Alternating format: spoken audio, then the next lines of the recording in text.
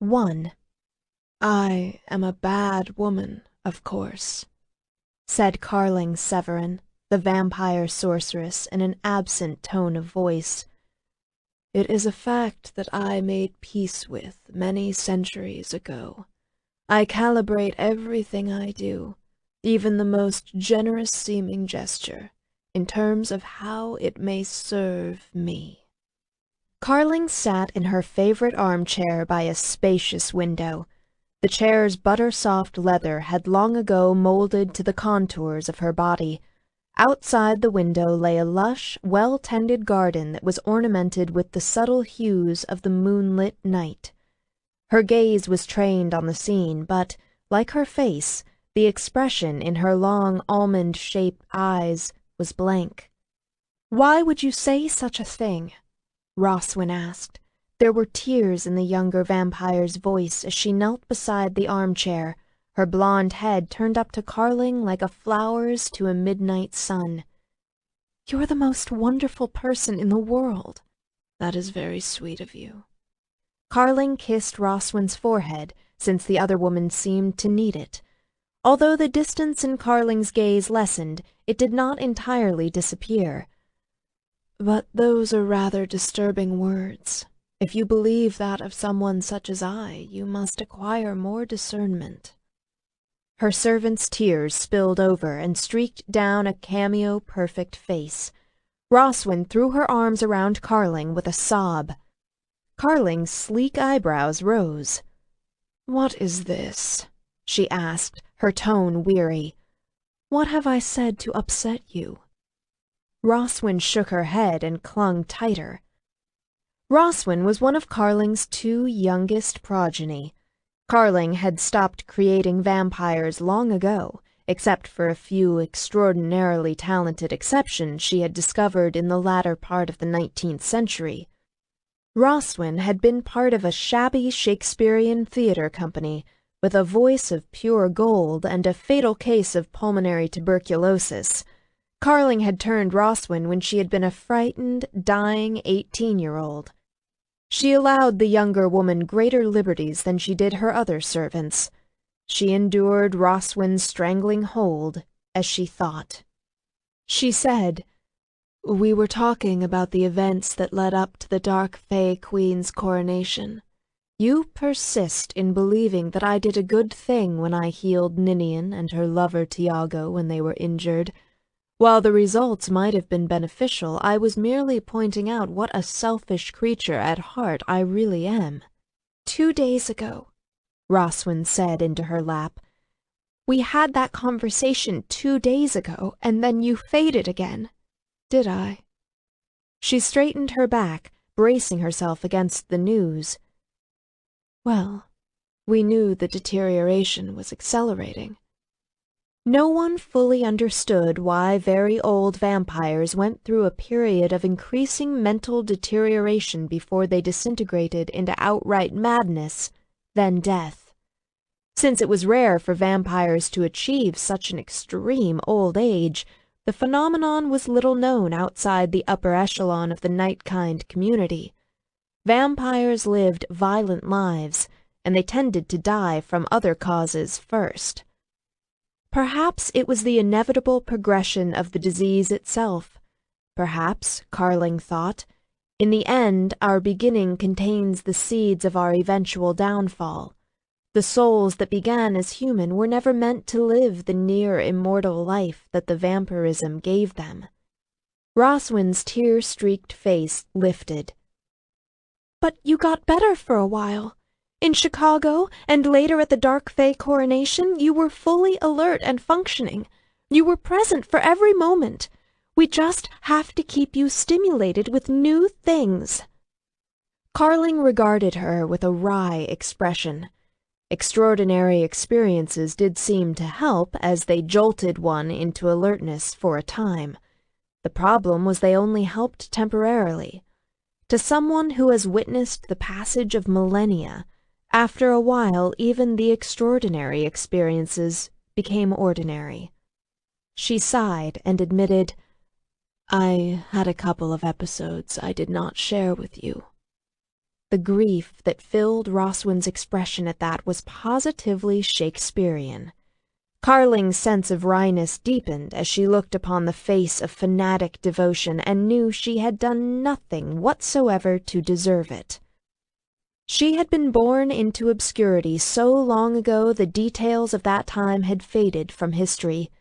She had been kidnapped into slavery, whipped nearly to death, and given as a concubine to an aging desert king, and she had sworn she would never let anyone take a lash to her again. She seduced the king into making her a queen and squandered an almost unimaginably long life in the acquisition of power. She learned poisons, and warfare, and sorcery, how to rule and how to hold a grudge with all of her heart, and then she discovered vampirism, the serpent's kiss that had given her near immortality. She had played chess with demons for human lives, counseled monarchs, and warred with monsters. Throughout the unwinding scroll of centuries, she had ruled more than one country with unwavering ruthlessness in her slender iron fist. She knew spells that were so secret the knowledge of their existence had all but passed from this earth, and she had seen things so wondrous the sight of them had brought proud men to their knees. She had conquered the darkness to walk in the full light of day, and she had lost, and lost, and lost so very many people and things that even grief failed to move her much any more. All of those fabulous experiences were now fading into the ornamented night. There was simply nowhere else to take her life, no adventure so compelling she must fight above all else to survive and see it through, no mountaintop she had to scale. After everything she had done to survive, after fighting to live for so long and to rule, she had now become disinterested. And here was the final of all treasures, the last jewel in her casket of secrets that rested on top of the others, winking its onyx light. The power she had worked so hard to accumulate was pulsing in rhythm with the accelerating deterioration of her mind. She saw it flare all around her in an exquisite transparent shimmer. It covered her in a shroud that sparkled like diamonds. She had not expected that her death would be so lovely. She had lost track of when it had begun. The past and the present intermingled in her mind. Time had become a riddle.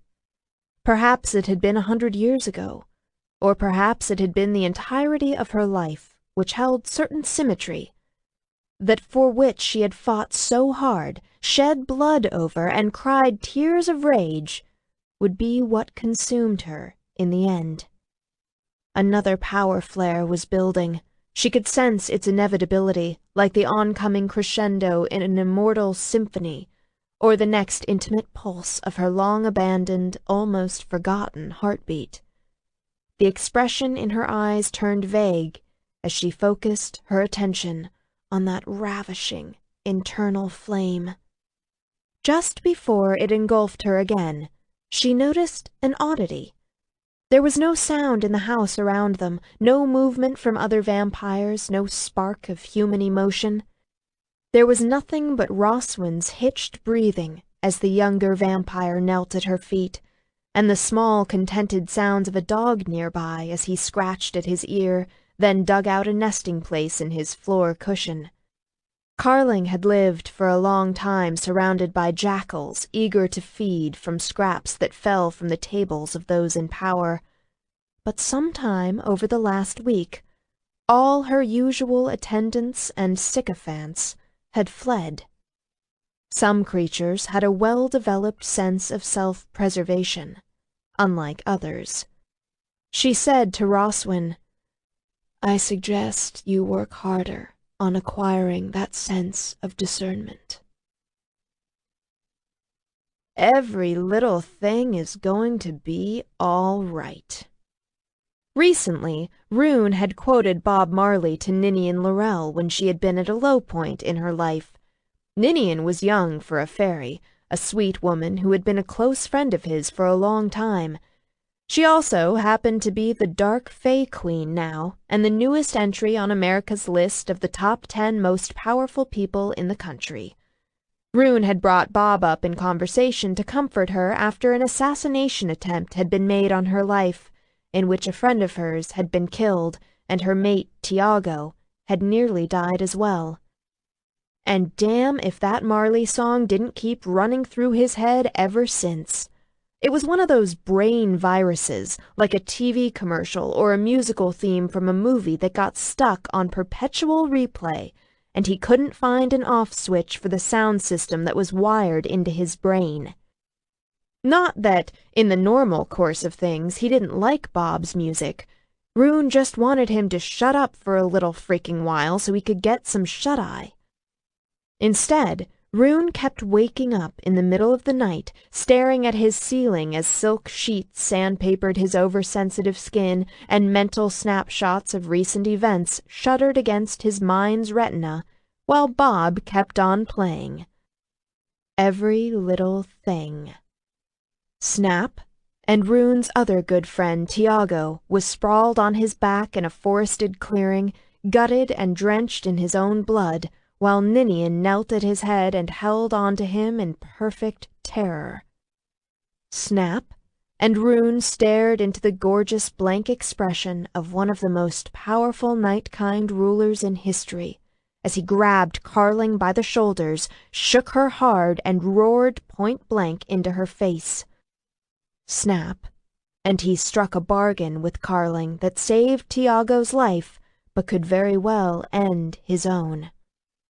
Snap, and Carling was walking naked out of the Adriel River at twilight, deep in the heart of the dark Feyland, drenched in silvery water that glistened in the dying day as if she wore a transparent gown of stars. The curves and hollows of her muscled body, the dark hair that lay slick against her shapely skull, her high-cheeked, inscrutable Egyptian face, they were all so fucking perfect.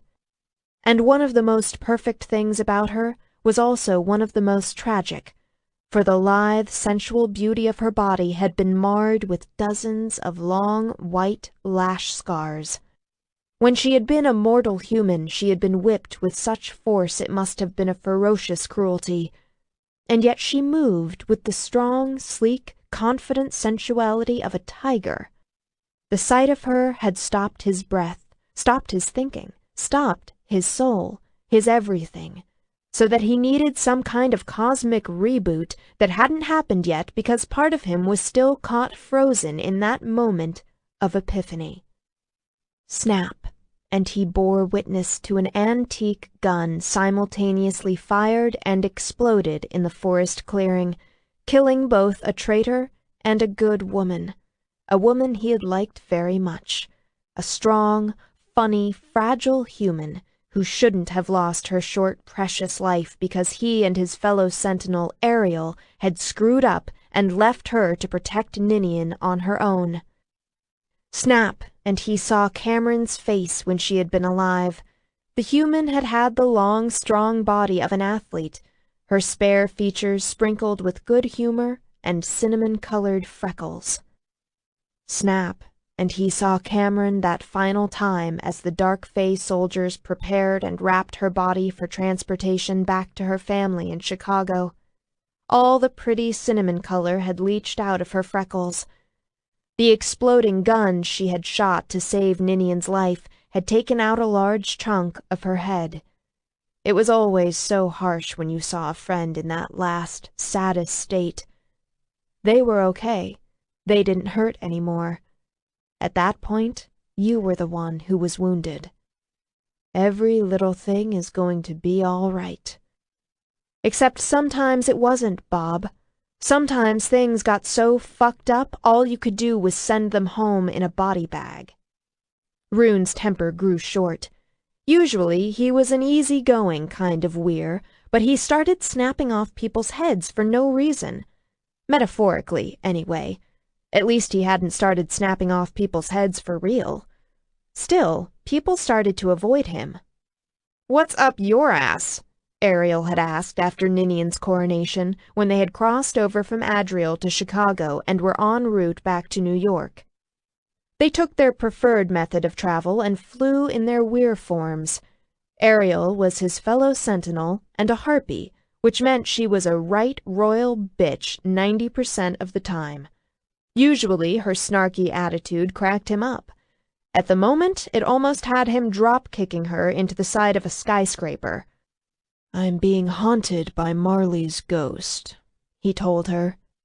Ariel slanted a dark eyebrow at him. When she was in her harpy form, the angles of her face were pronounced, upswept. Her gray, fade-to-black wings beat strongly in the hot summer wind that blew wild around them. "Which ghost?" the harpy asked. "The past, present, or future?" "Huh?" It took him a second to catch on.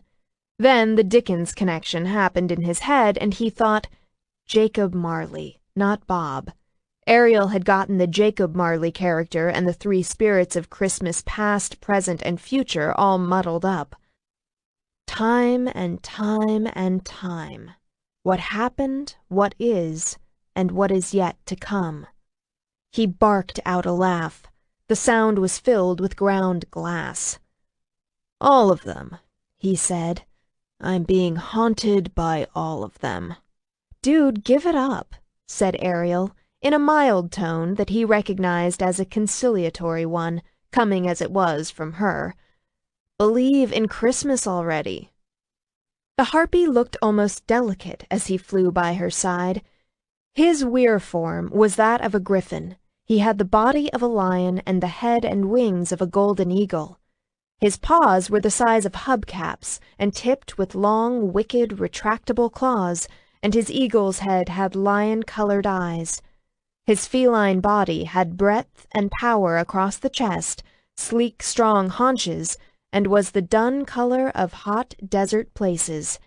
In his weir form he was immense, easily the size of an SUV, with a correspondingly huge wingspan. In his human form, Rune stood 6'4", and he had the broad shoulders and lean, hard muscles of a swordsman. He had sun-bronzed, fine-grained skin with laugh lines at the corners of lion's eyes that were the color of sunlit amber.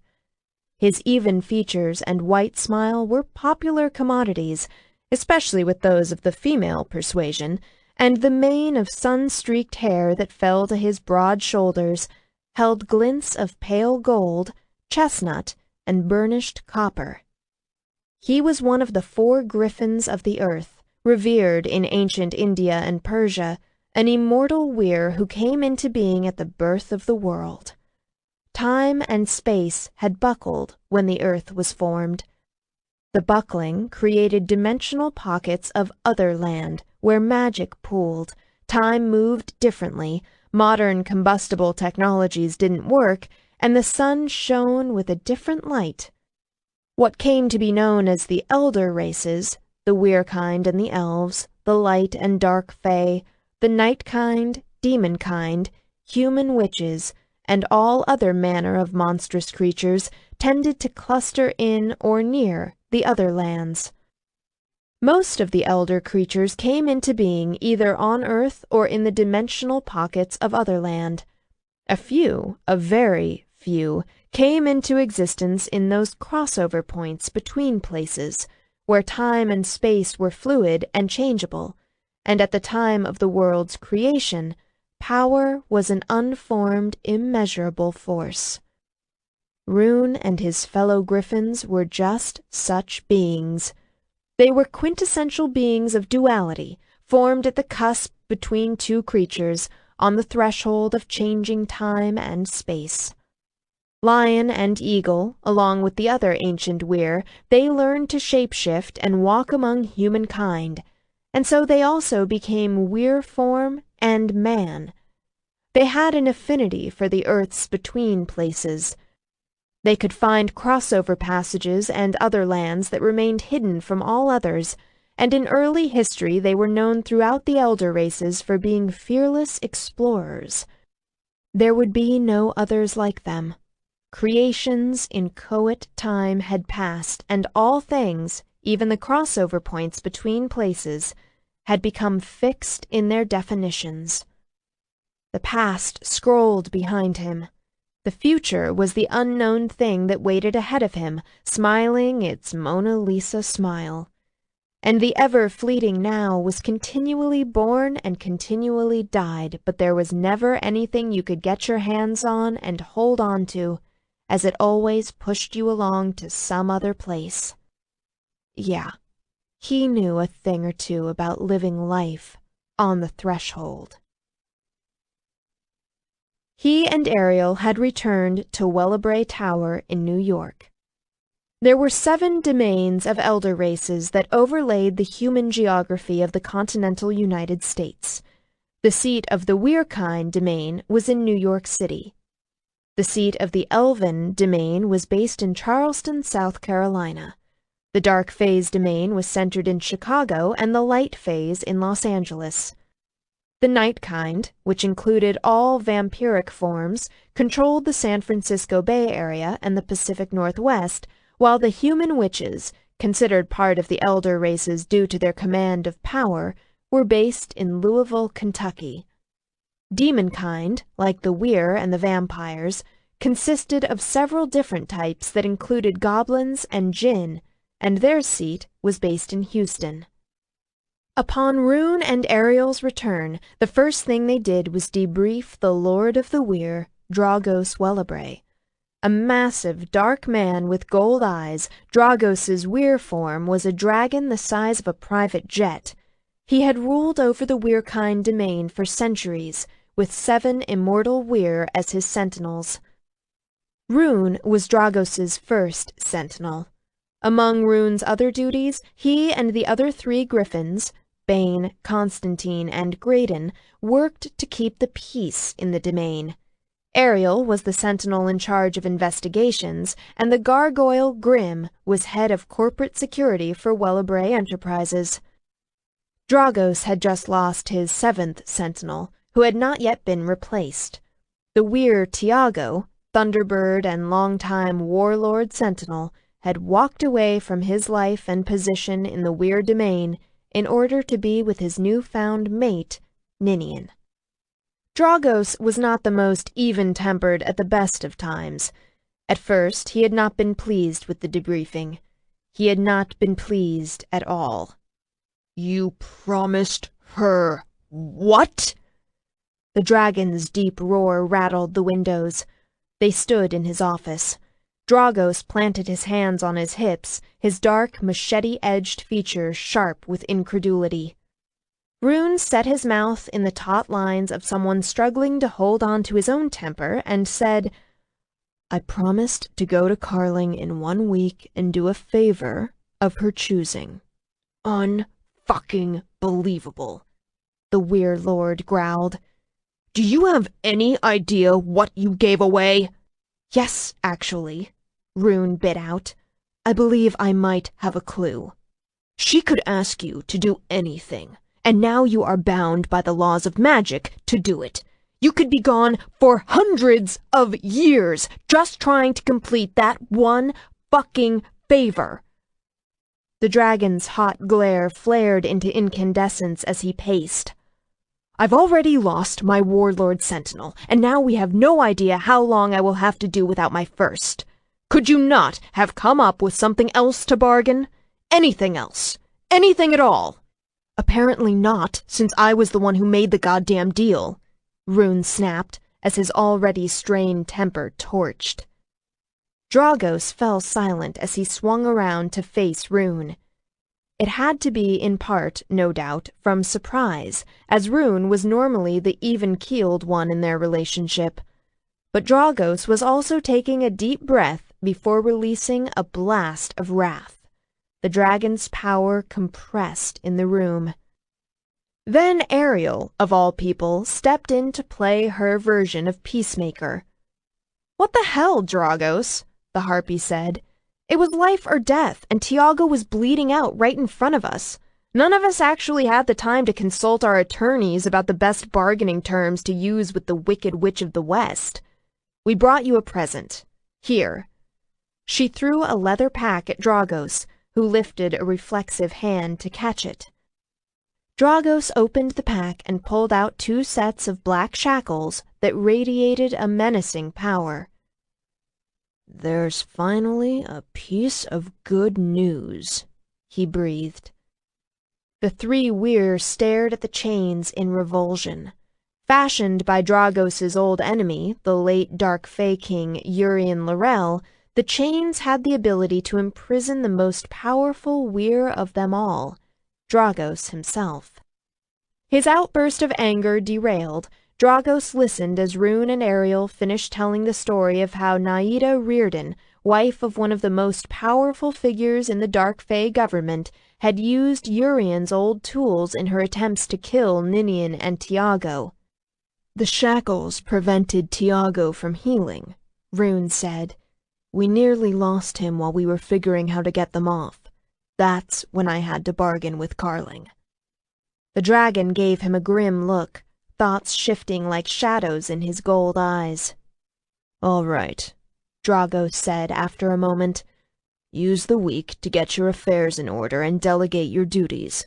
And when you get to San Francisco, try like hell to persuade Carling to let you do something quick." So Rune spent the week delegating, while Bob and the images in his head kept him company at night, and the sights and sounds of New York assaulted his senses by day. Normally, he enjoyed New York's energetic hustle and bustle, but since returning from Adriel, the gigantic city steamed in the summer heat, all the smells trapped in a heavy humidity as it emitted a constant, harsh, cacophonic noise that scraped like sharp fingernails underneath Rune's skin. It turned him into a feral stranger with a short, unknown fuse, so that when his temper exploded, he shocked himself as much as anyone. He felt something he had never felt before in the long, uncounted years of his existence. He felt unsafe. Maybe it wasn't such a bad thing he had to take off for a while. It might give him a chance to regroup, recover his equilibrium. It would be wise to take a break from dealing with Dragos's temper, since his own self-control had become so uncertain. He and Dragos had had a productive relationship that had spanned centuries, and it was based partly on friendship and very heavily on a partnership of reliance on one another's skills, such as Rune's even temper and diplomacy. But at the moment he seemed to have misplaced all of his not inconsiderable skills at managing up. If he continued as he was, he and Dragos could possibly have a serious, very ugly clash, and that wouldn't be good for anyone, least of all himself. There was simply no reason to let things degenerate to that point. He was supposed to coax Carling into letting him do something for her that was quick, huh? Maybe he could offer to take out her trash or do her dishes. He wondered how well that would go over. Did the Wicked Witch of the West have a sense of humor? Rune had seen her at interdomain affairs over the last couple of centuries. While he might have heard her say something once or twice that seemed laden with a double entendre, or he might have thought on occasion that he'd seen a sparkle lurking at the back of those fabulous dark eyes, it seemed highly doubtful.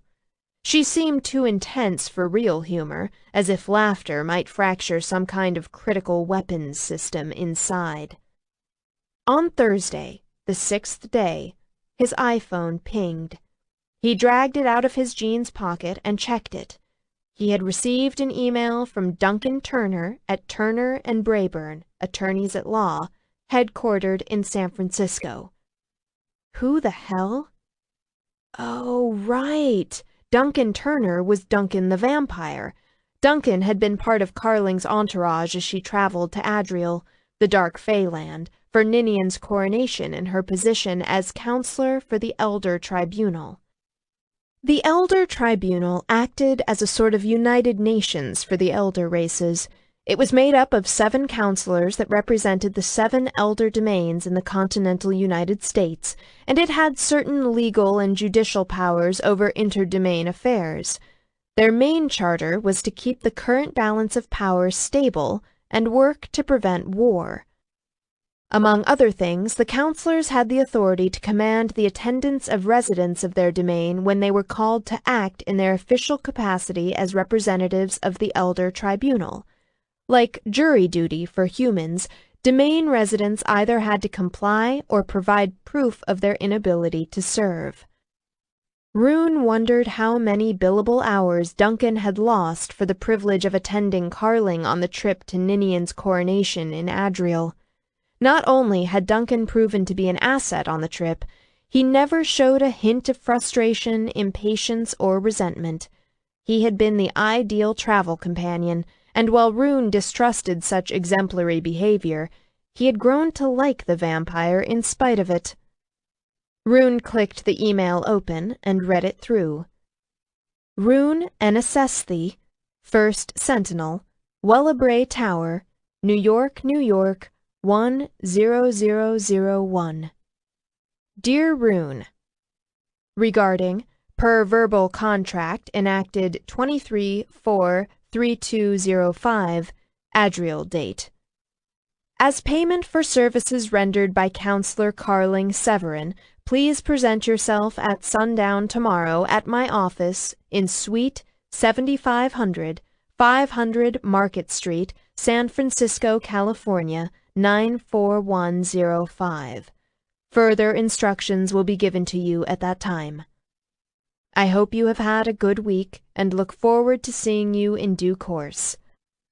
Best regards, Duncan Turner, Senior Partner, Turner and Brayburn, Attorneys at Law. Rune rubbed his mouth as he read through the message again. His already grim mood darkened further. Ask Carling if he could do something quick, huh? Take out the trash. Do the dishes. Bloody hell. Until he knew what was expected of him, he decided it might be a smart thing to have comfortable accommodations arranged, so he reserved an open-ended stay in a balcony suite at the Fairmont Hotel in San Francisco, opting for the suite's more modest size in favor of the room's view and French doors that opened onto a wrought-iron balcony. Then he said goodbye to his peeps, packed a duffel, and fought a nasty short battle with the pride of Weir Lions that was the Wellabray Enterprises' army of attorneys for the use of the corporate jet. Despite their vociferous objections, the argument was over the moment he pulled rank. He sent the group of pissed-off cats scrambling to book first-class tickets for their corporate meeting in Brussels. He could have flown in his Griffin form from New York to San Francisco, but that would mean he would arrive tired and hungry at the law offices of Turner and Brayburn, which did not seem to be the best strategic option when facing an unknown, potentially dangerous task. Besides, as he told the cats, he had some important last-minute things he had to take care of during the flight. And he did. As soon as the Lear had left the tarmac, he stretched out on a couch with pillows propped at his back and a pile of beef sandwiches at his elbow.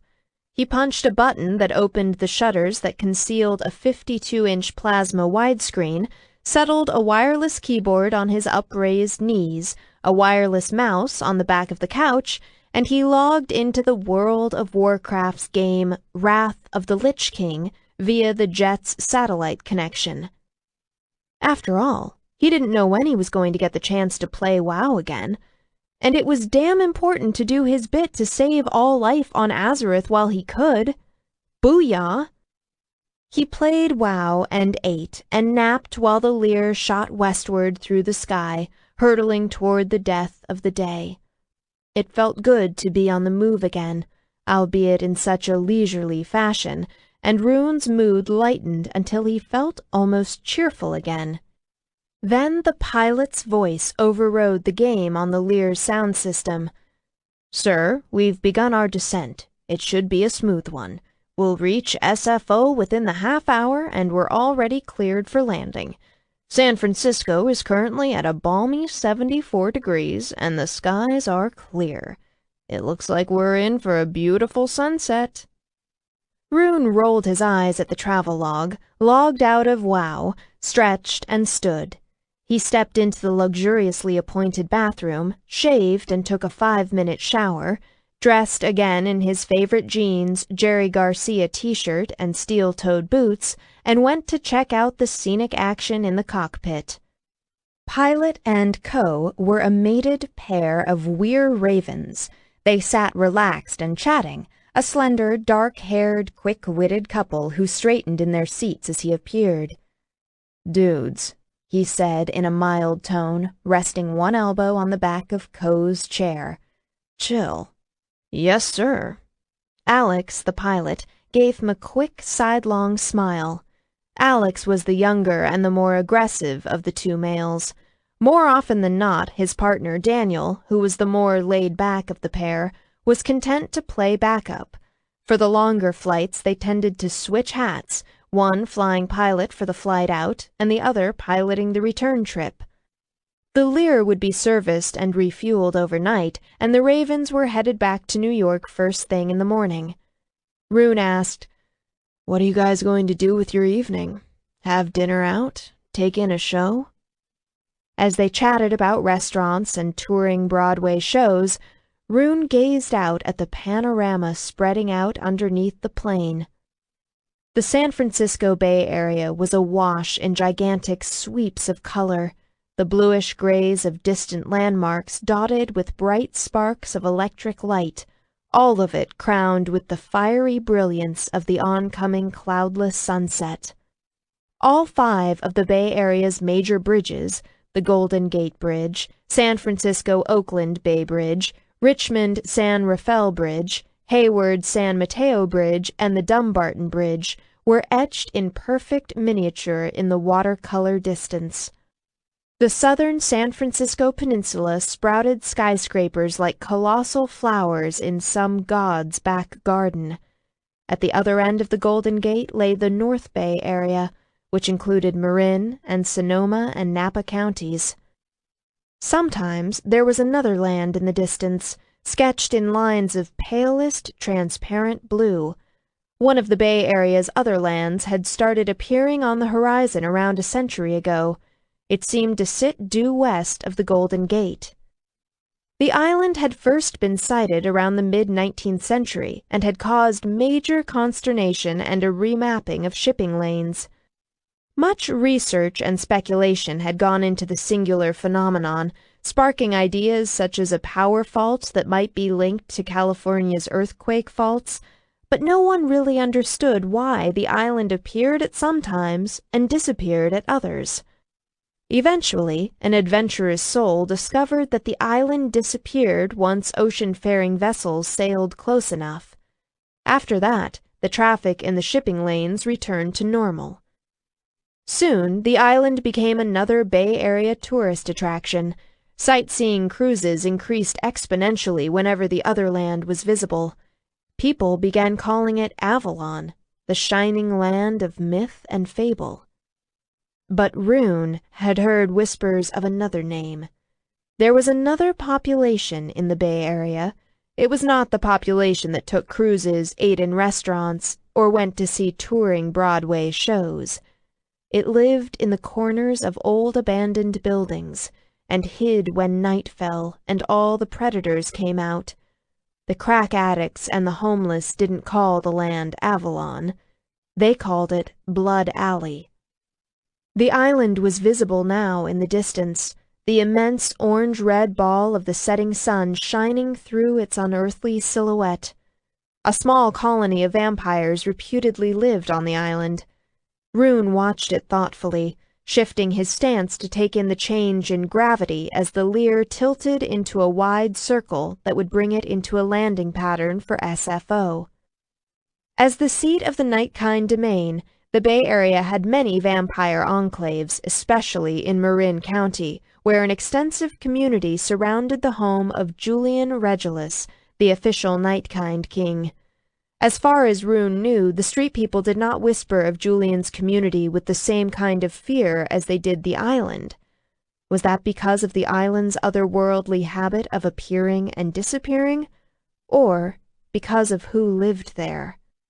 Alex, the pilot, heaved a sigh and said, I am required by FAA regulations, blah blah, seatbelt, blah. Rune burst out laughing. If we wouldn't lose all the shit that's not anchored down in the cabin, I'd be tempted to just pop open a door and hop out. Daniel shot him a look. Thank you, sir, for refraining from that action. You're welcome. Rune clapped the co on the shoulder and left the cabin. Truth was, he wasn't in all that big of a hurry, and they set down soon enough. When they had taxied into position and Daniel opened up the Lear, Rune thanked him and took off. He shape-shifted just outside the jet and, cloaking his weir form from scrutiny, he launched into the air and flew into the city. He was undecided about where to land, since he wasn't familiar enough with the location of 500 Market Street that he could locate it from the air. Finally, he chose to set down near the west end of the Golden Gate Park. As he spiraled down toward a paved path, his shadow flickered over a slender, furtive figure that stood in front of a sign and shook a can of spray paint in one fist. Rune landed, changed back into his human form, and let his cloak of concealment drop away. He slung his duffel bag onto one shoulder and watched as the figure tagged the sign. The brown creature looked like an anorexic, humanoid female with a skeletal frame and long, spidery hands and feet. Her dripping hair had strands of seaweed tangled in it. She glanced over her shoulder, caught sight of him, and scowled. "What are you staring at, asswipe?" He said in a mild tone, "Not a thing, my good woman." "Keep it that way." She darted to a nearby trash can, tossed away the spray paint can, and dashed across the path to dive into a nearby pond. Soon the quiet sound of broken-hearted sobbing came from underneath a weeping willow at the pond's edge. Rune walked over to the sign.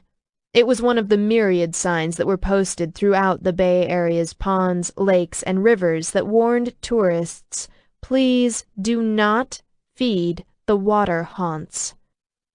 This particular sign had one word blacked out with spray paint. It now read, "Please do feed the water haunts." Welcome to the Night-Kind Domain, the home of water haunts, night elves, ghouls, trolls, and vampires. Out of the corner of his eye, he caught sight of several night elves trotting through the park. Unlike real elves, night elves were typically slender and child-sized creatures, with large eyes and large bald heads and pointed ears, and they schooled together like fish. He strolled over to the willow tree and cocked his head to look underneath the dripping leaves. The water haunt sat in the water, her bony, thin shoulders hunched. She caught sight of him and sobbed harder. He dug in his duffel bag. The water haunt gave a piteous whimper, her lips trembling as she tracked his movements with a mud-colored gaze. He pulled out a power bar and held it up. The haunt's eyes fixed on it. She wailed as she crept close. He raised a finger. Her wailing sailed upward on a questioning note and hitched to a stop.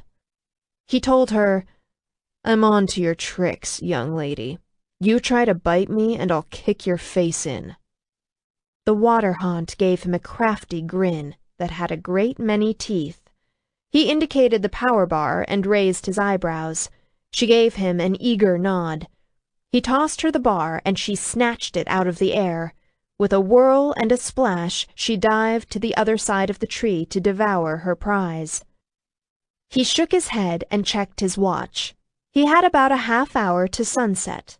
Plenty of time to walk west, connect to Market Street, and find out if he needed to hook either a left or a right in order to reach his destination. Bob started up in his head again as he headed out of the park. Every little thing is going to be all right. Oh no, not again. He wanted to at least start out this venture with some semblance of sanity. As he strode down the street, he unzipped a side pocket on his duffel and fished around inside until he nabbed his iPod. He popped in the earbuds and scrolled through his extensive playlists for something else. Anything else. Anything at all. Born to be wild. Yeah, that'd do. He punched play. Steppenwolf's strong, raw voice sang in his ears. Fire all of your guns at once and explode into space. It was twilight, one of the world's threshold places, the crossover time between day and night. The dying sunshine caught in his lion's eyes. They flared with radiance as Rune smiled. 2. Market Street in San Francisco slashed diagonally through the city from the ferry building at the northeast shore to Twin Peaks in the southwest. The street was one of the city's major thoroughfares and had been compared to the Champs-Élysées in Paris or Fifth Avenue in New York. Now dusk was approaching on a Friday evening in the heart of the night-kind domain. That made Market Street a hip and happening place. The tall skyscraper surroundings provided an effective shield from the last of the day's sunshine. Tourists and shoppers crowded the sidewalks. A pair of white-skinned, beautiful, and elegantly clothed female vampires strolled arm in arm toward him. They bent their heads and whispered together as he approached, looking at him sidelong with coal-lined eyes and pale smiles. When he smiled back, the nearest vampire's eyes widened and her ivory skin washed with a delicate blush of color. Rune considered it quite a compliment, coming from the undead. The crowd grew denser as he approached his destination. It was the thickest just outside the sleek, tall skyscraper that was 500 Market Street. Rune studied the throng curiously as he threaded his way to the front doors. The members of the crowd were all human. One frail-looking woman pushed in front of him, pulling a portable tank in a cart, a thin oxygen tube threaded under her nostrils, and he paused to let her past. As she brushed against him, he caught the scent of serious illness underneath her lilac perfume. The sour, medicinal smell lingered in his nostrils, evoking images of pain and decay, until he turned his head and emitted a polite cough that cleared his lungs. Another pale, thin man was in a wheelchair, accompanied by his wife and a younger man who looked to be his son. Rune stripped off his earbuds and put away his iPod, then he pushed through the revolving doors and surveyed the main lobby. It was dominated by uniformed security guards, metal detectors, and lines of people that led up to bulletproof glass-plated windows. He rubbed the back of his neck and was about to step outside and check the number on the building again when he heard his name called from the bank of elevators across the lobby. He swiveled back around. Duncan the vampire strode toward him. Dressed in a black Ralph Lauren suit with matching shoes, the male stood around 5'11". Razor-cut dark hair lay sleek against his well-formed head, and he had pleasant features and intelligent eyes. Duncan gestured to a security guard, who opened a side gate and invited Rune to step through. "I just arrived myself," said Duncan. The vampire held out his hand. Rune shook it. The vampire's grasp was strong and cool. "I was going to step outside to make sure I had the right address. What is going on here in the lobby?" Duncan turned back to the elevators. Rune fell into step beside him, shortening his longer stride to accommodate the other male. Duncan told him, "The Bureau of Night-Kind Immigration occupies the first 3 floors of the building. This is where humans apply for visas to become vampires."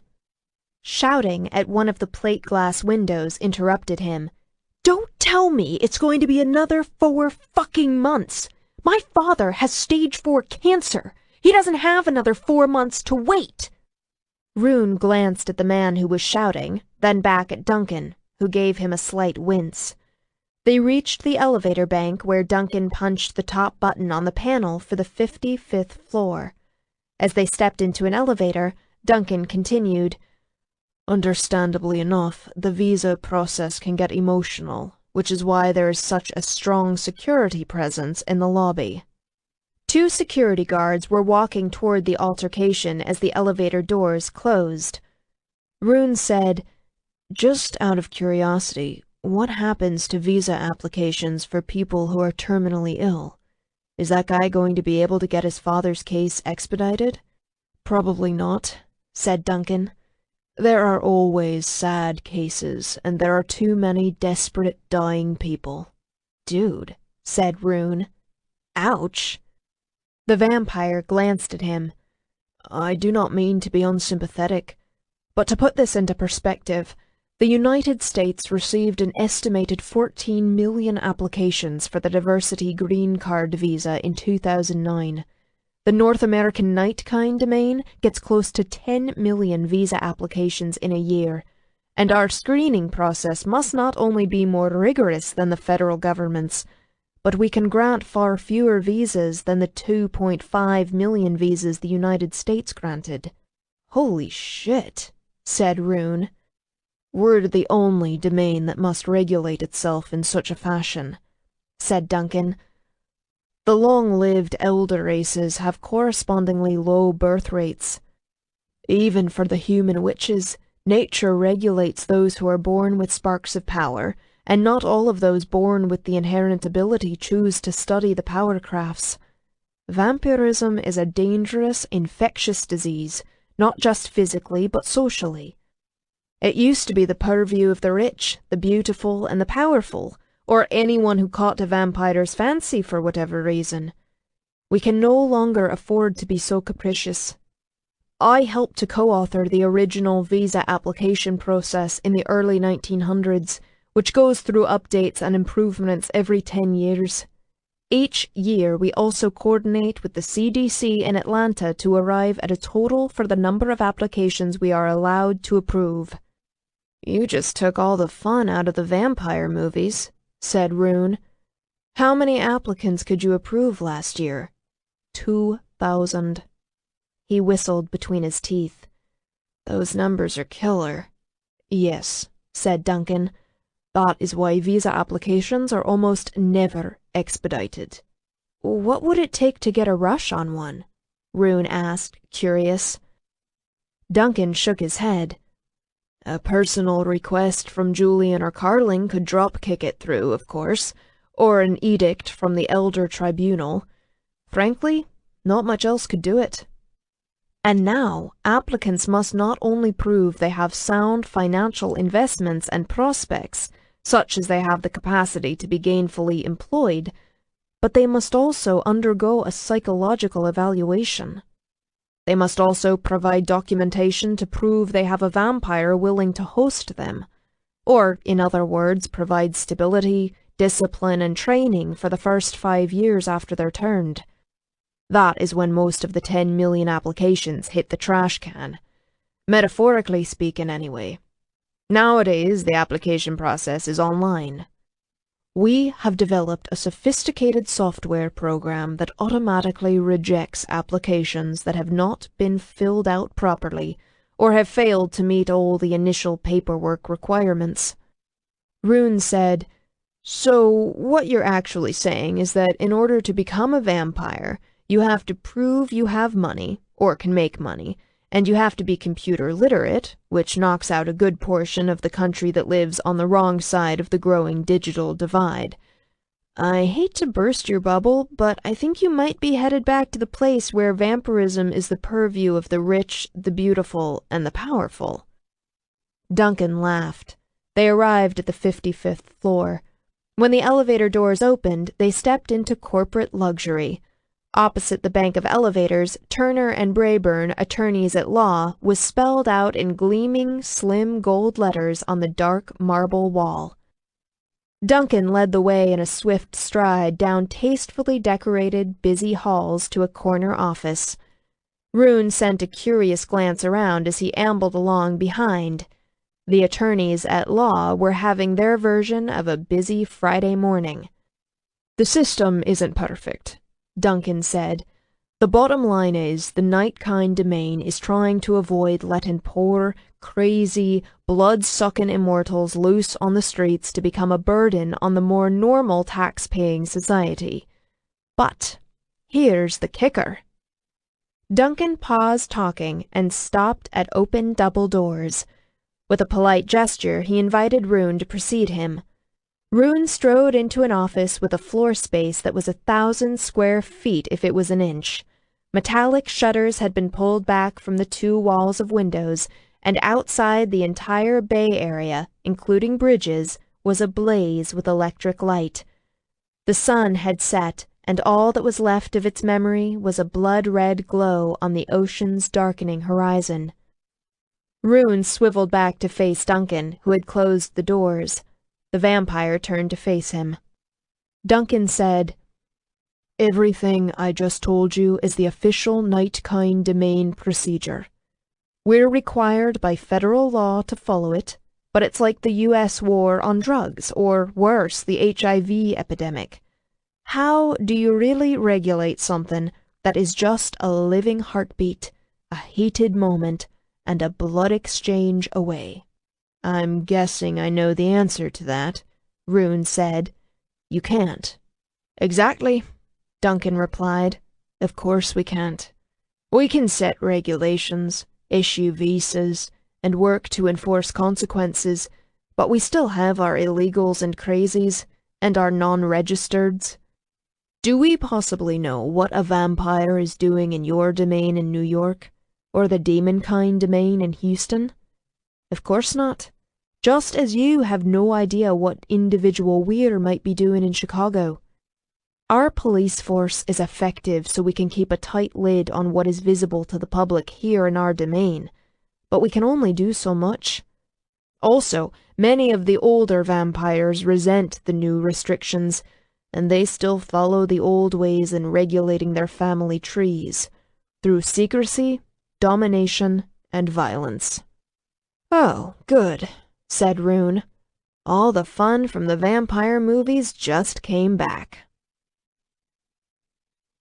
Spanned by its famous bridge, the Golden Gate is actually the name of the strait that was discovered in 1769 by Spanish explorers. In 1846, the American military officer, John C. Fremont, named the passageway Chrysopoli, or Golden Gate, before the Californian gold rush. The strait has been compared to ancient Byzantium's Golden Horn. As Rune looked out, the Golden Gate Bridge towered shining over the darkened waters of the strait. The symbolism of standing before a gateway was not lost on him. He dropped his duffel on the floor near a black Italian leather chair in front of a spotless glass desk that had some serious acreage. He hooked his thumbs into the empty belt loops on his faded jeans and stood at his ease as he regarded the vampire. Duncan did not sit behind the desk, nor did he invite Rune to sit. Instead, he moved to the window and looked toward the west. He put his hands in the pockets of his $2,500 suit and, for a moment, he went completely still, as only vampires could. He looked like the airbrushed front cover of a GQ magazine. "Here it comes," Rune thought. "Mow the lawn for the next 1,000 years. One single favor stated in quite a simple sentence. Yeah, Dragos, I know quite fucking well what I gave away." "It's disappeared again," Duncan murmured. "What?" Rune said. "The island, it's disappeared again." Rune looked out the window as well. The residual blood-red sunset glow was all but gone, but his sharp predator's eyes could pick out the details in the night as well as the vampires could. The island had indeed faded from sight. He shrugged and said, "Okay, that is where you are supposed to go," Duncan said. Rune sighed. "When I got your email, I thought you would be giving me the instructions for this favor." Duncan turned away from the window to face him. "From what little I understand, any instructions I might give you would not release you from your magical obligation. Your contract is with Carling, and she must order you in person. She is currently at her home on the other island, and, of course, time flows differently there. I am merely supposed to verify you made it here by the stated deadline and to give you directions on how to get there. So Carling lives on Blood Alley, huh? Rune shook his head. Way to build an all-over fearsome reputation, Carling. Much like the feudal Weir society, in the Nightkind domain, might often equaled right, and Carling had ruled as queen for a long time before she gave the crown to Julian. She had abdicated to take advantage of a loophole that had then existed in inter-domain law, which allowed her to become the Nightkind counselor for the Elder Tribunal. The legal loophole had since been closed. Former domain rulers were now barred from sitting on the tribunal, but Carling maintained her unique position. She was not just a counselor on the Elder Tribunal. Since Julian was Carling's progeny, he might rule the domain, but Carling ruled Julian. Duncan shook his head. Blood Alley is a very unfortunate label and not at all accurate. The crossover passage and the island were discovered around 1836, and as soon as she had become aware of its existence, Carling laid claim to it. There were a few times when she was queen that she had to take action against warring vampire families. Her response had to be severe enough to quell the upsurge in violence. Okay, he muttered. Been there, done that. I'm sure I've got a t-shirt somewhere to prove it. Why don't you hit me with those directions? You must fly westward for a mile or so, and circle around to fly back. As you return toward the bay, keep the Golden Gate ahead of you to your right about 10 degrees, and fly low over the water. At that point, you should feel the crossover passage down below. It follows a fissure in the ocean bed, so you'll have to dive and swim it. For those of us who no longer need to breathe, the swim is not an uncomfortable one. I have an oxygen tank ready for you to use should you need it. The technology is passive enough that it works. What Duncan referred to was how the concentrated magic in other lands suppressed certain technologies, especially those that acted on some principle of combustion. Among other things, electricity, guns, and other modern weaponry did not work in other lands, or if they worked, they did so only briefly and with chaotic and destructive consequences, which was why Ninian's friend Cameron had died when she shot Naida Reardon. Passive technologies like composting toilets, hypocaust systems, Melita coffee filters, modern crossbow and compound bow designs, or designs that utilized solar heat worked just fine in other lands. An oxygen tank was simply a vessel of compressed air that was released through a tube in a slow, controlled fashion.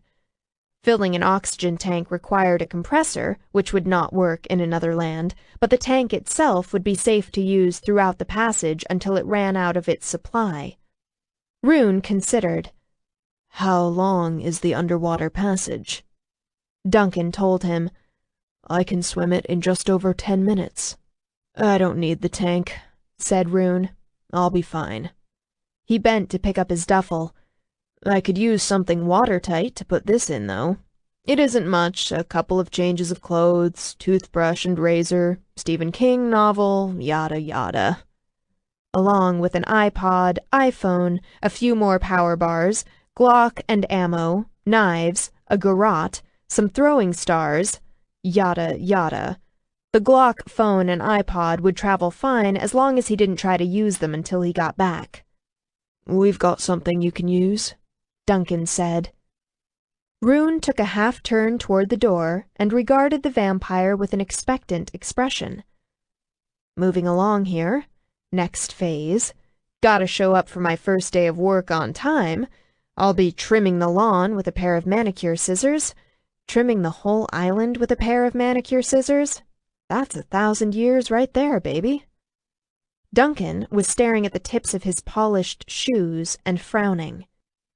Perhaps a human might have seen a man deep in thought.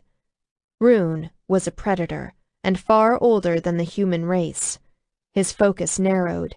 He watched how the vampire took a deep breath in an old habit he had not needed in over 120 years. He noted the minuscule tightening around Duncan's pleasant dark eyes, and the shift in the near-invisible sheen on Duncan's silk tie as he swallowed. Rune had earned his place as Dragos's first many centuries ago for a host of powerful reasons. But there were other reasons why Rune was Dragos's first, and they had nothing to do with power.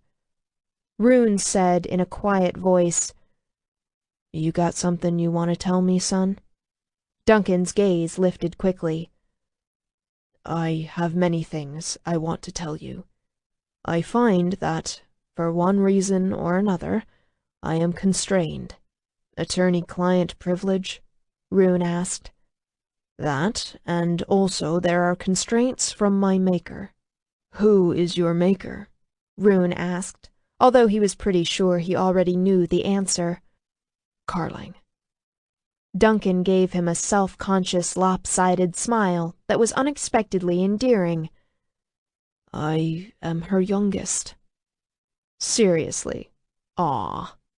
"Well, Duncan," Rune said, "is there anything you want to tell me that you actually can tell me?" Duncan's smile faded, and in that moment he didn't look young at all. He looked old, grieving, and more than a little frightened. "Please, be careful," Duncan said. Carling unfolded a well-worn piece of paper and laid it on the polished granite countertop near the stove. She consulted the handwritten instructions that had been prepared for her by a human attendant. Step 1. Make sure the wood stove has been lit and the burner is hot. Yes. Did she place the skillet on the burner for Step 2? She checked the list. No. Step 2. Spray the skillet with Pam. She did, and then she set the skillet on the burner. Now add a few ounces of raw meat to the skillet. Stir with implement. She picked up the implement and considered. What is this thing called again? Ah, yes, it is a spatula. A sunny morning shone outside. The kitchen where Carling worked was a large, foreign-feeling stone-walled area, with long wooden tables and granite counters, industrial-sized sinks, and a fireplace that was big enough to roast a pig in. Bright yellow sunshine spilled in from metal-paned windows. The kitchen was a peaceful, quiet place without chattering sycophants populating it. She liked it much better now that it was nearly empty. A small dog whined at Carling's feet. Roswin sulked nearby, well away from the spill of sunshine. "I don't understand why you insist on doing this," Roswin grumbled. "We have cans of dog food that it loves. Quite good, expensive, premium dog food. I checked personally with its vet." "I do not require you to understand," murmured Carling. She peered at the organic material in the skillet. It had started to sizzle. The red flesh was turning white. "What are we cooking again?" "Chicken," Roswin said. "We are cooking chicken, for incomprehensible reasons." "Yes," Carling said. She nudged the flesh around in the skillet. "This is food." A warm scent filled the air. She sniffed it. Living creatures consider this scent aromatic, appetizing. They salivate, and their stomachs rumble. The small dog barked.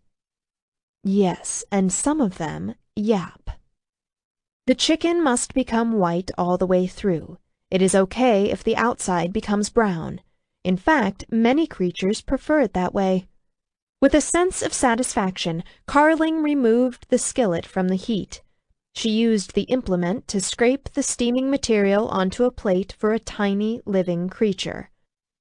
She regarded the dog. It regarded her in return. She remembered the details from the vet's report. The dog was a 6-pound orange sable Pomeranian. It had an exploding puffball double coat of hair that was brown and sable, with a touch of cream in its ludicrous curl of a tail. It had bright, button-black eyes and a foxy, narrow muzzle with a button-black nose. When she gave it her attention, it stood on its hind legs and twirled. Such happiness and excitement over a thing called breakfast. She checked the last step on her list of instructions. Wait until the meat is cool enough to consume safely before placing the plate on the floor. She looked at the steaming material on the plate. She looked back at the dog. It gave her a thrilled canine grin, pink tongue lolling to one side as it hopped on hind legs and pawed at the air. She spoke a word filled with power. For a moment, the air around the chicken shimmered. When she touched a finger to the meat, it was perfectly cool. Ah, that was much better. A bell tolled on the ocean side of the sprawling stone house.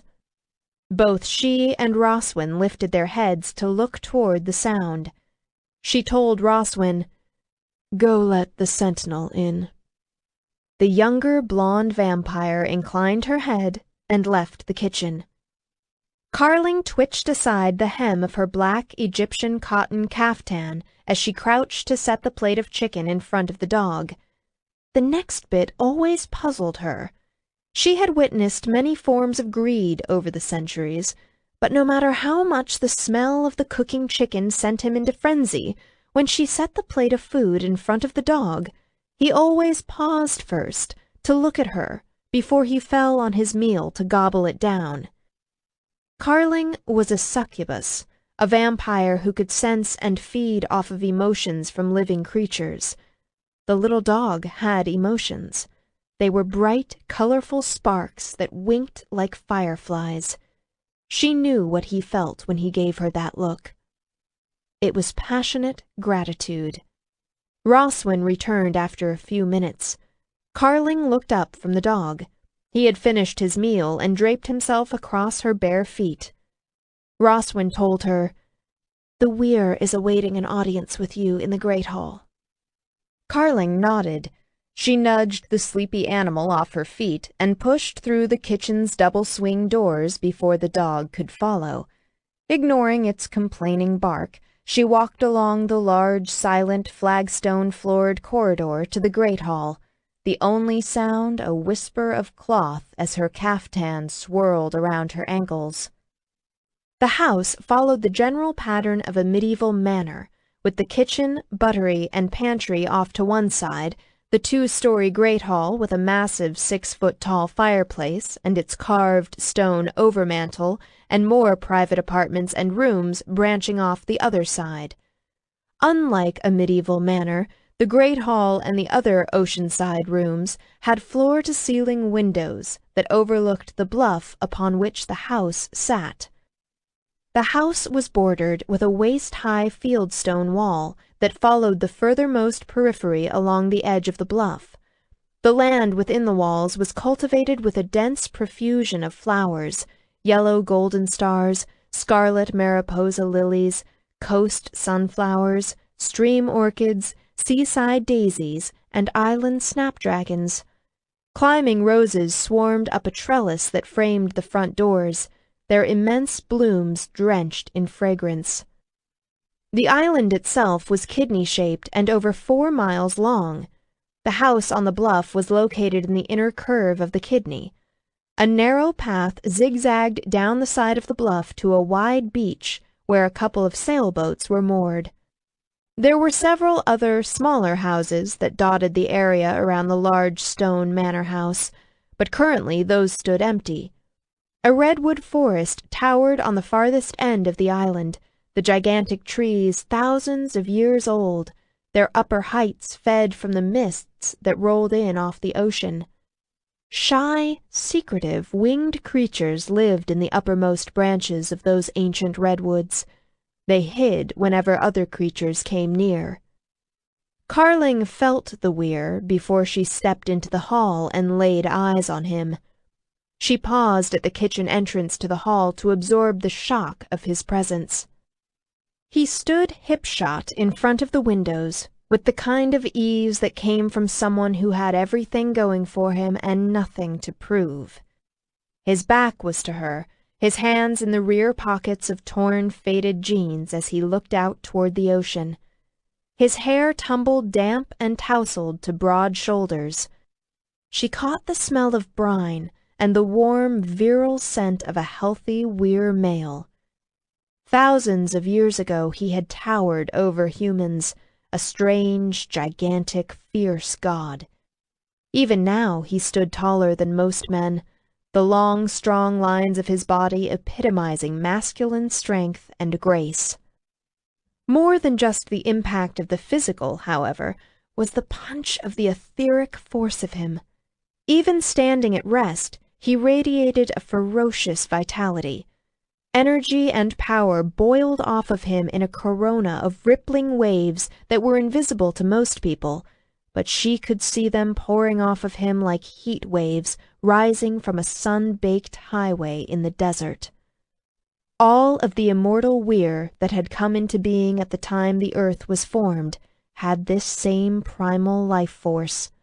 They carried within them sparks of creation's first fire. Carling took a deep breath, an anachronistic throwback to an ancient time. She took note of her body's involuntary response to the onslaught of Rune's presence, even as his head cocked to one side at the small telltale sound. He turned to face her. Then there was the other shock to the system as she looked upon the strong, bold, clean lines of his face. His facial bone structure had a refinement that was echoed in the frame of his body, a masculine elegance that caught at the eye and tugged at the heart. He had a beautiful mouth, with sensually carved, mobile lips, but his capstone feature was his worldly, knowledgeable lion's gaze. Those breathtaking eyes were smiling at her now. They pulled her across the room toward him.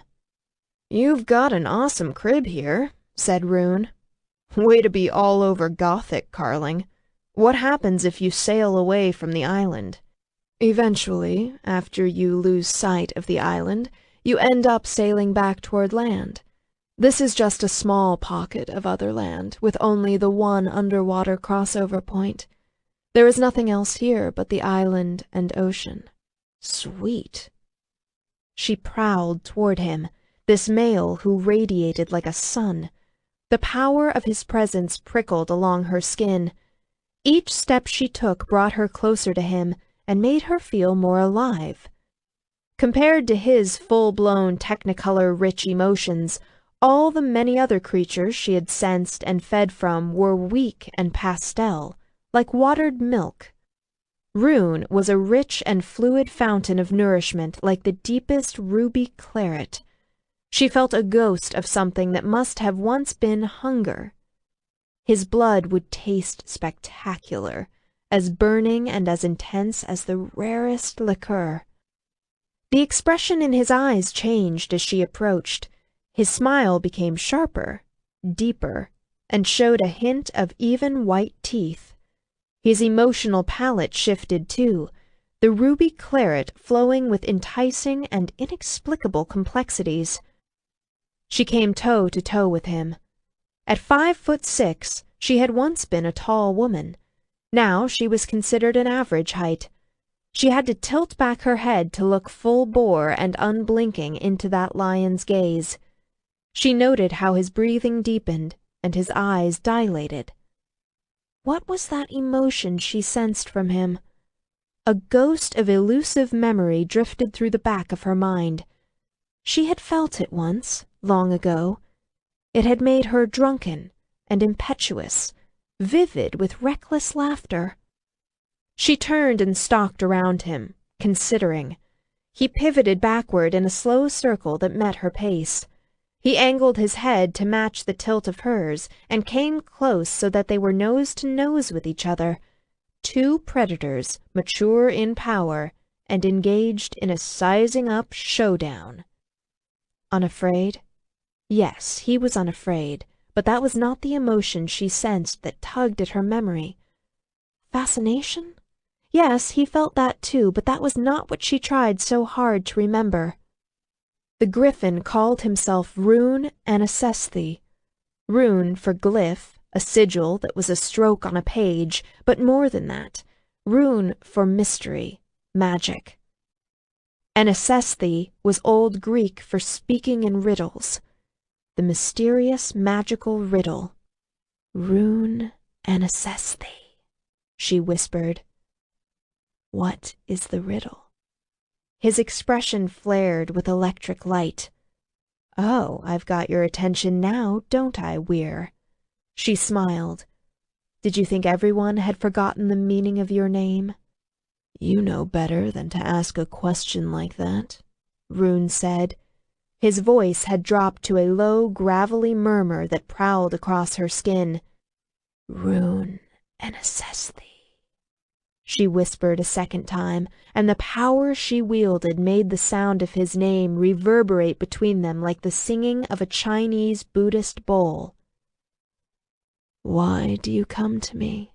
I come to pay my debt, said Rune, and the cry of the eagle echoed in his reply. Rune Anasesthi, she whispered for the third time. Will you do my bidding for the measure of one favor to pay that debt? You know I will, the griffin replied, and the growl of the lion was in his voice. She struck the reverberation between them a single blow with her power so that it rang like a gong against the stone walls of the great hall, and the magic writ was cast. She smiled. The bargain has been struck, and answered. Now he was bound, and he truly had no choice but to do her bidding. You are mine, she said silently to his tall, strong form. Mine to do with as I wish. For this moment in time I own you. And what shall I have you do, you easy-going, proud, insouciant alpha male? What tasks shall you complete before you take your leave from me and go back to your unending life? What did someone who was dying do with a rare and extravagant gift such as this? The smile faded from her lips. The predatory impulses in her darkened and grew invisible fangs. Her dark eyes glittered with a carapace like obsidian glass, and the line of her mouth hardened. She said, Kneel. She felt his surprise as her command jolted through him. But then he did a thing that surprised her in return. He raised his eyebrows, gave her that easy-going, insouciant grin of his, and said, Okie dokie. With a flourish, he went gracefully down on one knee in front of her. What was this? He was down on the floor, his powerful broad shoulders dipped in subjugation. He even bowed his head. He gave every appearance of submission and performed flawlessly to the letter of her order, but deep in the axis of that fierce, remarkable soul, the alpha male still reigned. She circled behind him and stepped close to his broad shoulders to put her lips near his ear. She whispered, You're not really kneeling inside. He cocked his head to look at her over one shoulder. His reckless gaze laughed at her. He whispered back, You didn't order me to do that. It would require an entirely different bargain for me to really kneel to you. Caught in the unknown riddle, she asked, What bargain would that require? He gave her a slow smile. You must give me a kiss. The sleek arch of her eyebrows lifted. Just a kiss? Just that. The bargain is struck, she said. And answered, he growled. Carling put a hand onto his shoulder as she prowled to stand in front of him. Then she slid her hands along the warm, sun-bronzed skin of his jaw. She tilted his handsome, wild face up to hers, and he let her. Then she bent to place her cool lips on his hot, carved lips. Her body moved in the impulse to breathe again, and she allowed it. His masculine power enveloped her, and it was spiced with sensuality and warmth as it caressed her like a sun-filled breeze. She lifted her head and stared down at him. She narrowed her eyes. She said, "You're still not really kneeling inside." Tap, tap went her bare foot. He cocked an eyebrow. "What else did you expect, Carling?" he replied. "That wasn't a real kiss." 3. Her eyes narrowed further. "What do you mean, that wasn't a real kiss?" Rune drew back a few inches to consider her more closely. She had to know, didn't she? She was far too old and sophisticated not to. She had, after all, spent her youth in humankind's earthy past. She must have taken countless lovers. The lion in him bared its teeth and hissed at the thought. Sparks of temper had begun to flicker in those long, almond-shaped Egyptian eyes of hers. Rune widened his own gaze. He was greedy to suck in every detail of this gorgeous, deadly woman. He didn't want to blink and miss a moment. Somehow, Carling managed to make the concepts of beauty and perfection seem mundane. He took in the long, glossy, dark hair that swung free to her slender waist. It had rich auburn glints in the sun, as though she burned with a deep internal fire. He contemplated the graceful length of her neck, plunging as it did to curvaceous collarbones that spread outward towards shapely shoulders like the wings on a dove. He sensed the ripe fullness of her unbound breasts moving underneath the loose black caftan, and snap.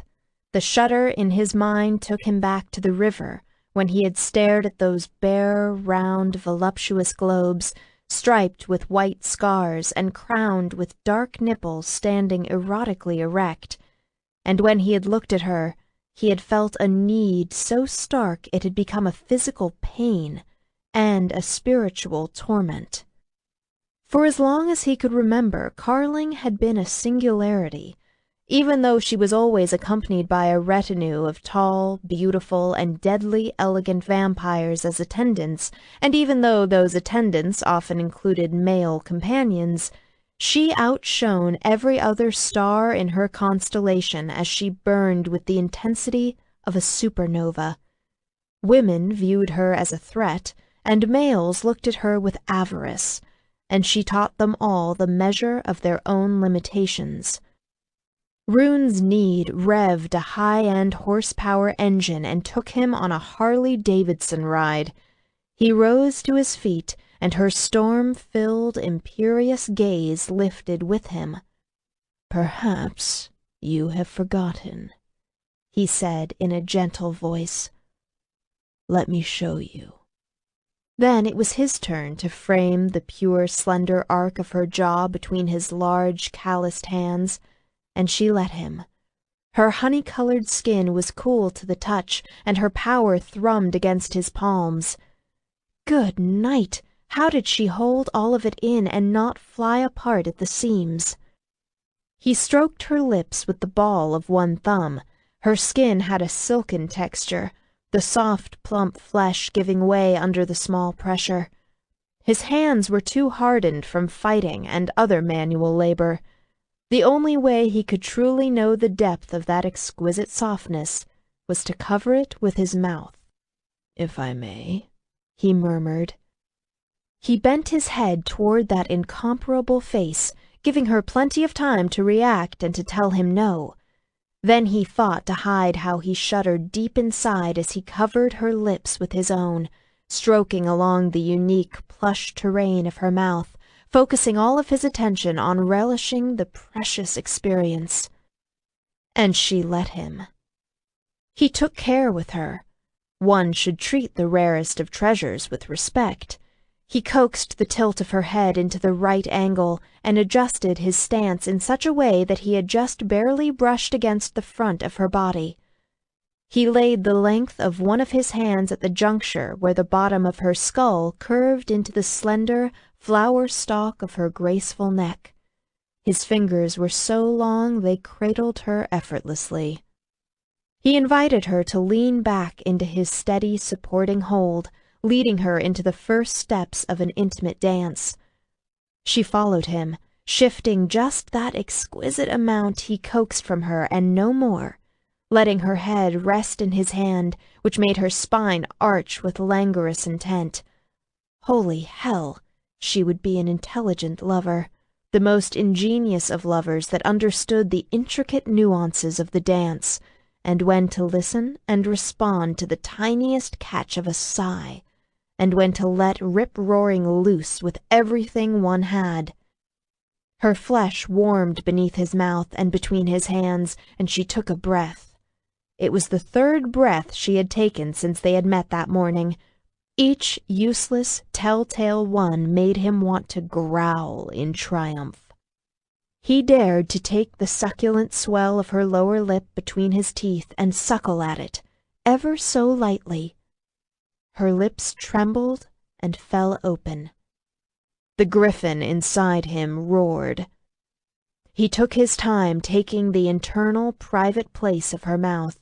He slanted his head sideways and curled his tongue into her. She made a low, throaty noise that was so sensual it rocked his soul and shoved him into a paradigm shift. She wound her arms around his neck, leaned full against him, and kissed him back. Rune's control jettisoned off the planet, leaving him behind to snatch at her in amazement. He crushed her to him, his arms around her waist, lifting her off the ground as he speared into her blindly. His heart pounded in massive sledgehammer strokes, and his skin became a thin veneer that cloaked a pillar of flame. He put a hand to her hip and gripped her hard, then ran his hand compulsively up the length of her torso to the weighted fullness of her breast. The plump round mound filled his greedy palm, and she fit. She just fucking fit, like some keystroke password to an unbreakable code. A sound came out of her. It sounded raw with surprise, and he swallowed it down. His shaking fingers sought for and found her nipple jutting underneath the cloth. She kissed him back with the same ferocity. She did. He would swear she did. Her body trembled too, and arched taut with craving. Then she wrenched her face away. He reared back his head to look at her in sharp inquiry. Her mouth was swollen, blushed red, and her dark eyes were wide and blank with shock. In a rag-tag shred of sound that was all that remained of his voice, he said, "That was a real kiss." Her gaze locked on him. Her lips moved as if she would try to say something. Then he remembered the stupid bargain his damn fool self had offered. He eased her back down until her bare feet connected with the flagstone floor, and he went down on one knee again to bow in full reverence to the one-time queen of the night kind. She embodied the pinnacle of what a man desired, and what he should fear, and she deserved to have the world laid at her feet. Carling stared. Rune was down on his knee again where she had ordered him, but this time she could sense from his emotions that he meant it. He gave full, sincere, gracious homage to her. She could see it clear all the way through him, only instead of humbling that insouciant alpha male, somehow it ennobled him with the courtly aspect of a medieval knight. Then she understood what the emotion was that she had sensed from him, because he taught her to experience it again for herself. Desire. He looked on her and felt desire. As a succubus, Carling had become an expert on all the flavors and nuances of emotion, but it had been so long since anyone had looked on her with desire, so very long since she had felt any form of desire for herself. She felt as though she was experiencing it for the first time. Then a wild upsurge of reaction like rage shook through her, and it was a dark, violent storm. When he lifted his head, she slapped him so hard he rocked back on his heels. She intentionally curved her fingers into claws and dug her nails in cruelly, raking him from cheekbone to jaw. Blood sprang from the wounds. "We're done here," she said through her teeth. "Now, leave my home." He stared at her, his expression turning hard. Deliberately, calmly, he raised one hand to blot the blood that dripped down the side of his face. She saw that the wounds were already closing over. She could not stand to look at him any longer. She whirled and stormed away. She barely knew where she was going. Anywhere, away, as the wild upsurge whirled through the cemetery in her head, blowing leaves across gravestones. He made her feel things she had not felt in a winter's age. How many centuries had it been since she had known desire? It had been so long she had forgotten.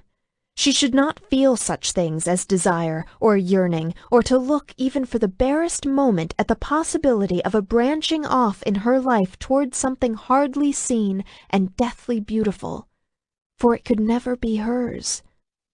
Desire was not a gift to someone like her. Instead, it was a beautiful agony. "I am a bad woman," she whispered to herself. 2 tears slid down her cheeks. There was a certain symmetry in that as well. She was a bad woman, at the end of a very long, bad life. Rune stood and wiped the rest of the blood off his face as he watched Carling storm away. Aroused and furious, he breathed hard and fought for control as the predator in him roared to give chase. Tension vibrated through his body and made the world shake. "But we're done here," she said, and no means no. "I gotta hand it to you, Carling," he thought. "It's never something mundane with you." He was free to go, his obligation paid. The favor had been wasted with a spendthrift hand, as if she were a spoiled child who had been given too many toys. His lips curled back from clenched teeth. In the end, it was not the predator, his common sense, or his intelligence, but his pride that won out. He snatched up his duffel. He had left the waterproof container Duncan had given him down on the beach. It was time to move on. He could sneak in a few days of R&R before he headed back to New York, get his head screwed back on straight before he went home to deal with Dragos again. By God, he had earned that much at least. He yanked open the arched double front doors and strode down the path toward the rest of his life. The hot blaze from the yellow morning sun was a welcome blast in his face. The chill bite of the ocean when he swam back to sanity would be even more welcome. There were a lot of fun things to do in San Francisco. He would check into the suite at the Fairmont Hotel, get him some of that 5-star treatment, and go on the hunt for some scotch and a plate of beef bourguignon, as he debated how much time he should take for himself before he got in touch with Dragos again. Maybe the Fairmont had beef bourguignon on their room service menu. Hot food, booze, 5-star service, and a good game on a plasma TV. Or maybe he could find an old Gamera movie on cable. He loved that giant, flying Japanese turtle. Yeah, baby. He heard it all calling his name. "Sentinel, wait!" Roswin called behind him. Her urgent call was accompanied by frenzied, high-pitched barking. "Damn it, you piece of shit! Get back here!" Excuse the fuck out of me? Incredulous, he tilted his head and pivoted with slow precision. Roswin stood in the shadow at the open front door, well back from the lethal spill of sunshine, while a small puffball with fierce black button eyes and tiny white teeth hurtled down the path toward him. Rune's eyebrows rose. If he was not mistaken, that puffball was a Pomeranian. He certainly saw his fair share of them, living as he did in New York. let's review. He looked up at Roswin. Vampire. Then he looked down at the ankle-biter. Pomeranian. He double-checked. Vampire, Pomeranian. He said to Roswin, "You have a dog?" "No," she said. The look of loathing she gave the ankle-biter was clear even from a distance. "Carling has a dog. I'm just cursed to look after it sometimes." She hissed at it, "Come here!" It snarled at Rune as it sank its teeth into the hem of his pants leg. Rune's normal good humor resurfaced and he started to grin. "Carling has a dog," he murmured to himself.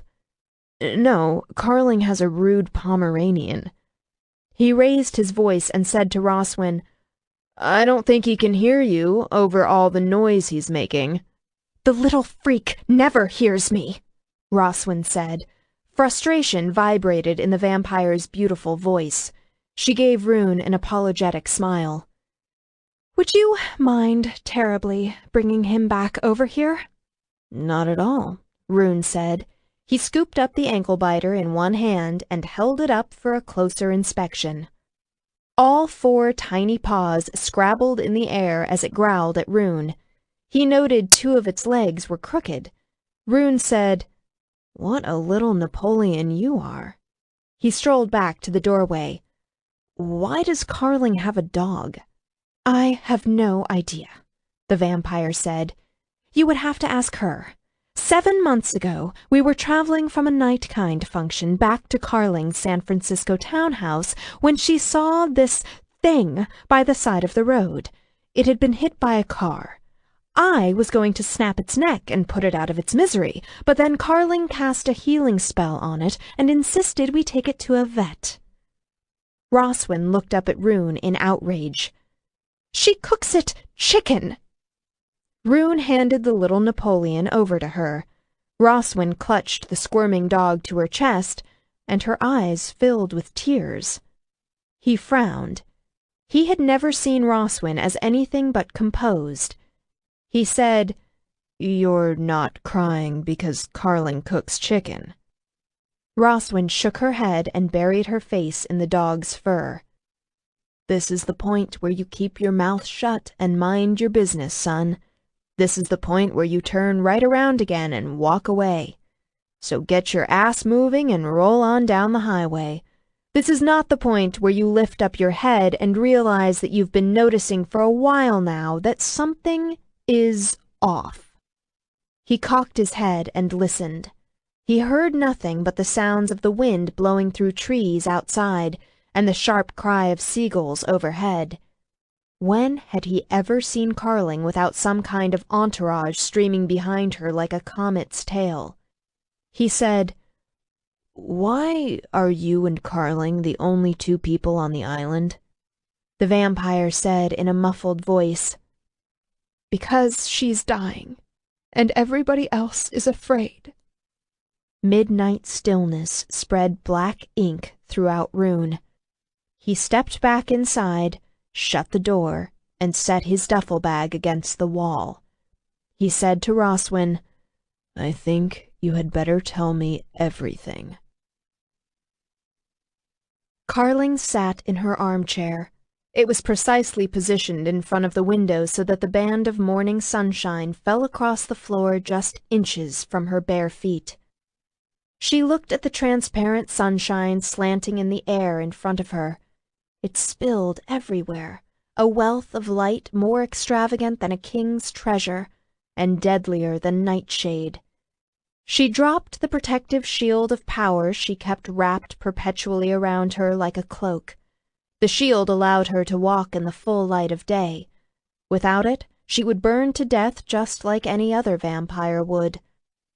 She did not remember the pleasure of basking in the warm sun. She remembered the fact of it, but not the sensation. Had it been anything like basking in the warm glow of a fire? That was how she imagined it was, anyway. Now all the sun promised her was pain and immolation. Setting her teeth, she held out a hand and touched the sunshine. Agony seared her. She saw smoke rise from her skin and smelled her own scorched flesh. A split second was almost more than she could bear. Any longer exposure and her hand would burst into flames. She snatched her hand away and looked at the blisters that had formed along the fingers and the back. The blisters began to heal as she watched. She braced herself and bathed her other hand in the molten light. A deep, familiar voice swore nearby. Someone grabbed her arm in a powerful grip and shoved her, armchair and all, several feet back from the sunshine. The chair's wooden legs scraped along the floor. She blinked until her vision cleared. Rune crouched in front of her, the long, broad muscles of his shoulders bunched. He held her by the wrists. Shaking with pain, her fingers curled. She tried to pull free, but he refused to let her go. Strong as she was, he was stronger. Extreme emotion darkened his gaze, and his handsome face was settled in lines of severity. The skin around his taut mouth whitened as he watched the blisters on her hands fade. Carling regarded him wearily. After her emotional storm earlier and the twin jolts of agony, she didn't know if she had the energy to face Rune's particular brand of volcanic energy. His presence blasted her hypersensitive nerves. "Sorry about that," Rune said, his voice controlled and even. His rigid grip on her arms relaxed and became gentle. "I had a knee-jerk reaction when I saw your hand burning. Does it help?" Her weary look turned speculative. His control was not as reassuring as it might otherwise have been, coupled as it was with the violent upheaval she could sense roiling through his emotions. "What do you mean, does it help? Has someone been talking out of turn? I told you to go. What are you still doing here?" "Yes, someone has been talking," said Rune. "I know everything, or at least I know everything that Roswyn knows."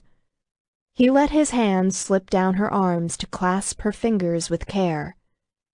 "Come on, tell me. Why were you burning yourself?" She looked over his broad shoulders toward the daylight and chose not to struggle for the return of her hands. His were warm and calloused, broad-palmed and long-fingered. "Sometimes the pain helps me to fight off an episode. Roswyn called it fading. Is that what it's like?" "Not really," she said. "It is a dissociation from reality. Sometimes I go into the past. Sometimes I don't know where I go." Rune eased one of her hands into her lap and released it. He took the long, dark fall of her hair and smoothed it behind one of her shoulders. Her eyelids lowered, and she glanced sidelong at his hand. This wearer had temerity, she would give him that. An impulse to violence flickered through her. She had struck at him once, maybe she would again. Her gaze lifted to his face. 4 pale lines still scored one lean cheek. They would be gone in another half-hour or so. She could see in his eyes that he knew her impulse to violence was there. That did not stop him from reaching higher to tuck a lock of her hair behind her ear, stroking along the delicate shell of flesh. He touched her as he had earlier, as if he thought she was exquisite beyond all words, his expression calm, unafraid. It bewildered her. Why would he do such a thing? Why did his touch cause her to feel such a dark, violent pain? Why was her other hand still resting in his? "I do not think you are a very sensible man," she murmured. "No doubt you are correct," he replied, "and I am still here because I have to ask you a question. Why do you have a dog?" "Roswyn has asked me that many times," she said. "I don't know why. He was hurt badly when we found him. He was down to almost half his body weight, so the vet thought he had been astray for a while, and then he had been hit by a car. Even though he is so tiny, he has a ferocious spark of a spirit. He was broken all over, and he just wouldn't die. She shrugged. And I brought him home. Rune's gaze was too keen as he inspected her face. What did he think he saw in her? And now you cook him chicken, he said. He's so happy to eat, she said. She looked down. Her hand was still in Rune's. He was rubbing her healed fingers with his thumb. Dancing, fit to be tied, happy. I must say, he's got a point there, said Rune with a lopsided grin. I've been trying to remember what it's like to be hungry, Carling said. I cook the chicken, and I smell it, and I say to myself, this is food. She whispered, I think I'm trying to remember what it is like to be alive before I die. Her words ghosted through the silence in the room. Rune was still crouching at her feet like a great lion. His presence was more intense than a fire's. He had not only warmed her through, she felt nourished and revitalized. He raised her fingers to his lips and kissed them. I would far rather try to find a way to keep you alive before you die, he said. She stirred. Rune, she said. His fierce gaze captured and held hers. You threw away that favor I owed you. I did worse than that, she said. She touched his cheek with a finger. And I may do worse again. He rolled his eyes. What a remarkably handsome man he was. So what? He said. I kissed you and you slapped me. What an utter heroine you are. You have got to be joking, she said. Utter heroine. She leaned forward so she could better stare him down. You wear the most god-awful clothes. Look at you, with your jeans torn out at the knees. Who would want to wear a t-shirt like that, with a hairy man in spectacles on it? It's ridiculous. Don't be knocking my Jerry Garcia threads, Rune said. His strong-boned features were creased in a sharp, cat-like smile. You're one to talk, the way you run around in those Egyptian caftans without a single stitch of clothing on underneath. Lady, I've been watching you, and I can tell. You've been watching me ever since I walked out of the river, she whispered. I could tell. I haven't been able to look away, he whispered back, because you are stunning. In fact, you can go ahead and slap me again if you want. Let's get it over with, because I think I'm going to have to kiss you again, and it is so fucking worth it. The desire was back. It roared out of him, or out of her. She wasn't sure, she couldn't tell. He leaned forward, and she sat back sharply and put a restraining hand against the hard, broad muscles of his chest. Rune, she said again, her voice cold and clear. Stop. His eyes narrowed. Why? You were totally with me in that kiss. And you're a fool. She shoved him hard. It sent him sprawling back several feet in the full spill of the morning sunshine. He propped himself back on his hands and looked at her in assessment, a great, powerful beauty of a man, with rich, sun-tanned skin stretched over a long, sinuous, gracefully muscled body. It hurt to look at him. She stood and stepped right up to the edge of the sunshine, and his lazy smile vanished. He sprang to his feet faster than she had ever seen him move, and he put his body between her and the sunlight. Look at us, she said. Her face and eyes were hard. She gestured at them both, at him standing bathed in the light and her in the shadow. This is why. And one of us is dying. I take it back, Rune said. You're not an utter heroine. You're a drama queen. He smacked her in the shoulders with the flat of his hands and knocked her back a step. She stared at him in shock as he stepped from the sunlight into the shadow. Well, would you look at that? It's a perfectly permeable line. You can cross it too when you've got yourself shielded." "How dare you?" she hissed. "People always forget I have this side to me. I don't know why. You might be surprised at what I would dare," Rune said. He advanced on her, his expression blazing. "What did you think? You were just going to sit out here on your lonesome island and pass away?" He looked furious, magnificent. The sight of him clawed at her. She blurred with her deadly speed and struck at him, and she was shocked anew as he knocked the blow away. Holy gods, he was fast. "I've got news for you, princess," he snarled. "It's time for you to wake the fuck up and do something about saving your own life." "Do you think I have not tried?" she shouted. Rage blinded her. She struck at him again, and this time managed to hit him in the chest. "You impudent son of a bitch! I have been researching this for almost 2 centuries. I have dosed myself with my own healing potions, and they have worked for a while, but now they don't. I don't know what else to do." She spun away and drove herself forward, wild to get away from him. He sucked in a breath and lunged to snatch her against his chest. She froze as she realized what she had done.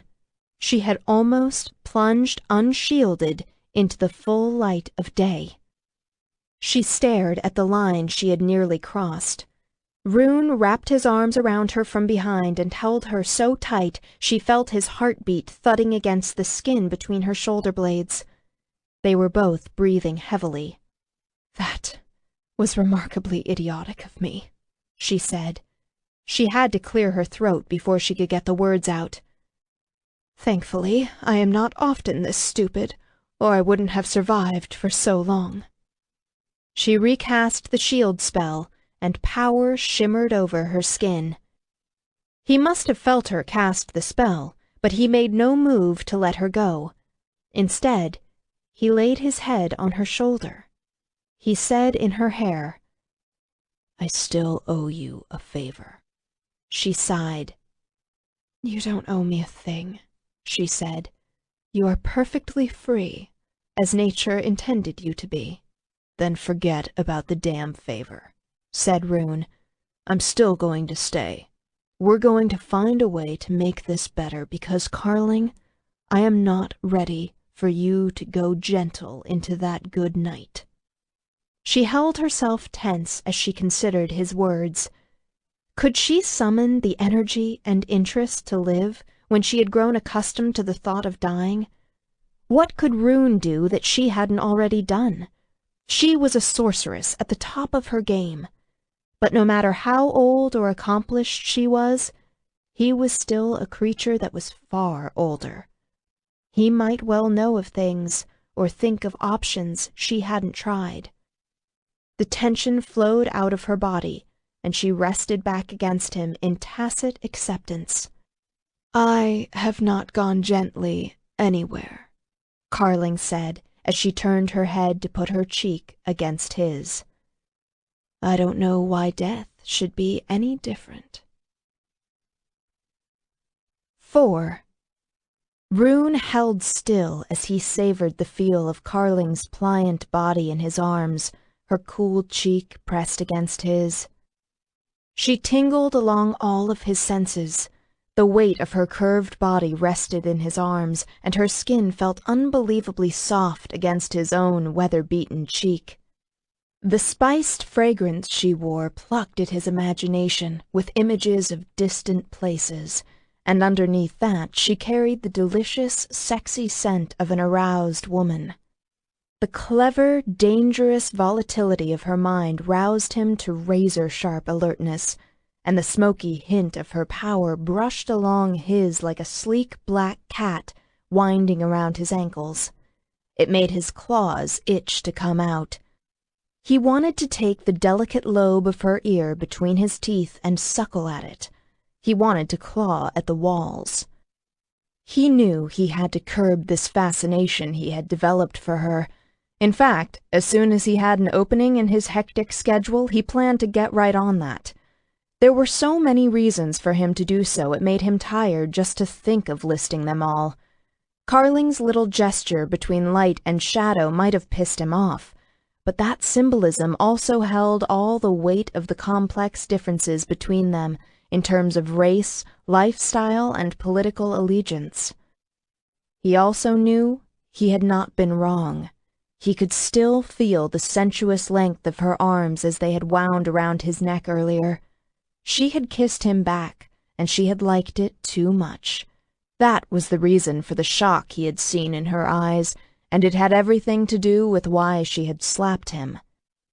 And she was dying. Everything inside him shouted in outraged denial against it. It didn't seem possible. All the evidence pointed to her being in perfect health. Her energy was too vibrant, too vital. Not only that, she had been a fact of his existence for far too long. At first, she had been a vague rumor he had heard about, a desert tribal queen in North Sahara. Then she had become a reputation as she rose in rank within the vampire communities of the ancient Mediterranean. During these last few centuries in North America, as various powers in the elder races carved out their political niches and geographic boundaries, she had become a reality in power-brokering inter-domain relations. He sensed her intention as she began to move. He let her go before she had a chance to think he held her for even a moment too long. His mind sharpened into crystalline lines of logic as he turned to the issue at hand. He said, "I would like to know what steps you've taken and what research you've done. There's no point in going over ground you've already covered." "Of course," Carling said. She frowned as she considered him. Then she apparently came to some decision. She told him, "Come with me." He fell into step beside her. She led him a different way through the house. Roswin had disappeared with the dog, perhaps to rest. While vampires could, and often did, remain awake throughout the day, sometimes for days at a time, it was typically as much a strain on them as staying up all night was for most humans. Carling led him out the back through a bright, sun-drenched vegetable garden, where overripe tomatoes, green peppers, and cucumbers spilled to the ground. She took him down a short path to a stone cottage nestled in a copse of eucalyptus and palm trees. He could feel the power in the building as they drew close. It was saturated with a sense of her feminine presence. She stopped at the arched wooden door, took hold of the door handle, and spoke a word. There was the small sound of a metallic click. She pushed the door open. She said, "I have another office in my townhouse in the city, but I prefer to work on magic or power-related issues here, where I can better control the consequences of any unforeseen events, and there aren't so many other people around." She gestured in invitation. He stepped inside and looked around with acute interest. The cottage was bigger than he had first thought. It looked clean and airy, with polished oak floors. The main room and short hallway were painted a mellow sage green, with cream trim. 2 armchairs were pulled in front of a fireplace, and there was also a wooden table and benches, clean bare countertops, a wood stove, a sink, and cabinets. Carling strode down a short hallway, and he followed her past a small, modern-looking, blue-tiled bathroom and 2 other rooms, one painted a warm orange and the other a rich gold. Both rooms held tall wooden bookshelves that were filled with books. Rune caught a glimpse of one shelf that was comprised of cubby holes that looked to be filled with scrolls of papyrus. He was quite sure he was looking at one of the rarest collections of magic lore in the world, amassed, no doubt, over many centuries of patient research and effort. Carling stepped into a 3rd room, where a mahogany desk and leather chair were placed strategically near French-style doors. The room's neutral tones brought the eye immediately to the small, private, walled courtyard. where a brilliant profusion of flowering plants burgeoned just on the other side of the doors. The rest of the room was filled with file cabinets and what appeared to be a large old wooden wardrobe carved with symbols that seemed to shimmer. The front doors had a metal lock that was tarnished with age. When he looked at the carved wardrobe, something crept along the edges of his mind. It was a dark, oily perversion of a feeling. His lip lifted in an instinctive snarl. Carling slammed her fist into the wood as she walked past and said, "Shut up." The whispering stopped abruptly. Well, now that was just too much to pass up without comment. He didn't even try. He said, "What's in the wardrobe?" She glanced at him. "Books that don't behave." Misbehaving books? Not bothering to hide his skepticism, he said, "Uh-huh." She gave him a narrow-eyed look and went back to the wardrobe to unlock it with another power-filled word. Then she opened the doors wide, stepped to one side, and gestured with a snappy flip of her fingers. "See for yourself." The interior was filled with shelves, and what certainly did appear to be books. Rune stepped closer, angling his head in order to read the spines. There weren't any titles printed on the spines. These books were hand-stitched and very old. That one, was that? The whispering started again, very low at the edge of his consciousness. He reached out, and Carling grabbed him by the wrist. After the first hard squeeze, she pushed him away gently. "These should only be handled with gloves," she said. "Their magic is too dark and invasive." "You make them sound infectious," he said. He glanced at her. "That one is not made of leather." "Well," she said, "it is a certain kind of leather." His eyebrows plummeted in a fierce frown and his nostrils pinched in distaste. "Your magic doesn't feel black like this." "That's because it isn't." She shut and locked the doors again. "I've made my fair share of mistakes over the centuries, but I'm glad to say turning to powers that black hasn't been one of them. They demand too high a level of sacrifice. They eat everything you give them, and then they take your soul as well." "Then why do you keep these?" The look Carling gave him at that had turned quizzical. She walked to her desk. "Do you not study the tools your enemies use?" He folded his arms across his chest and frowned. "Yes, but generally those tools are not infectious." Where would treatment methods for the Ebola virus be if it were not studied? This is no different, and believe me, I take precautions. Thankfully, the need to consult those resources is rare, which is why they sometimes get restless. Things that are made with black magic are hungry, and they are never satisfied. "You talk about them as though they're sentient." He glared at the cabinet, the hackles raised at the back of his neck. "I think they are, at least semi-sentient. Something lingers of their creators, along with something of the souls of the victims that were sacrificed in their creation." She sat at the desk and opened the lowest drawer, which was unlocked. He could see it contained files labeled in a neat hand. She pulled out a few notebooks and closed the drawer. "This is the distillation of the last few centuries of work I've done on trying to figure a way to halt the progression of vampirism." He regarded her with a keen gaze.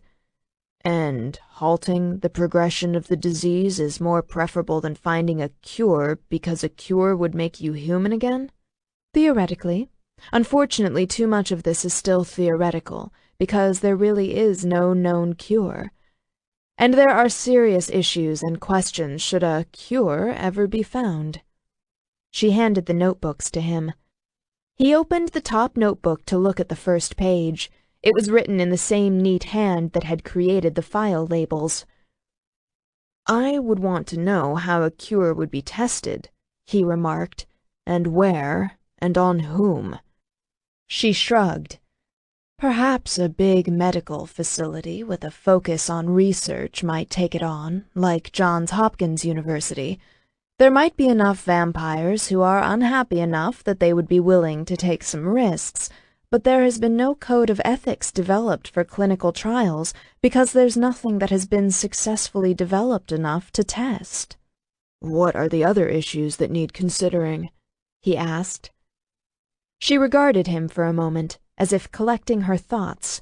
Then she said, "What are the consequences of a potential cure? Could a cured vampire be turned again? And if so, what would be the results? Or would it be irreversible for a vampire, like vampirism is now for humans?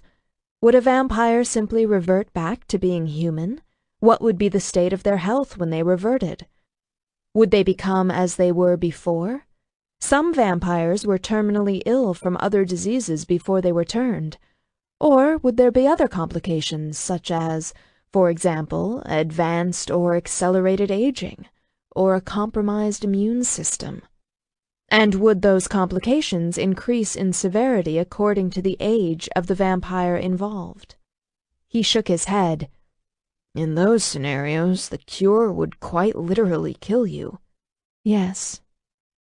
Carling gathered her long dark hair together and twisted it into a long rope that she wound into a knot. She pinned the knot into place with 2 pencils from the desk, her movements fast and economical. Rune's gaze lingered on the heavy, sable-colored twist of hair lying on Carling's elegant neck. He wanted to see her pin her hair up again, and he fought a sudden puerile urge to pluck out the pencils. Her hair would spill down that hourglass back, the silken ends splashing like midnight water against the womanly swell of her trim, shapely ass. She would give him that quick, annoyed look of hers, or maybe she would be angrier. Maybe she would try to slap him again, and he would catch her wrist and yank her to him. Arousal sank sharpened claws into him and dug in deep. His body hardened, and he turned away to hide it. Walking over to the French doors, he opened the top notebook and flipped through it, then took a quick look at the others. There were perhaps 250 pages, all told, which was concise, given the amount of time and effort she had put into the research. She had called it a distillation, which would have meant at some point she had gone through it all and stripped out everything extraneous. He went back to the first notebook and read a few lines. He tapped a finger on the page and murmured, "This is not light reading." "I could summarize verbally for you," said Carling, "but I don't recommend it." He didn't want to listen to any verbal summary before he'd had a chance to look at the details of her research and come to his own conclusions, but he was curious about her reasoning, so he asked, "Why not?" She gave him a bitter smile. "I no longer trust my mind, and neither should you." The pain in her dark eyes was terrible. He noted the stiff way she held herself and knew better than to offer a physical gesture of comfort. He took a deep breath and let it out slow and easy. "Fair enough," he said after a moment. "Do you want me to read it here?" "It doesn't matter," she said. Her gaze flickered and fell away. She looked out the window at the small courtyard.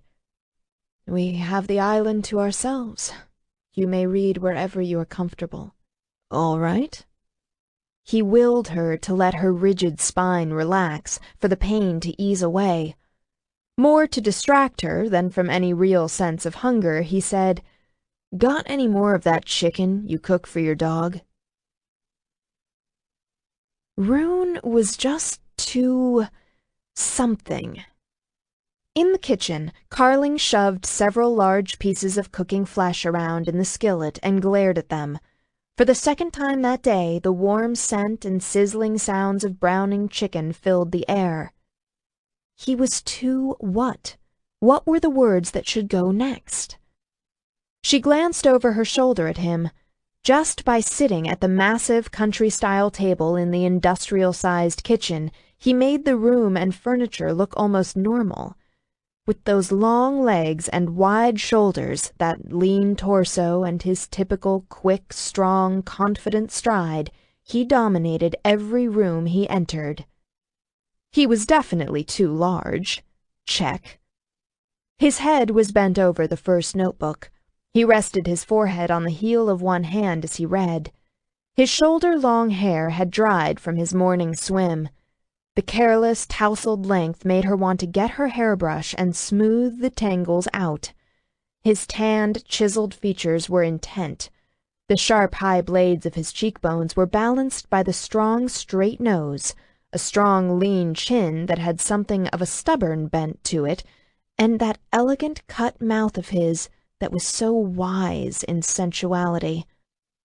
Well, he was obviously too handsome. He was the rock star of the Weir, famed throughout not only the elder races, but also the human society for his good looks, so, all right, goddammit, check. Fine lines framed the corners of his eyes and that sinful mouth. She thought of how those lips felt as they hardened over hers, how he had speared into her with the hot thrust of his tongue. She let her eyes drift shut as arousal pierced her body, with an intensity that brought along with it a new wave of shock. Just the memory of that one kiss shook her to her foundations. Yes, okay, he was far too sexy and charismatic for his or anybody else's own good, so check. Carling had always found it ludicrous, even infuriating, how so many otherwise sensible and intelligent-seeming females apparently lost their minds whenever they came near him, and no matter how he affected her, she was, by gods, not ever going to become one of the vacuous hordes. She would jump off the nearest cliff first. She sighed. Actually, that would be a pretty meaningless gesture. Even though she was now at the end stages of the disease, it would still take more than just a simple dive off a cliff to kill her. The cooking chicken snapped and popped, and a splatter of grease hit her cheek.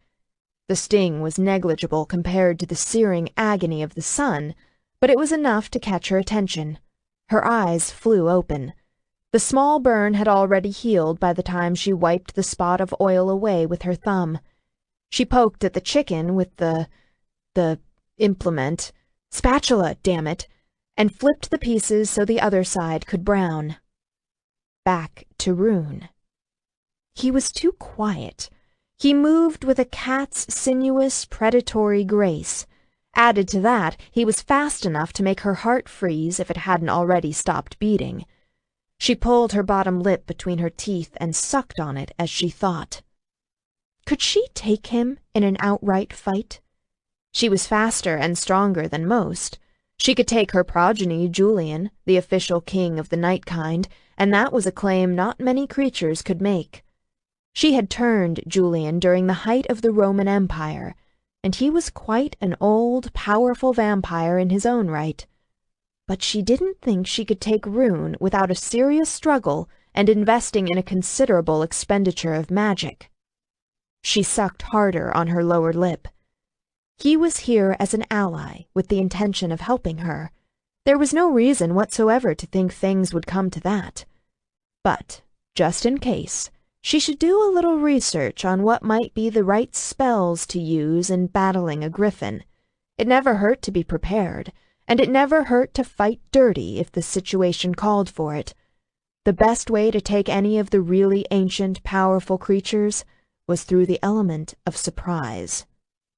There was the quiet sound of a page turning, the only sound in the kitchen aside from the cooking meat, and the infinitesimal sound of Rune's calm, unhurried breathing. The page had turned 10 times since he had started, and she knew very well what kind of dense material he was reading. She had learned the laws of logic from Aristotle himself. She had studied each scientist who had furthered the development of the scientific method. Those notebooks Rune read held some of her finest thinking. They contained historical fact, rare accounts of oral history, and snippets of information from everything she could possibly think of to get her hands on that might fuel her research. She had acquired fabulous wealth over the course of her life. She owned various properties scattered throughout the world in places such as New York, London, the French Riviera, Morocco, and Egypt's Alexandria. She owned irreplaceable historical artifacts and diamonds and sapphires the size of duck's eggs, but her finest treasure was currently spread out on the table in front of him. A page turned. Now he was on page 11, and he had not yet asked a single question for clarification. So he was far too clever as well. A clever male was a dangerous one, and all that much harder to surprise. She would do well to remember it. She sliced into the largest piece of chicken and checked the middle. The meat was white all the way through and crispy dark on the outside. He was the type of creature who would enjoy that. She piled all the pieces onto a plate and removed the skillet from the stove. She glanced over her shoulder. Rune had sat back in his chair. He lounged with his long legs stretched out, watching her with his full attention, which was, one-on-one, in the quiet solitude of the sunlit kitchen, quite a considerable force of nature. He drew on her like a magnet. She picked up the plate of steaming meat. She looked at it and back at him, and she spoke a word and the meat cooled. Then she walked over to set the plate in front of him. She had a bizarre experience as she approached him. It started first with this thought: what an exotic thing it was to place a cooked meal in front of a waiting, hungry male. No doubt it was something millions of women did daily, but throughout the several thousand years of her existence, she had never before been one of them. Rune gave her a slow smile, his gaze very male and lit with appreciation, and it stirred something inside. What was that? Distracted, she poked at herself, like poking at a sore tooth. That was another strange thing for her to be feeling. What was it? Pleasure. He smiled at her as she placed the meal in front of him, and she felt pleasure. The muscles in the pit of her stomach tightened, like a snake coiling to strike. She opened her mouth to say what she didn't know, something scathing, a suitable put-down, something by gods not vacuous, or she would have to throw herself over the nearest cliff just on principle alone. Rune's smile had deepened, and it carried a hint of puzzlement. "What did you do just now?" he asked. "It was a spell of some sort. I could feel it, but I didn't understand it." Confused, the snake in the pit of her stomach fumbled and lost the ability to strike. She blinked and glanced at the stove. What had she done? She said, "I cooled the meat." Rune's eyes danced, and his lean, tanned features lit with laughter. "You cooled the meat for me?" "Rasputin cannot eat the chicken when it is too hot," she said, frowning at him. "It seemed logical that you would not be able to either." "Of course. How remarkably thoughtful of you." He put a hand over his mouth to cover an explosive cough. "You named the ankle-biter Rasputin?" The sense of his amusement was intoxicating, like champagne must be for humans. She regretted never having had the opportunity to drink champagne when she was human. She had been a vampire for a very long time before she had first heard of the drink. She raised an eyebrow. "Your attempt to hide your amusement is futile, and Rasputin seemed an appropriate name since he is apparently so hard to kill." She had met the original Grigory Rasputin once, as she had traveled through Russia to consult with a certain hermetic and irascible witch. She had found Rasputin to be an odd, intense man. He had been undeniably human and very likely insane, but anyone who could survive reputedly being stabbed, poisoned, shot multiple times, mutilated, and badly beaten before finally drowning deserved a certain amount of respect. "And," murmured Rune, "the ankle-biter's more than a bit rabid." Now both her eyebrows rose. "I do not find him so." "Of course not," Rune told her, his tone cheerful. You rescued him, you're female, and you cook him chicken. That makes him yours, heart and soul." Her mouth tightened. "He's a ridiculous creature." "He's a dog," he said, his wide shoulders lifting in a shrug. "That's what they do." She crossed her arms under her breasts. Only later did she recognize it for a defensive gesture. "I did not ask for his devotion." Rune's gaze darkened into an expression she didn't understand, so she had no words for it. He said gently, "You know, there isn't anything wrong with simply being kind for kindness's sake, or other creatures responding to it." This conversation had not only turned uncomfortable, it was unnecessary. She looked away from his penetrating gaze. "Do you require anything else that will help you read?" she asked, her tone frosted with ice. "No," he replied. His tone was as easy and relaxed as the rest of him. "Not a thing. Thank you for the chicken." "Fine." She turned to go, but found herself unable to step across the doorway. Being kind for kindness's sake. Now the tightening was in her chest. She pressed a hand to her breastbone, bewildered. She no longer knew her own body. It was betraying her in 1,000 inexplicable ways whenever she was around this male. She forced herself to say, "Thank you for staying and trying to help me." 20 feet away, he took a breath. He replied quietly, "You're more than welcome, Carling. It's my pleasure to do what I can for you." Those words. He gave them to her so easily, like a gift. They were far more gracious than she deserved. She fled before her body could betray her in some other way. As soon as Carling's tantalizing and distracting presence left the kitchen, Rune was able to hit his stride with the text. He also ate every scrap of the cold meat she had cooked for him, and good gods, it was pretty awful. Somehow she had managed to wreck the simple task of browning chicken in a skillet. The outside was charred black, and the inside oozed juice that was still pink. If he had been human, he would have been concerned about salmonella poisoning. As it was, Rune wasn't a picky eater, and he had eaten some terrible meals in his time. His tastes had changed when he had first learned to shapeshift and socialize with other species, but he was actually not averse to eating raw meat when necessary, and he had endured any number of campsite disasters. He started to chuckle again when he thought of her cooling the meat for him the way she did for the dog. Then he remembered how she had held herself when he had spoken of kindness, averting her face and eyes, and his laughter faded. Both Weir and vampire societies could be brutal ones. Sometimes conflict could only be settled violently. All of the Sentinels were enforcers of Weir law, but as Dragos's first, Rune was the ultimate enforcer.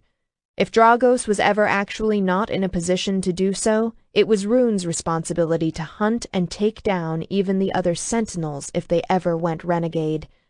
The other Sentinels were his friends, partners, and comrades in arms. He was glad it had never come to that, but he never forgot the responsibility of his position. For all of that, Rune was really an easy-going male most of the time, and quick to both laughter and affection. He was that rarest of creatures, a man's man who had no problem admitting he enjoyed chick flicks and women's fashion.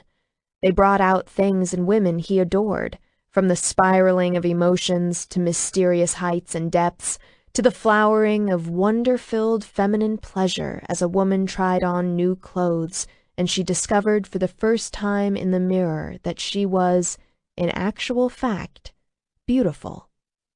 From what he had seen, Carling was not quick to either laughter or affection. She did not inspire thoughts of comfort or cuddles. Had she once possessed those qualities, or had her experience of life really been that harsh and unyielding? He frowned. The scars covering her body told their own tale. When he tried to imagine her giggling with a girlfriend, It bent his head. Rostwin clearly worshipped her, and it was obvious Duncan felt something for her too, but as far as he could tell, those relationships were not on any kind of in-depth, equal footing. He suspected most women felt threatened by her, as well they should. Life had fashioned Carling into a sleek, lethal weapon, the double-edged kind that would cut off the hand of anyone who dared to wield it if they should try to grasp hold unwisely. Taking that kind of weapon would take a hard, firm hand, from one who knew how and when to hold on with a strong grip and when to let go and let the weapon free to cut where it would. No one mastered such a weapon. If one were lucky, one might gain respect, trust, alliance, an agreement to work together. Carling was so shielded, and she had built up her personal arsenal over such a long period of time, he doubted if anything would change her at this late date. In that realization, at least he found the conceptual frame he needed in order to curb his fascination for her. There was simply nowhere for his fascination to go, and nothing for it to latch onto in any long-term way. She was brilliant, gorgeous, deadly, and even quirky, but she would not allow someone to get too close. Not even a dog. Fair enough. Sometimes pinnacles were so narrow and elevated there was only room for one at the top.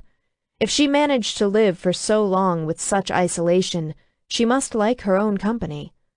As far as he was concerned, he was happy to help her out if he could, and he would be happy to move on when it was over. And it would be over somehow. They would either find a way for her to survive, or they wouldn't. As Duncan pointed out, people die all the time.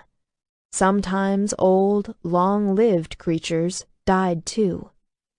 Those thoughts produced a clench in his gut, but he ignored it. One way or another, this stop on the island was just an odd blip in his road, and he would do well to keep that thought firmly at the forefront of his mind. His real life waited for him back in New York, where he had good friends and any number of people who loved him. He read until late afternoon, when he went on the hunt for something to drink. There were 2 chains at the kitchen well. One was attached to an empty bucket. Curiously, he hauled on the other one and brought up a stash of Corona in a metal basket. The bottles of beer were quite chilled from resting at the bottom of the well. Score one for the thirsty weir. He grabbed a couple and lowered the rest back into the well, then went back to his reading. Scientific journals were more Dragos's shtick, not his. Carling's research was undeniably difficult reading. Whenever he reached a chemical or magical equation, he simply memorized the formulas without trying to decipher or understand them at this point. But he had thought he would find slogging through Carling's notes to be a mind-numbing chore, and that wasn't so. The process she had gone through pulled him in, almost in spite of himself. Many creatures, human and otherwise, approached matters of magic in different ways. Throughout history, magic had been shrouded in mysticism, and sometimes outright religion, and many of those religions or mystical practices were still in use. Others practiced magic as a kind of folk tradition, much like the herbalist lore in indigenous societies that had been passed down by word of mouth for generations.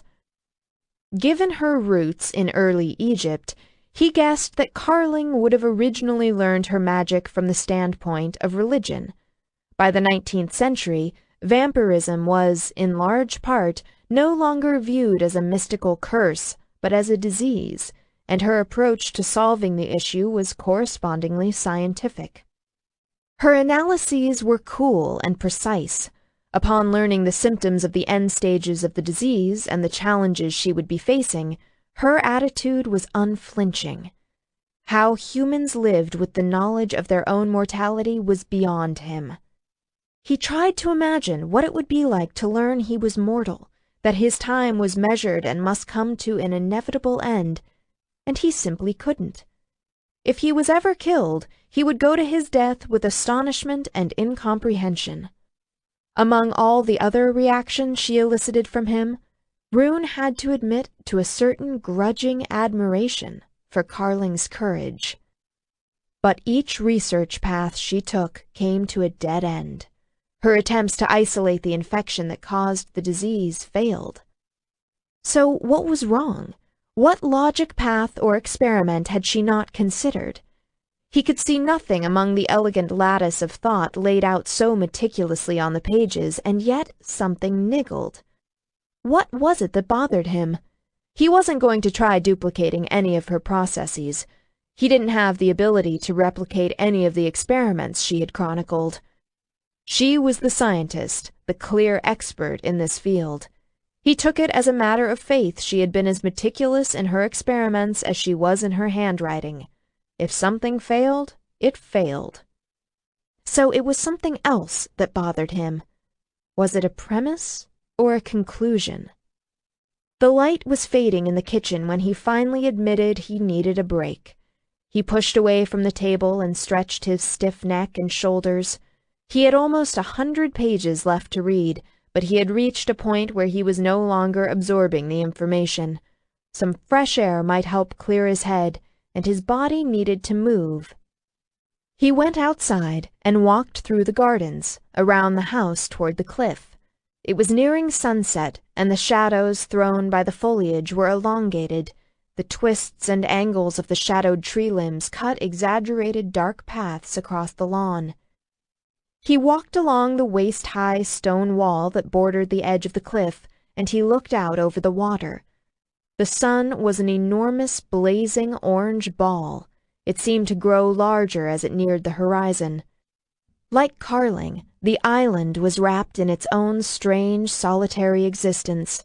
This piece of other land gave the perfect illusion that nothing else existed except for it, the cobalt ocean, and the limitless sky. He took in deep breaths of the salted air and pretended he was up there, high in the air, flying over the water until all sight of land disappeared. Then he felt something ripple, like a breeze fluttering against his skin, and everything shivered and changed. He blinked hard and stared around him as he tried to figure out what was different. The flaming sun still lowered in the west, an Icarus who flew too high and died his daily death. The ocean was still cobalt blue, darkening as the daylight faded. He turned. Cliff, wall, garden, shadows, great sprawling, crazy Gothic house. And beyond the house, far in the east, were electric lights, like a spray of stars that had committed mortal sins and had fallen from heaven. They lay strewn in a smoldering carpet on a distant, barely visible land. Wow, so that's what it looked like on this side, when the veil between this land and the Bay Area thinned. He strolled eastward along the wall as he soaked up the strange sight. The illusion of land was immense, sketched in transparent lines across the entire east.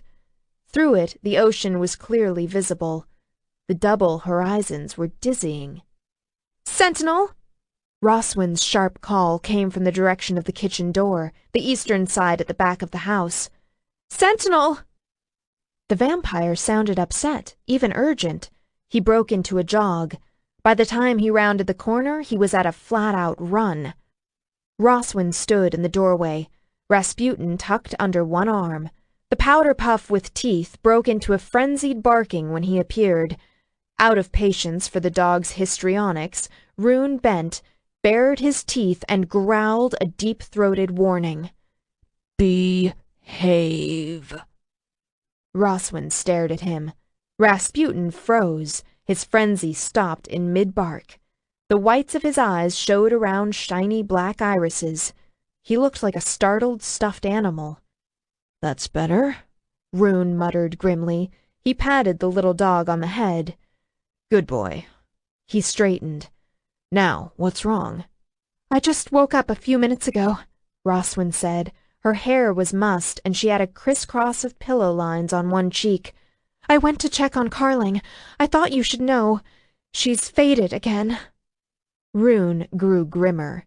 He said, "Show me." 5. Roswin strode quickly through the house. Rune kept effortless pace beside her, his long legs eating up the distance.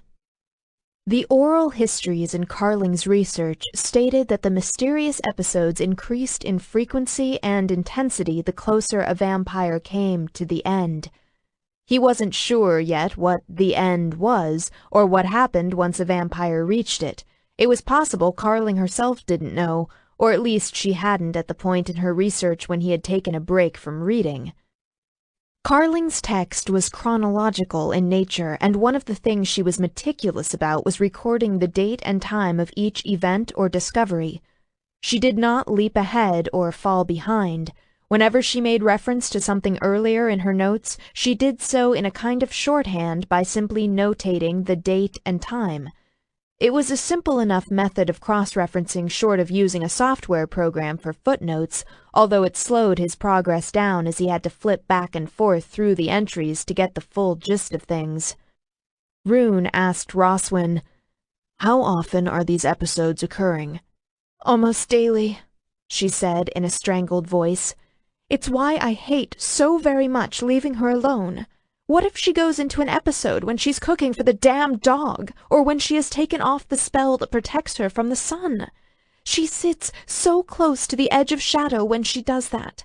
What if she has an episode and then the angle of the sun changes?" He swore under his breath. Daily episodes weren't a good sign. In one of Carling's oral histories, one vampire had reached such a point and he was gone in a matter of weeks. Had he simply collapsed into dust? Usually mortal creatures struggled with death. Their hearts went into arrhythmia, and their breathing became labored. If vampires were killed by the sun, they burst into flames first and expired in horrible agony. When they were killed in other ways, they disintegrated into dust. He and Roswin reached a flight of stairs and took them 3 at a time. Rasputin rode silently under Roswin's arm, his small foxy head swiveling to track Rune's movements. Rune said, "From here on out, we don't leave her alone. Agreed?" She nodded. "Agreed. Sentinel, maybe I haven't seemed very welcoming since you arrived, but I want you to know, I'm glad you're here." Roswin didn't seem very welcoming at the best of times, but he shouldn't get snarky on her just when she appeared in need of a moment. Instead, he said, "Don't sweat it. Just stop calling me Sentinel, would you? It makes me feel like some kind of flea and tick repellent." The vampire darted a quick, startled glance at him. He winked at her, and she coughed out an uncertain laugh. At the top of the stairs, Rune put a hand on her arm. When she stopped, he gave her a steady look that had nothing of humor in it. "We should be prepared for the possibility that Carling won't survive," he said. Saying it aloud made his muscles clench, but he forced himself to speak calmly. "But I promise you, we're going to do our damnedest to see that she does." Roswin's mouth shook. "Thank you." He nodded and let go of her arm. She turned and led the way down the second-story hall toward a pair of carved wooden doors at the hallway's end. Roswin started to open one door, and sunlight, what looked like sunlight, spilled through the widening gap from the room beyond. Rune didn't pause to think. He grabbed Roswin's shoulder in a hard grip and yanked her back, away from the light. She stumbled and clutched the dog close as she looked around, wild-eyed. "What is it? What happened?" He said, his voice edged. "I'm sorry. Look, it's a knee-jerk reaction. That looks like sunlight, but it can't be because the sun is setting and the house is almost dark. What is it?" "What are you talking about?" Roswin stared at him. "What light?" He took a deep breath, let it out again. He gestured toward the half-open door. "There is light spilling out of that room, a very bright, strong yellow light like sunlight in the middle of the day. Are you telling me you don't see it?" "No, I don't," Roswin said. Now the whites of her eyes were showing too, just like the dog's. She looked nothing like her usual sleek, composed self. She looked disheveled, frightened, and very young. "It's quite dark, actually. I just figured since you're Weir, you would have good eyesight and you'd be okay with that." "Okay," said Rune. He pursed his lips in a soundless whistle. "Let's go carefully here." He stepped toward the door and pushed it wider open slowly, watching to make sure that none of the light he saw, or thought he saw, spilled directly onto Roswyn. The hallway brightened further as the door opened. It still looked like sunlight to him, and it felt saturated with magic. He drew a line through the air with a finger. "This is where the light that I see ends. I want you to cross that with just the tip of your finger." She looked at him as if she suspected he was crazy, but she did as he asked and extended her forefinger until it crossed the demarcation he had shown her. They both stared at her finger, which remained unburned. "Do you still see the light?" Roswyn asked.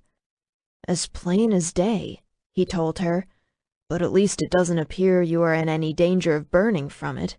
We should still go carefully." He gazed at her as he considered. "Do you have power or magic ability?" She shook her head. "I have only what every vampire has, which is enough for telepathy or making a crossover to another land. It's a byproduct of the virus. When I was human, I was a complete deadhead." A deadhead, when used the way Roswyn meant it, referred to someone who had no power or magic ability whatsoever. It did not refer to a Grateful Dead fan. If Roswyn didn't have much magical ability, then she didn't have many magical defenses. Rune shook his head. "Right. Well, magic is spilling out of that room, just like sunlight, and I'm not inclined to trust any of it. I want you to stay here." The vampire's chin firmed. "Carling might need me." He refrained from rolling his eyes. It wasn't his responsibility if Roswyn chose to risk her life, and who knew, maybe she was right and Carling would need her. He said, "Fine, but I'm going in first." Roswyn stayed behind him as he stepped into the doorway, into both magic and light. The soles of his boots landed on something shifting and pliable. He looked down. That looked like sand. It felt like sand. If it walked, talked, and quacked like a duck, if it tasted like a duck when he caught and ate it. He took another step, and another. The barest outline of a shadowed room surrounded him. Superimposed upon the room was a brighter, hotter reality. He looked up and squinted into a pale blue, cloudless sky that held a burning yellow-white sun. "Sentinel?" Roswyn called him again. This time she sounded panicked. "Rune! You're fading!" He could just see her. She was a pale, insubstantial, ghost-like sketch, as was the rest of the room. He called back, "I'm here. Can you hear me?" "Barely," she shouted. She sounded far away. "You're disappearing right in front of me. What's happening?" "I don't know," he shouted back. "I'm going to look around and see what I can find out. I don't know how long I'll be." "I'd much rather you didn't," she called. "I would like for you to come back now, please." But the mystery that lay spread out all around him was too compelling to ignore. Ahead of him was desert and greenery and the blinding glint of sunshine on distant water. Behind him was Roswyn, the doorway, and the island. Son of a bitch, this kind of felt like a crossover to an otherland. Crossovers were the dimensional passageways that lay between Earth and other lands. They had been formed when the Earth had been formed, when time and space had buckled. Crossover passageways followed physical faults in the landscape. The crossover passage that led to the island was part of a fissure at the ocean's bed. He had never before heard of one existing in a man-made structure, such as in a second-story bedroom in a house. But this also felt different somehow than a normal crossover. He fumbled for a way to describe it to himself, to understand what he was sensing. It felt bent, as if it turned a corner that other crossover passages didn't. And if this was a crossover point, why didn't Roswin sense it and cross over as well? Was it because of her lack of power? Carling had a hell of a lot of power. He would have thought she would have noticed by now if there was a dimensional passageway in the middle of her bedroom and considered it worthy of some mention. If it was a crossover passage, where did it cross over to? Or was he caught in some kind of elaborate illusion? And where, in all of this mystery, was Carling? He rubbed the back of his neck. He had always thought he was more of a Cheshire cat than an Alice, but this really was curiouser and curiouser. There was only one way to try to understand it. He strode forward into the full light of a scorching desert day. At first, he heard nothing but the vast, lonely howl of the wind as it sang its eternal song. Then the harsh, wordless cry of a bird sounded overhead. Heat hammered down and sand blasted him in the face.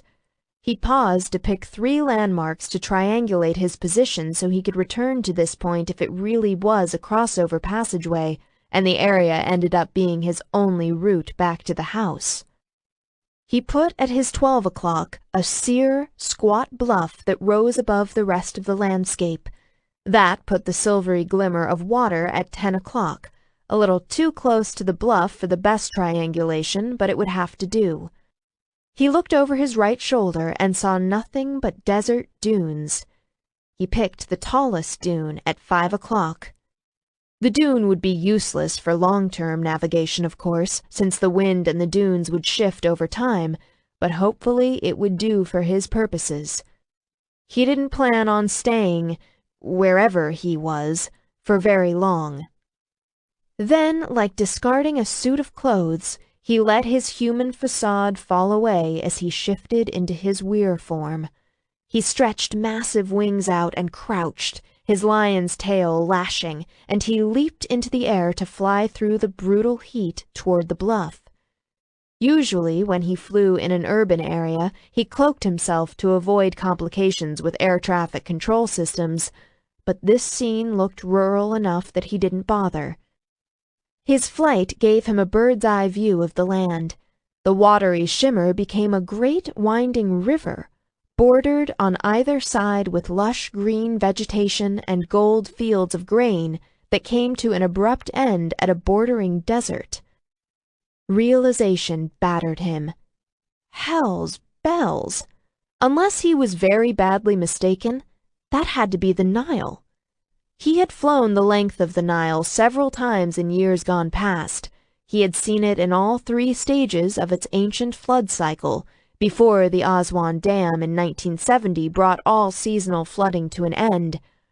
With the fields ripe with rich barley and wheat, this looked like Shimu, the season of the harvest, which fell roughly between the months of what would be May and September on a modern calendar. He banked and flew in a wide circle as he scoured the landscape. With his eagle-sharp eyes, he could see for miles.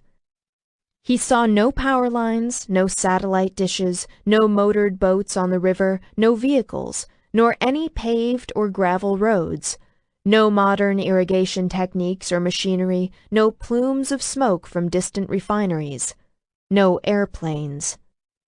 Simple dwellings made of mud-baked bricks dotted the riverbanks. A plume of dust rose from a group of brown-skinned men traveling on horseback along the western bank. They were over a mile away. From what Rune could see, they wore shenties, or loincloths, and were armed with copper-headed spears and wooden shields. Okay, he was still looking for something to make sense here. He inclined his eagle's head to study the land below him. He saw a tiny, upright figure, staring directly up at him with eyes shaded, about 500 yards away from a cluster of 8 buildings. A bundle of grain and a knife lay on the ground at the figure's feet. And here he was with no Rand McNally atlas or GPS system. Not only did Rune like chick flicks and women's fashions, but he also knew how to stop and ask for directions when he was lost. Plus, he was secure in his masculinity.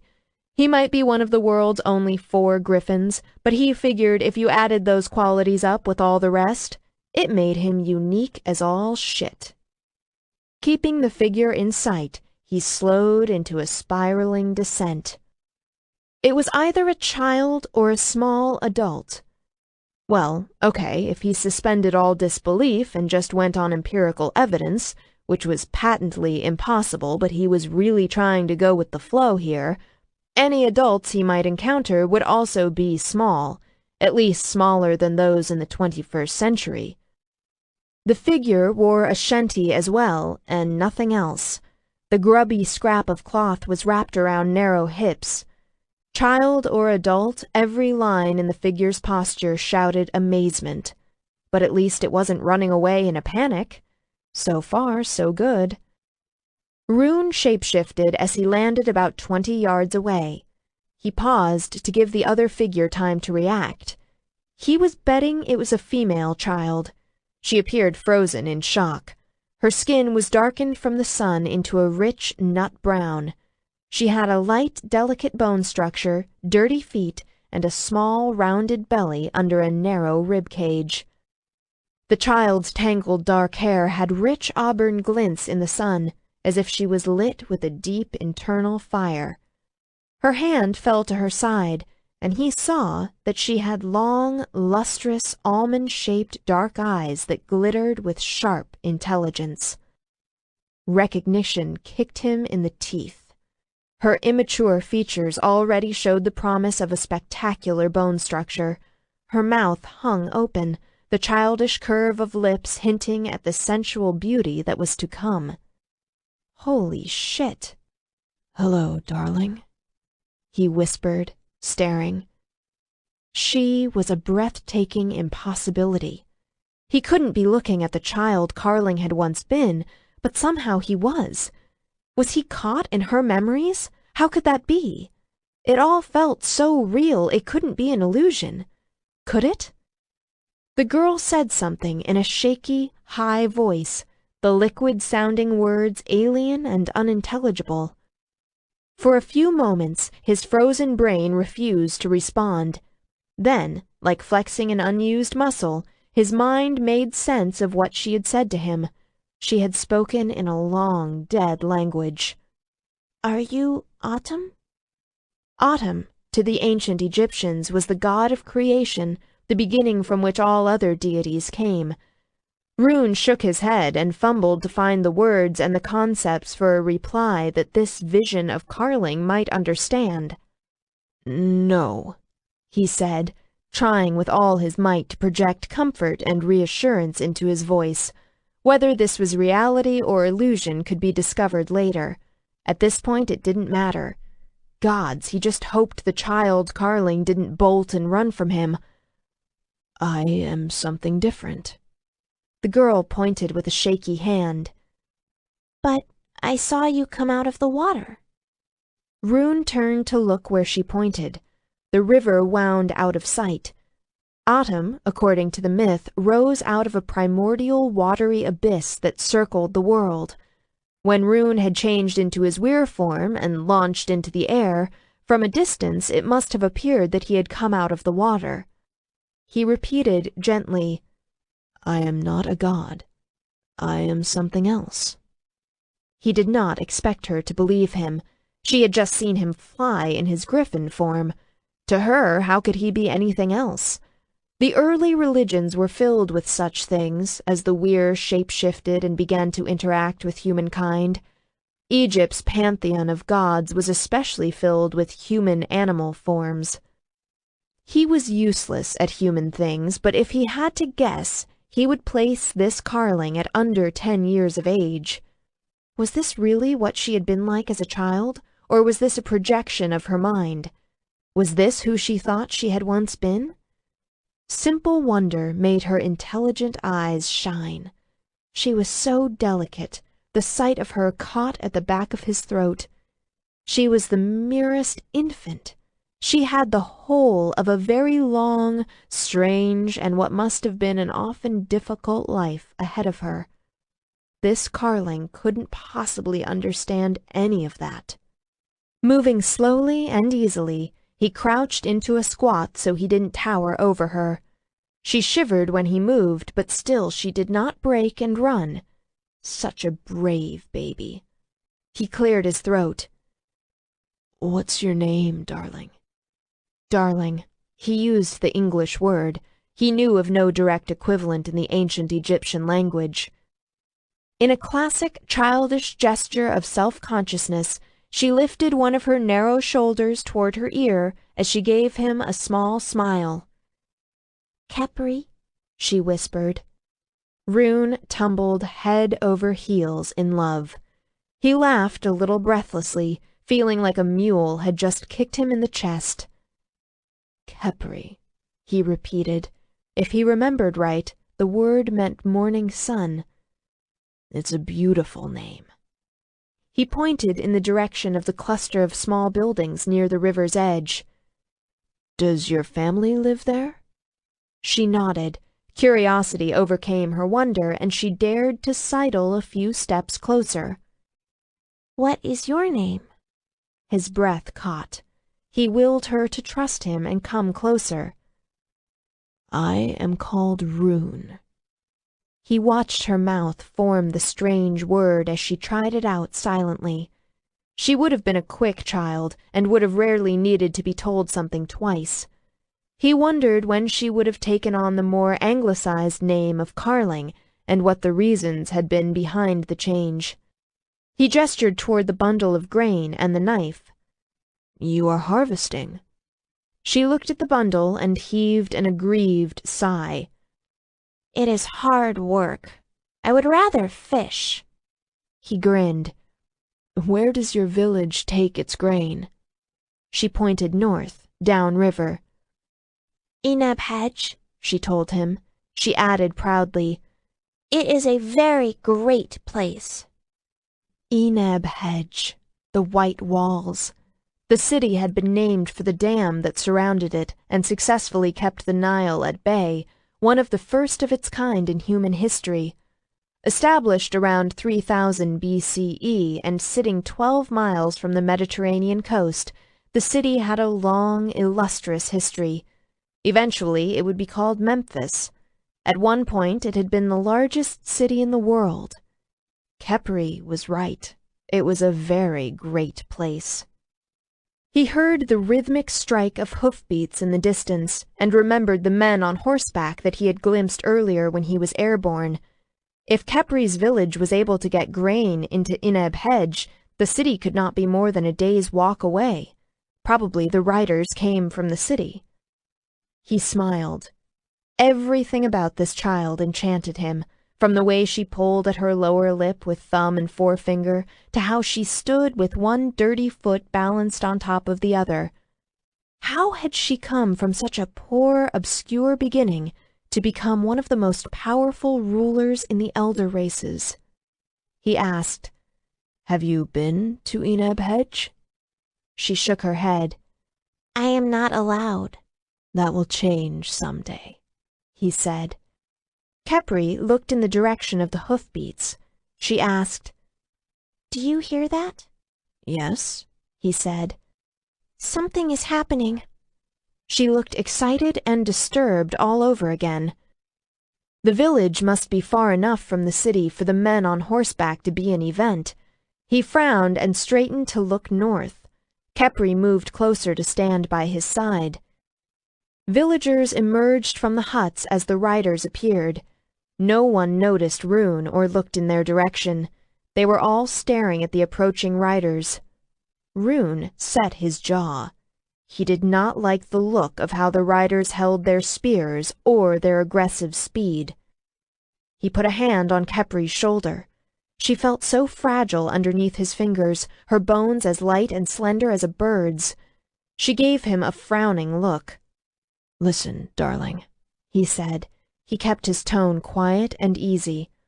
"I think we should step into the field and hide in the grain, just until we know what those men want." Or at least that's what he tried to say to her.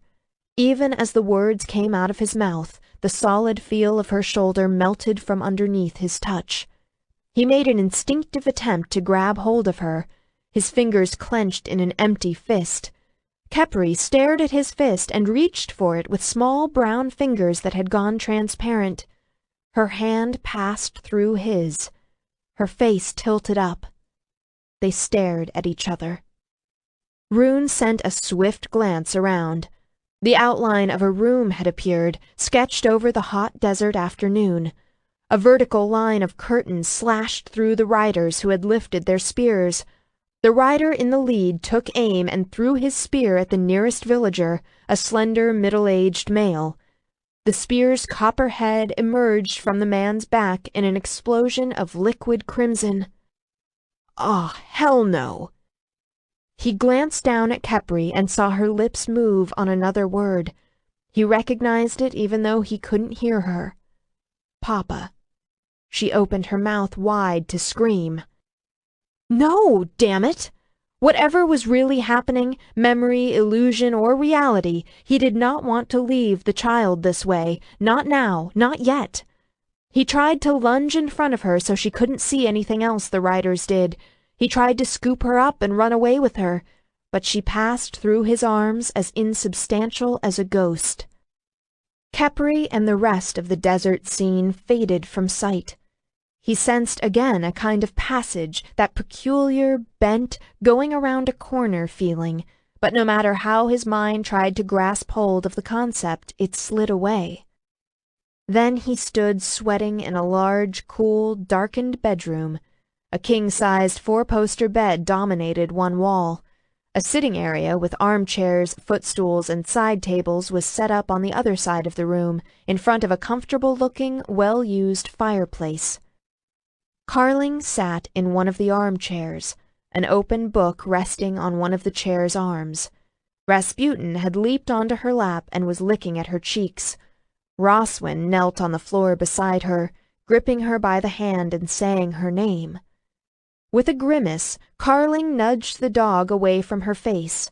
Rasputin switched to licking her hand as he wagged his tail frantically. Carling caught sight of Rune. She looked at him, at the dog, and at Roswin as though she had never seen any of them before. She said, "Something's happened." Carling struggled against a feeling of disorientation. She had been trying to read a rather mangled history of the Dark Ages, finding the author alternatively amusing and irritating. The last thing she remembered was putting down her book as she looked at the late afternoon sunshine, and now her bedroom was in near-complete darkness.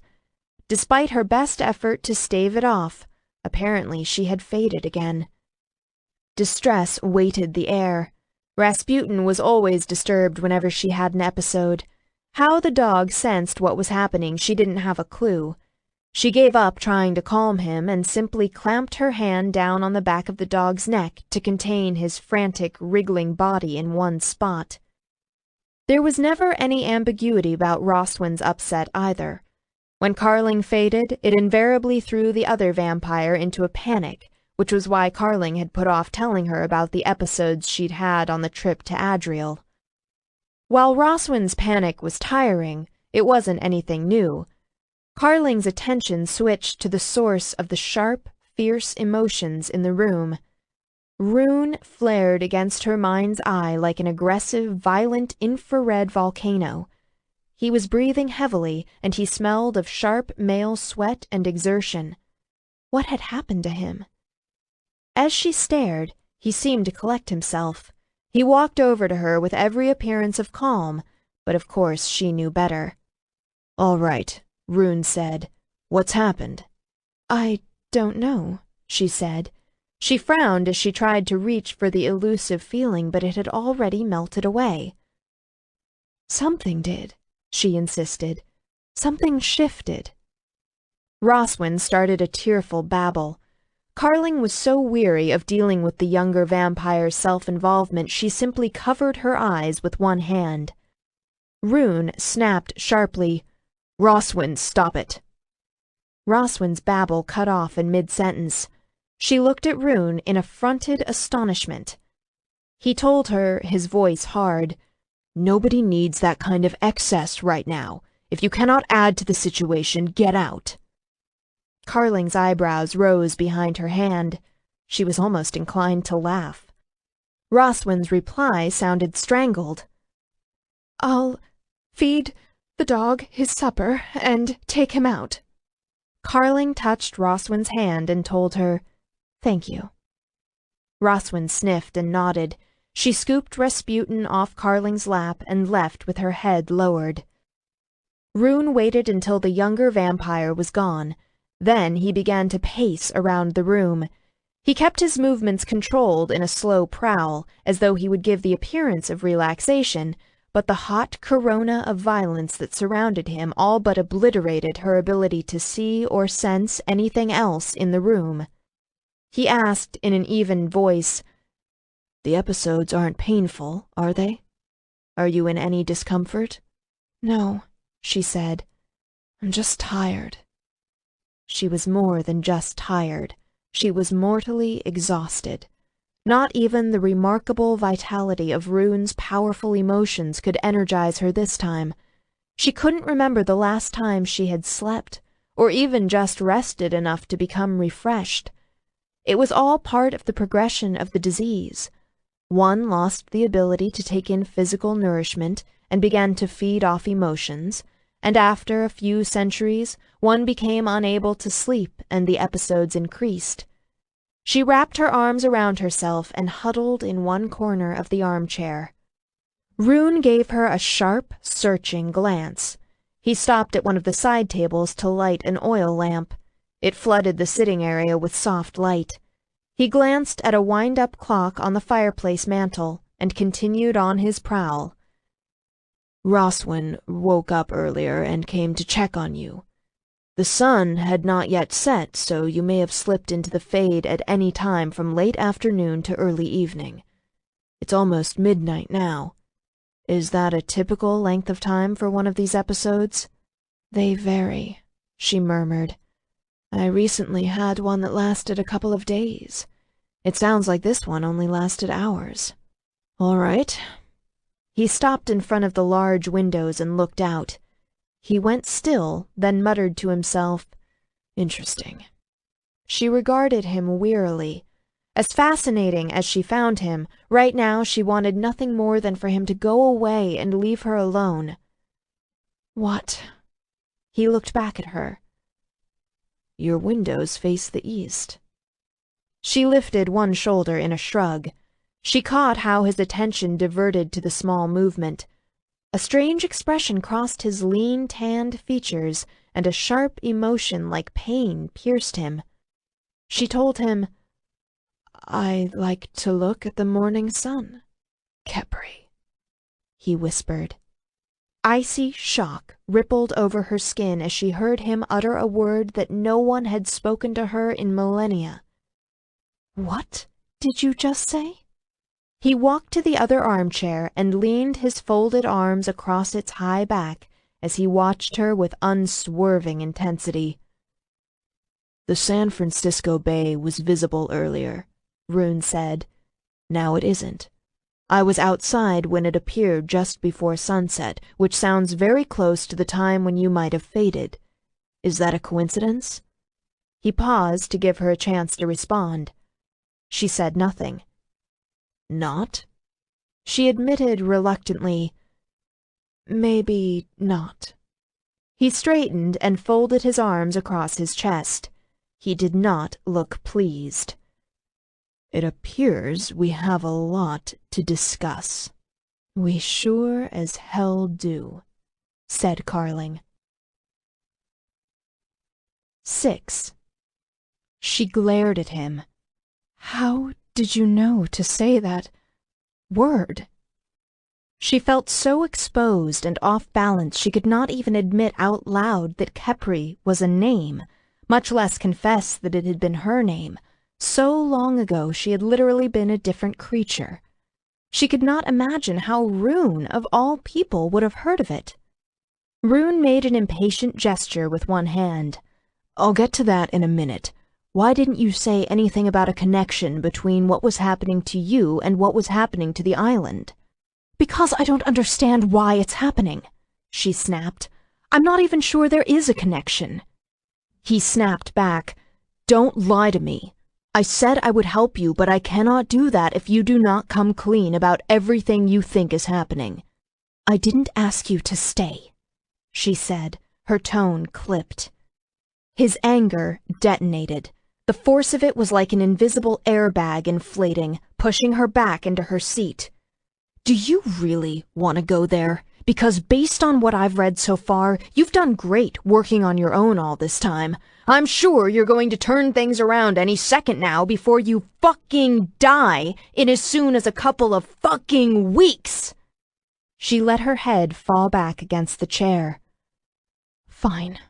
There may be a connection.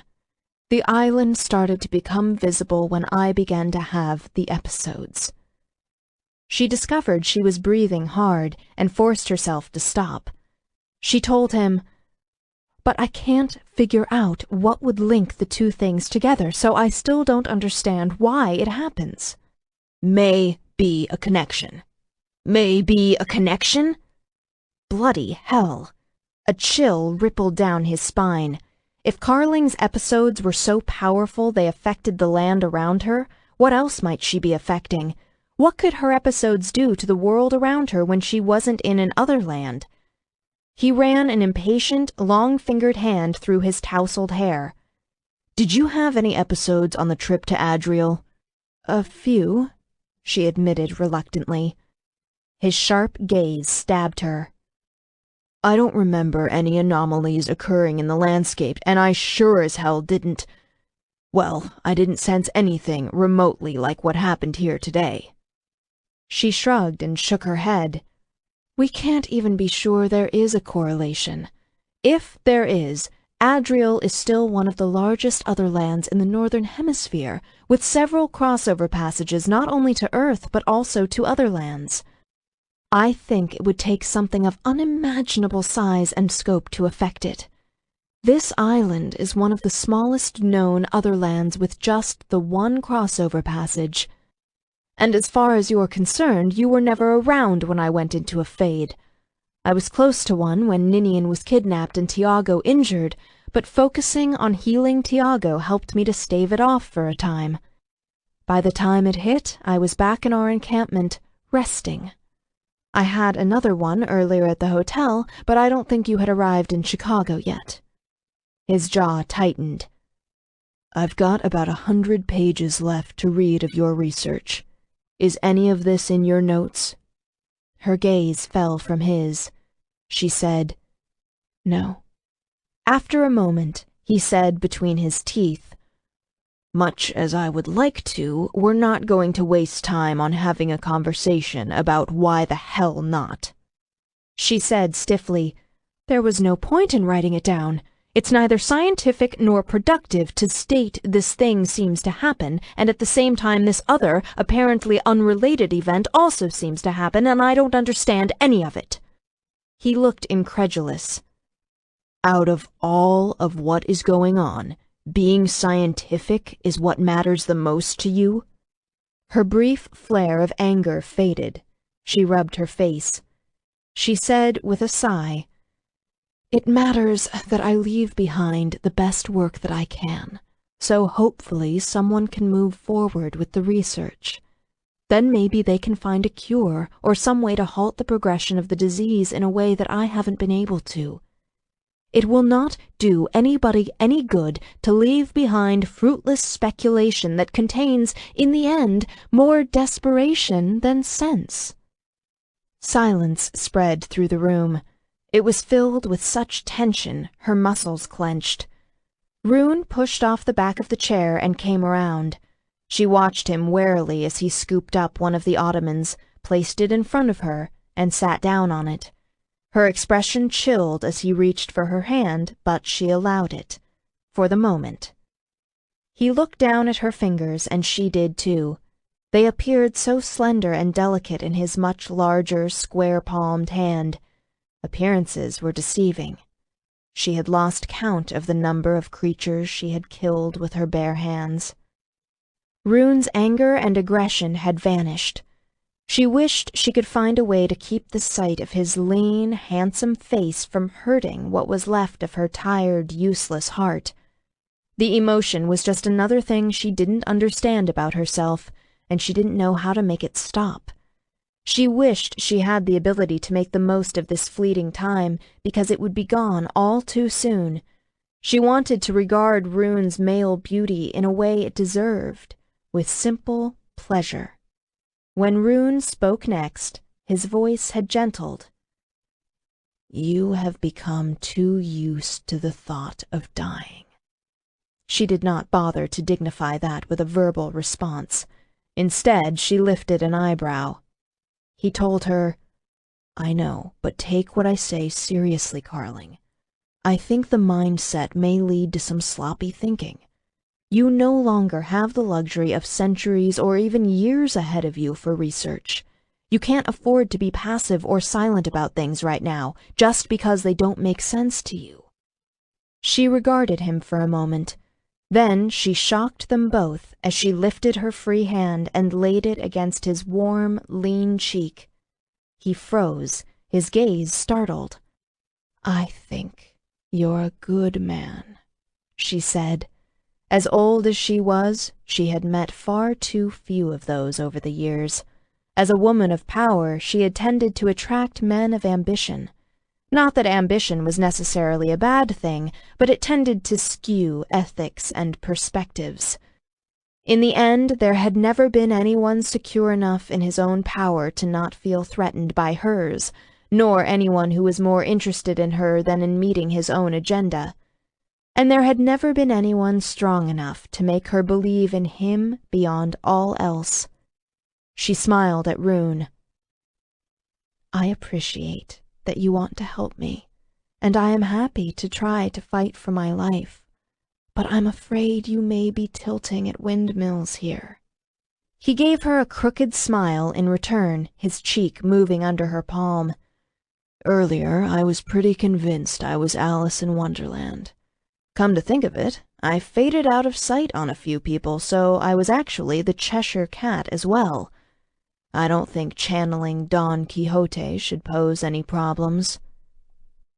Amused, she said, "You're not making any sense." A dimple appeared behind his mobile, sensual mouth. "That is only because you don't know what I'm talking about." "I'll give you one thing," she told him. "That was actually a very Cheshire Cat thing to say." "Now we're getting ahead of ourselves," he told her. She started to let her hand fall away from his cheek. He caught it and pressed a kiss to her palm. He let go of both of her hands before she could react. Confused, warmed, and somehow disappointed when he released her, she laced her hands together and held them stiffly in her lap. He said, "I'll catch up on reading the rest of the research on my own. For now, I want you to tell me everything, even if it is conjecture or if you don't understand it." She frowned. "You say we should not waste time, but I don't see how—" He overrode what she was about to say, his gaze stern. "You have to start trusting me a little bit. Not a lot. Not, I think, outside your comfort zone. But I am actually a very good investigator, and I'm quite experienced at deciding for myself what information might or might not be useful." Then the sternness melted from his eyes.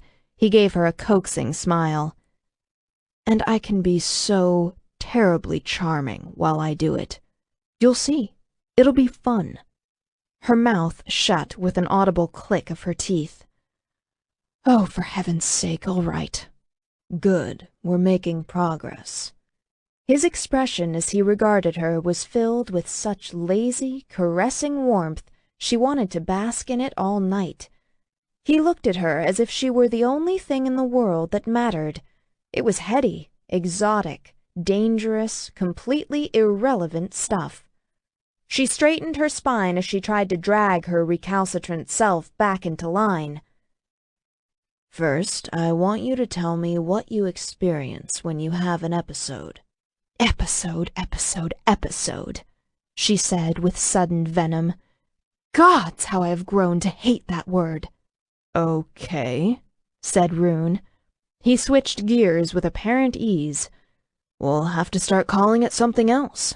You suffer from an extreme case of attention deficit disorder. She glared at him and grumbled, whatever. He suggested, you kept the light on when you left the house. No, he wasn't funny. She would not dignify that either. Somewhere in the middle of her glare, she started to smile. Don't be ridiculous. You fed the bats in your belfry? You went crazier than a shithouse rat. What? Laughter burbled out of her. It felt strange, ebullient, and light. She could not remember the last time she had laughed out loud, or why. I know, they're too long to say in the middle of a sentence, he said with a grin. I'm brainstorming here. You were just showing your Vegas, baby. You know, the word episode doesn't seem so bad anymore, she said, still laughing. I think we should stick with simple English. All right, Rune said. His warm gaze lingered on her, the expression in them caressing. Tell me about when you cracked out. Cracked. She tried to glare at him again, but she had lost the ability. The laughter had swept it away, along with her exhaustion and the lingering weight of discouragement. Then she sobered as she thought back to earlier that day, and Rune put a hand on her knee. Maybe he did it to offer comfort or encouragement. He seemed to like touching her. He did it so often. The weight of his hand was warm through the caftan, his long calloused fingers cupping the joint of her knee. She decided she liked the feeling of his hand on her knee, too. She allowed it to remain where it was. For now. I was reading, she said. I put the book down and looked outside at the fading sunlight. Then I felt my power flare. That's what I call it, anyway. He murmured, You said it happens whenever you go into a fade. Yes, I never experienced menopause, but I wonder sometimes if hot flashes might be a little like that. It's a good warning sign. If I can respond quickly enough, I can sometimes stave off an episode. Why do you suppose pain helps? I'm not sure. The shock of it seems to snap me back into sync, at least for a while. She looked at him and bit her lip. All right, I'll confess. Maybe I didn't want to tell you about the power flares, or how the island seems to appear and disappear when it happens, because I didn't want you to change your mind and leave. I don't honestly know how safe it is to be around me when it happens. That is why everybody else has left, except for Roswin. Can they sense what is happening? Roswin couldn't, but he didn't know how much of a yardstick she might be for this. Not only did she have relatively little power or magic, she was also young. No one has ever admitted to it.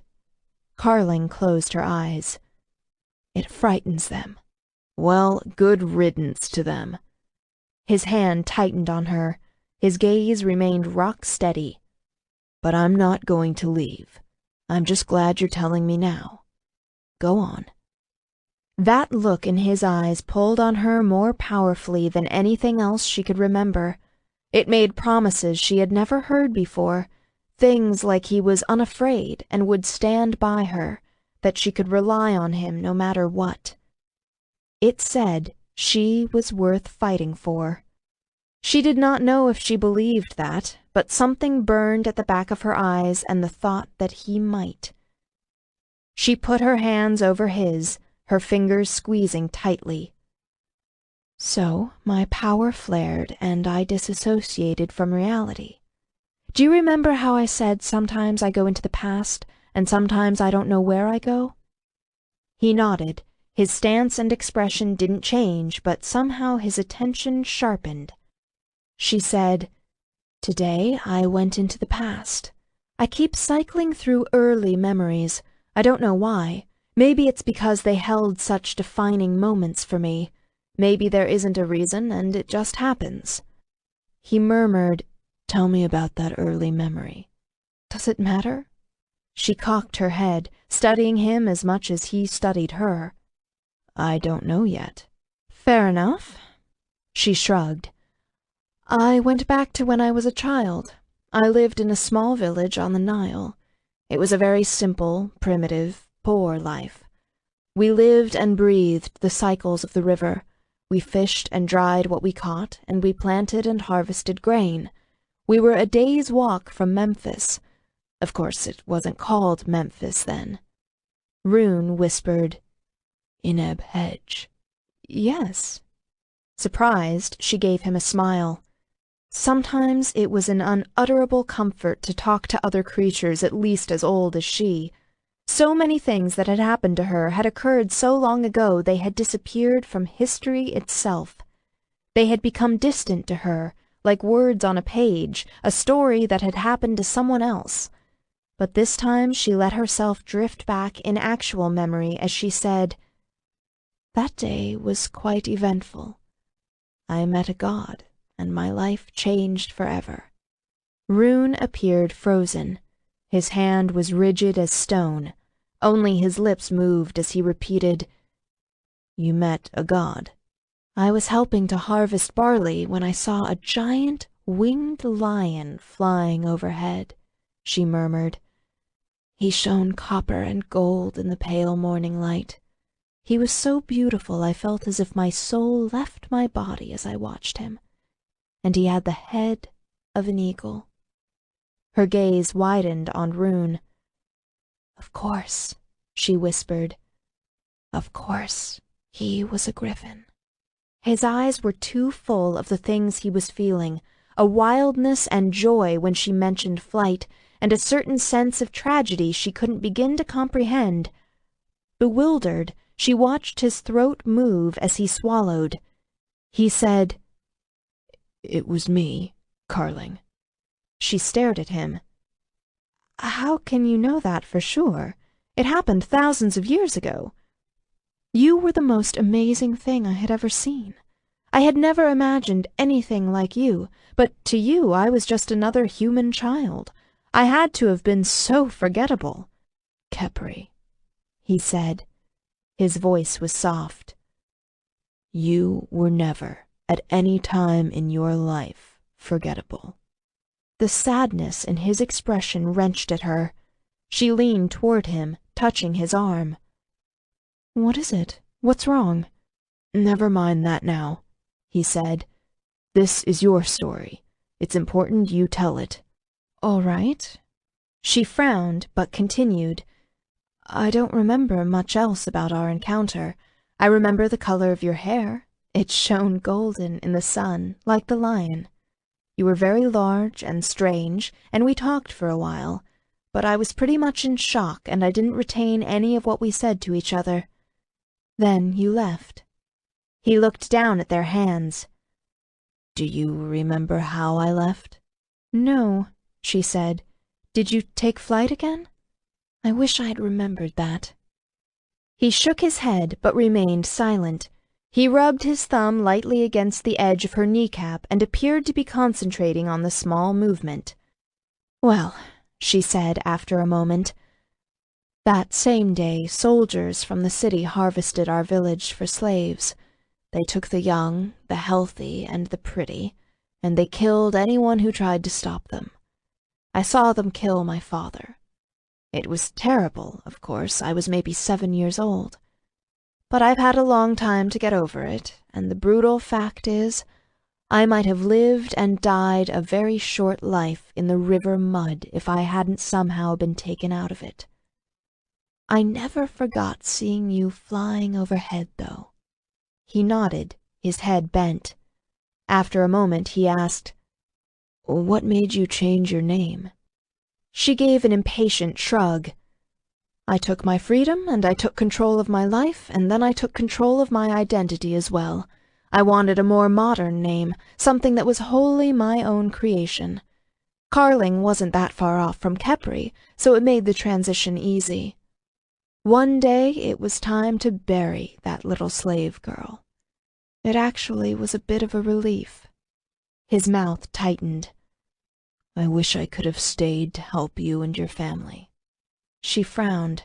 What had she said? He looked like he was in pain. As I said, it happened a very long time ago. He stood with such abruptness she sat back sharply. He met her gaze for one burning moment, then his eyes slid away. Sure it did, he said. His voice had grown hoarse. I'm going to take a break and stretch my legs. Let's pick this up again in 10. If that's what you need, she said slowly. He gave her a curt nod and strode out of the room. She looked at the empty ottoman where Rune had sat and tapped her fingers on the arm of the chair. The intensity of his turmoil was a hot, sharp weight that lingered in the room for several minutes after he had disappeared. It was obvious something was terribly wrong, but for the life of her she couldn't figure out what. Rune tried to breathe as he made his way through the darkened house. A hot, invisible boulder crushed his chest. The adult Carling had looked at him with the same pleasure and wonder that the child Kepri had. Her face was even lovelier when it was washed clean of all cynicism and calculation, stripped of the distance she held between herself and the rest of the world. How could he look at her wonderful expression and tell her he had not met her in Egypt thousands of years in the past, but here just a few hours ago? What the hell had happened? Had it been an elaborate illusion her mind had created? How could he watch the most pleasure he had ever seen in her turn to horror as she realized how terribly her mind and magic, the two things she took the most pride in, had betrayed her? He couldn't. She was facing the end of her life with such courage and a very real, if acerbic, dignity and grace, and instead of facing it with her, he was running away like a craven coward. He felt self-disgust and disappointment, but he could also not make himself turn around and face her. Not yet.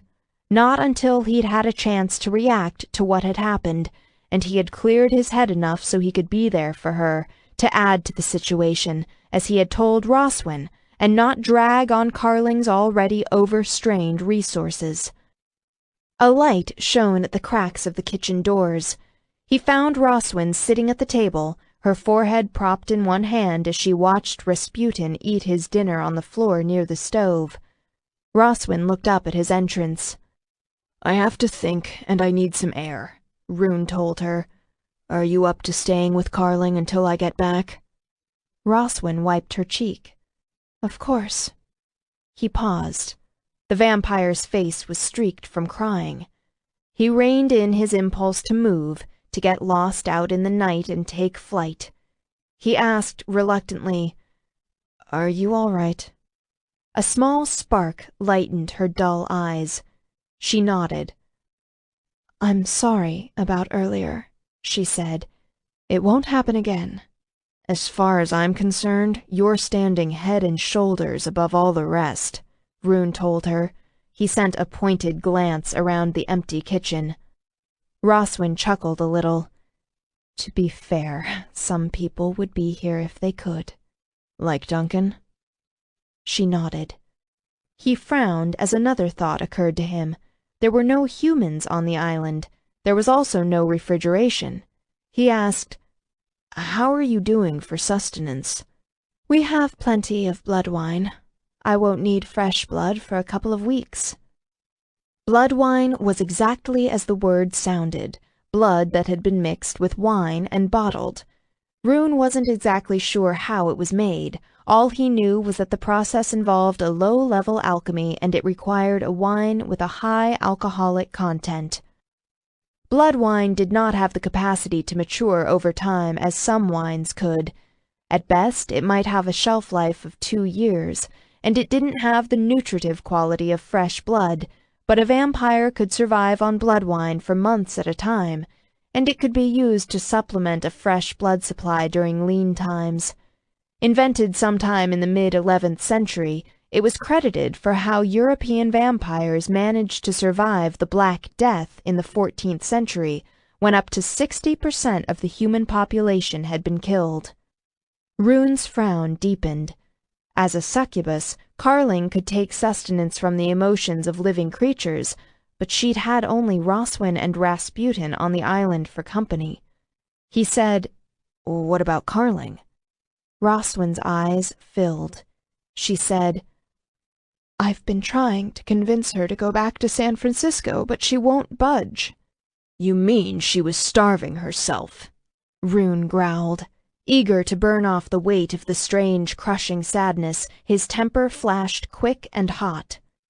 "We've not been alone for more than a few days, and she's been looking much better since you've arrived," Roswin said. Rasputin finished his meal, and Roswin went to scoop the dog up. Rasputin tried to run away from her, but she was too fast for him. He gave her a leery look, his paws paddling at the air. She told the dog, "You're such a little freak." Rune nearly turned back to comfort Carling, but if he did that, he knew he would also have to confront the speculative look she gave him as he left with such abruptness. Carling had given up by the time he had arrived, but he had already known that, and it was in the past. If she tried to give up again, he would kick her ass and make sure it hurt. Besides, he wasn't ready to talk to her. He had too much to think about first, and he simply didn't know what he could or should say. "I'm going to take a flight," he said. "See if I can clear my head. I'll be back soon." "Okay," Roswin said. She and Rasputin watched him leave. Take a flight. Clear his head. Yeah, like that had done him any good over the last couple of weeks. Still, a body had to try. As a vampire, Carling didn't feel the cold like a normal human. That did not mean she couldn't feel the lack of warmth. The spell of protection that allowed her to walk in the middle of a sunlit day was a great triumph, but at times the victory rang hollow because she would never again know the warm comfort of the sun on her skin. She craved warmth and light. Every house she owned had fireplaces in most of the rooms. Rune's presence finally faded from the bedroom, leaving it feeling slightly damp, dark, and empty. She crouched at the hearth to lay wood for a fire. She stacked plenty of wood. She wanted a big, cheerful, bright blaze. She lit it and hugged her knees as she watched the small new flames lick at the wood. With a sigh of relief, she let the protection spell fall away so that she could bask in the building warmth of the fire.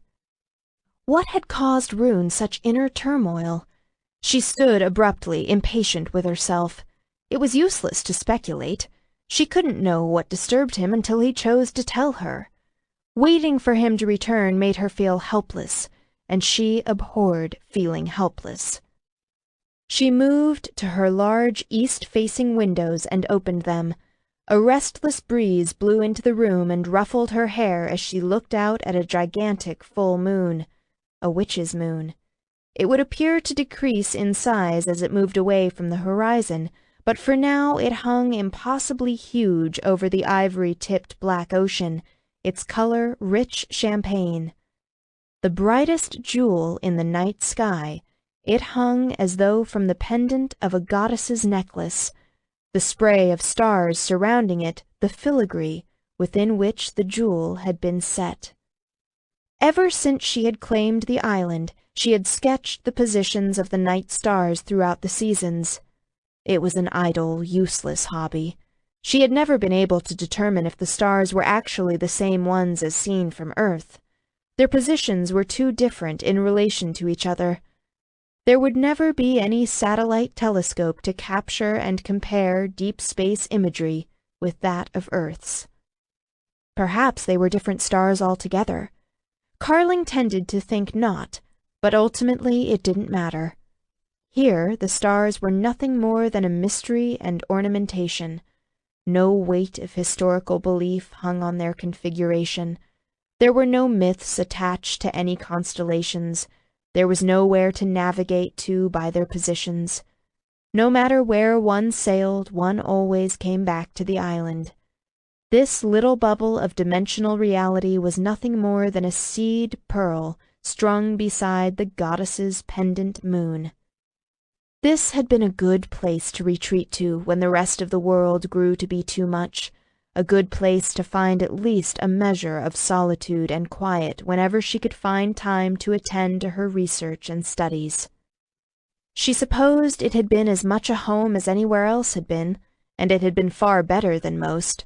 She had made peace with the shy, winged creatures that lived at the top of the redwoods. She set wards around the forest and refused to let anyone hunt them. In return, presents were sometimes left on her window ledge, a black iridescent feather, a perfect seashell, or a gold-veined rock, or sometimes a handful of tart red berries on a leaf, and once there had been a string of strangely carved wooden beads. The place had not changed, but what peace she had managed to find here had fled, and she missed it. She missed it badly. All that it had taken to wreck it was the presence of one insouciant Weir, a strange and ancient creature who, at his heart, was a compassionate man. She caught movement out of the corner of her eye, and her attention shifted. Rune strode out into the champagne and ivory night. As she watched, he turned toward the cliff and started to run. With each powerful thrust of his long legs, he kicked to an astonishing speed, his vigorous, wide-shouldered body moving faster and faster as he approached Land's End.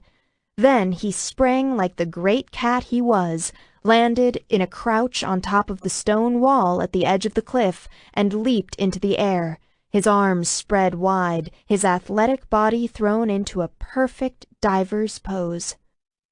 As he soared into the air, he changed. Enormous wings flared into existence. Moonlight glimmered on his broad-muscled back as his body turned feline. Colossal paws tipped the columns of his 4 legs.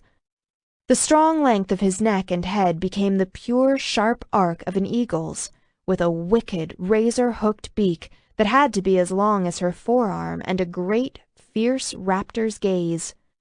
In the full light of the desert day, he had shone hot with color, copper and gold. In the light of the witch's moon, his colors were darker and sharper, bronze tipped with the palest silvery edge. Humans were not meant to bear the weight of immortality. Each vampire had to find her own way of coping with great age, or eventually go mad. In the end, the best way to survive the endless onslaught of event, as it turned into memory, was to compartmentalize. Carling had countless closed doors in the corridors in her mind, doors that were shut against all the grinding relentlessness of the past. Those closed doors had, inevitably, become barriers to other things as well. As Rune took flight, all the many thousands of doors in all the corridors in her mind opened and opened and opened, until she stood in solitude, utterly naked, and felt as she had as a child. Rune was one of the oldest mysteries of the earth. His existence predated language itself. She watched him soar against the starry backdrop of the champagne moon, and just as the long-ago child Kepri had, she felt her soul leave her body all over again. When 10 minutes became longer than a half-hour, she stopped waiting and became busy with other things. The books screamed as she burned them. The screeching sound they made clawed at the inside of her skull. She was braced for it. She had made Roswin swear to not leave the main house. That had been a fierce argument she hadn't seen coming, and really she had grown too tired of how everything had become such a struggle. That was going to have to change. Then she had spelled a circle of protection in her cottage with salt around the fireplace. She stuffed her ears with wax, softened with myrrh, and smudged with sweetgrass and white sage, and she wore leather gloves that were also spelled so that no magic, dark or light, could cling to them. The task was still a noxious, exhausting business, and one that she had put off doing for far too long. It was just as well she did not need to breathe. The fumes from the fire were toxic.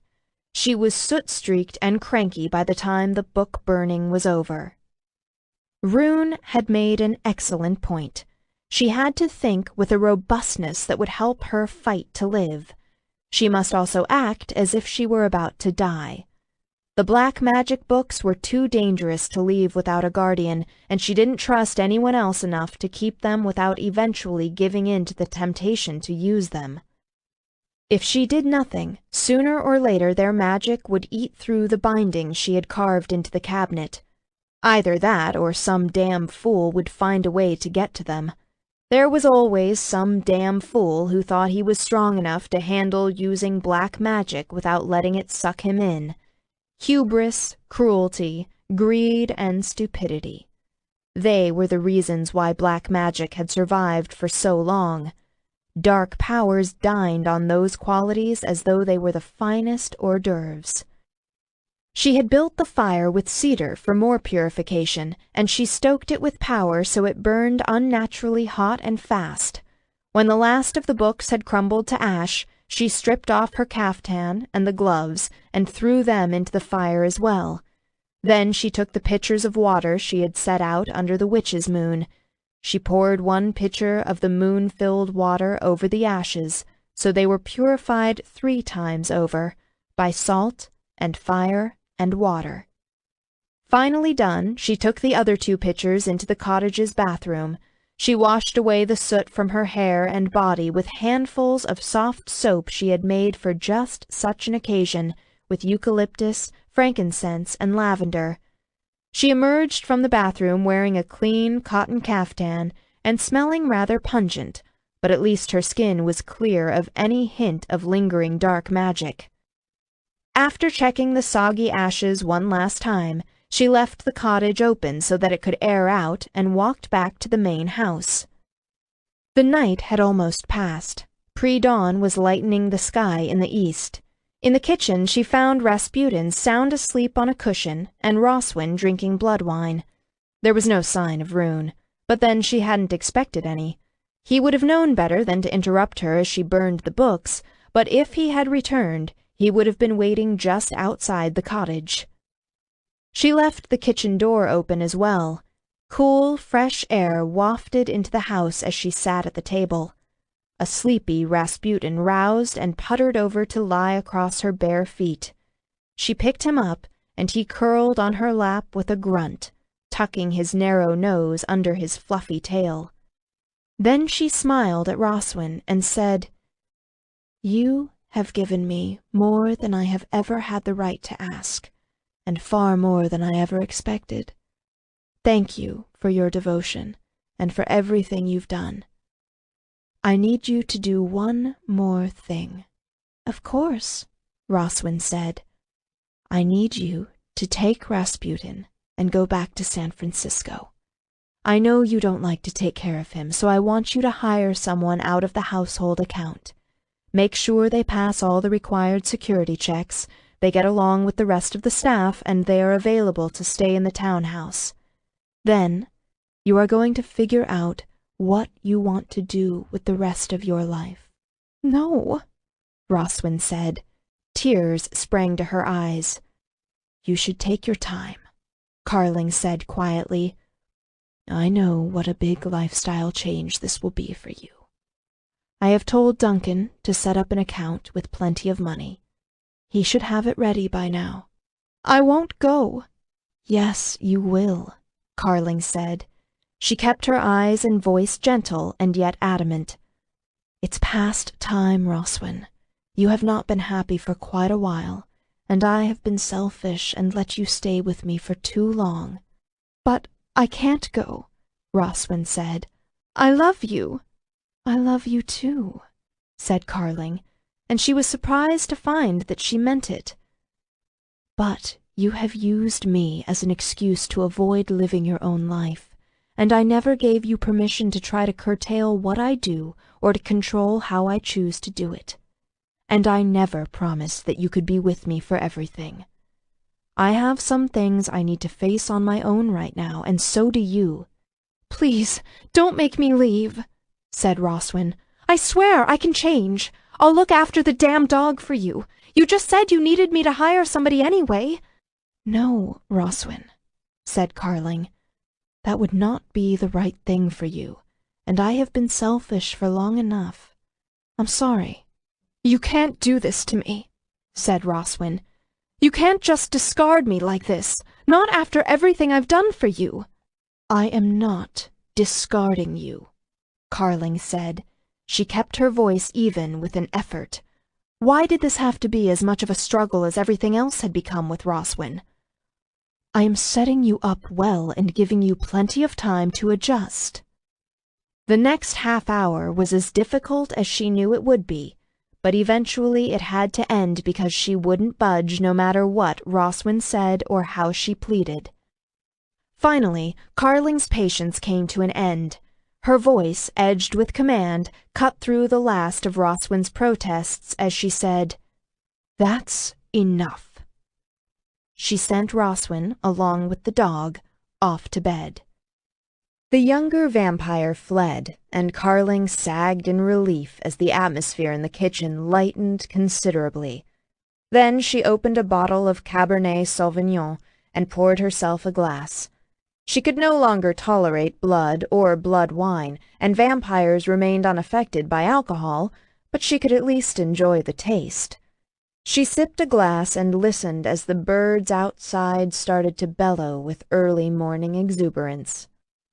Then they fell abruptly silent, and she heard a giant rush of wings. Her spirit leaped at the sound. Moving with deliberation, she set her glass of wine on the table and stood to face the open door. Moments later, Rune filled the open doorway with his long, rangy body and hot, sun-like presence. At some point he had shaved and changed into a black t-shirt that molded to his long, muscled torso, and another pair of faded jeans that were torn out at the knees. His hair was windswept, and he smelled like healthy male and the ocean's salty air. His lion's eyes met hers with a shock of connection she felt to her bare toes. She remarked to no one in particular, "I noticed that 10 minutes was over quite some time ago." From several feet away, she heard his heart kick into a faster rhythm, fueling the fierce energy of his body in hard, powerful strokes. Rune said, "Apparently I needed more than 10 minutes. She raised an imperious eyebrow. "Have you been sulking about something?" "No," he said. "I have been thinking." "That took you the rest of the night?" The sun-bronzed muscles in his biceps bunched as he crossed his arms. He tilted his head as he regarded her. "Thinking," said Rune in a deliberately even tone of voice, "requires a great deal of thought." "Well, that certainly is very Cheshire cat-like of you, along with your apparent knack for disappearing at times that are inconvenient for everyone else but yourself." She tried out a scowl. It seemed to be an appropriate expression for such a morning. "Are you trying to pick a fight?" he asked. He gave her a sharp smile that showed the edge of his white teeth. "If so, cool." "I don't know. I haven't decided yet," she said. He prowled into the kitchen. "Make up your mind. I like a good fight." She began to tap a bare foot, and his gaze dropped to track the movement.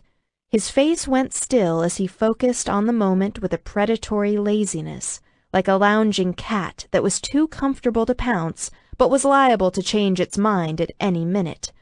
She said, "You left when we were in the middle of a conversation." His smile vanished. "I'm well aware of when I left." "It was a conversation that interested me," she informed him. His mouth drew into that hard, unhappy line from earlier. "It was a conversation that interested me as well, I promise you. I am particularly interested in all the things that were left unsaid, she said. Why you were so upset, and why you had to leave so abruptly. You were also upset when I woke up. I had forgotten that until after you left. You were full of aggression, like you wanted to fight someone then, too. I would like to know why that was, and who put you in that state. I have things I need to say to you, Rune said. They won't be easy to say, and they won't be easy to hear. All right? She gave him a curt nod and muttered a line from Macbeth. Then 'twere well it were done quickly. 7. She turned away from him, toward her seat, and her gaze fell on the cool stove. She said, You have not eaten in quite some time. You must be hungry. She had witnessed just how much Weir tended to eat at several inter-domain functions, and again on the trip to Adriel. They could put away horrendous amounts of food, especially those who were athletic. Do you require sustenance? I'm fine, thanks, he replied. I went hunting when I was out. She whirled in dismay. If anyone could break through the wards she had set around the redwoods, he could. Not in the forest. His expression changed. He said quickly, No, not in the forest. I felt your wards and left the area alone. I went fishing. She relaxed and took her seat at the end of the table, closest to the open door. After a hesitation, he sat at her right. She regarded her half-empty wine-glass as Rune leaned his elbows on the table. She sent him a quick, sidelong glance. He was staring at the table's scarred surface, his gaze as turbulent and moody as the storm-swept sea. She had seen him in many moods, she realized, sharply predatory, laughing, angry, dangerously intent. This quiet contemplation of his added another dimension to those strong, handsome features. She wanted to ask what he was thinking, what had put the sharp lines between his brows, why he held that elegant mouth of his in such a straight, severe line. Reluctantly, she realized just how fascinated she had become with him.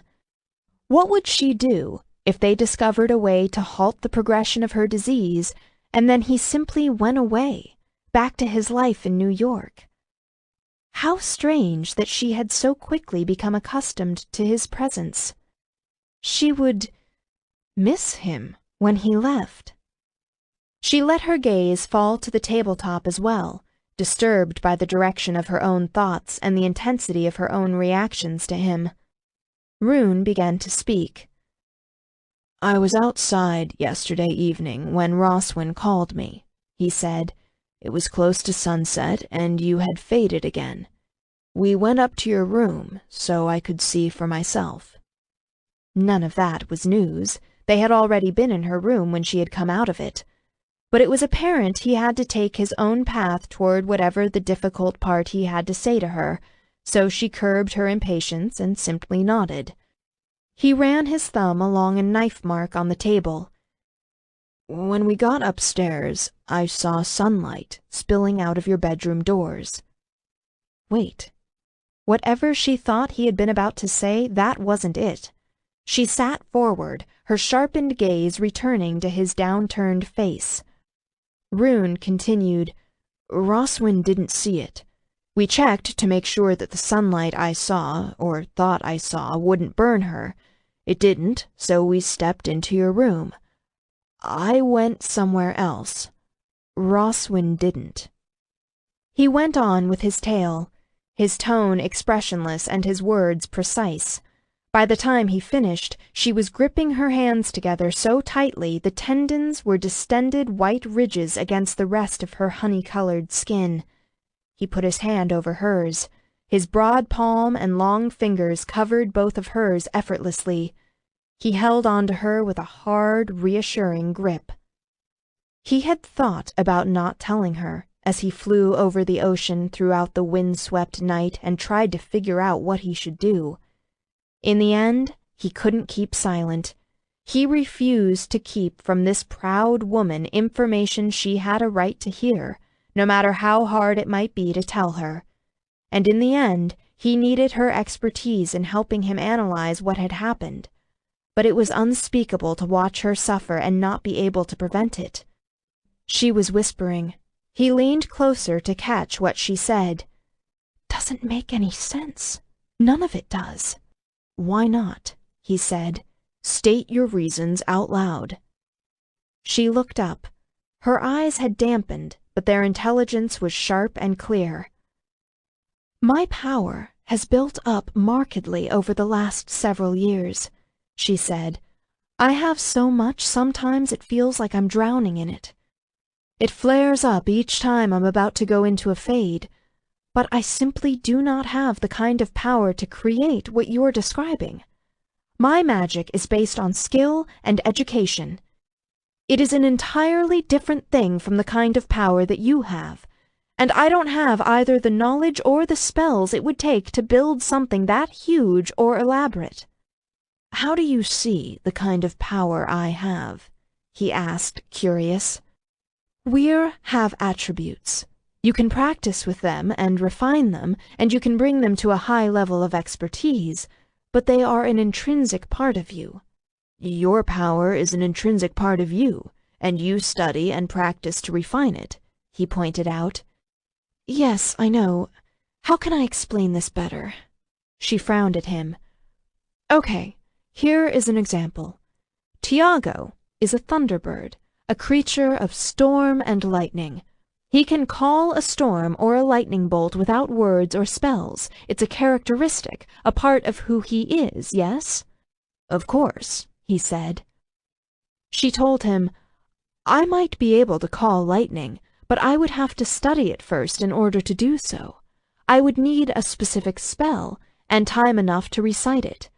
You can shapeshift, it's part of who you are. I can't shapeshift. I don't have the attribute, and I don't have a spell for it. It's all power, and it's all magic, and yes, it can all get better with practice and refinement, but the two things stem from very different places. Dragos has studied sorcery, or spell magic. He can use both spell magic and his attributes of weir magic. That's one of the many things that make him so dangerous. You see?" He nodded, playing with her fingers as he listened. He was pleased to note that as her intellect took over, the pain in her eyes eased. It had not gone away, but it was better. She said, "I can't do what Dragos does and access both types of magic, of course, because I am not weir. I can only practice spell magic, and I cannot even come close to creating the kind of reality you described.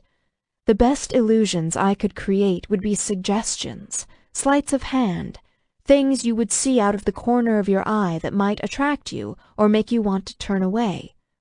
Or I could build on something that already existed." He stirred. "What do you mean?" "Take my cottage. I could make it seem derelict and abandoned. The illusion would dissipate the moment you decided to walk up to it and explore. Or I could send a dream to you, but it really would be a dream, and any number of things might interrupt or change it. For example, you could disbelieve what was happening. People break out of dreams all the time. Or your alarm might go off and wake you up." He frowned. "The way you describe it, anything you could do would take a great deal of work to set up." "It does take a lot of work, yes." She pulled one of her hands out from underneath his to gesture. "It couldn't just happen when you're talking about spell magic.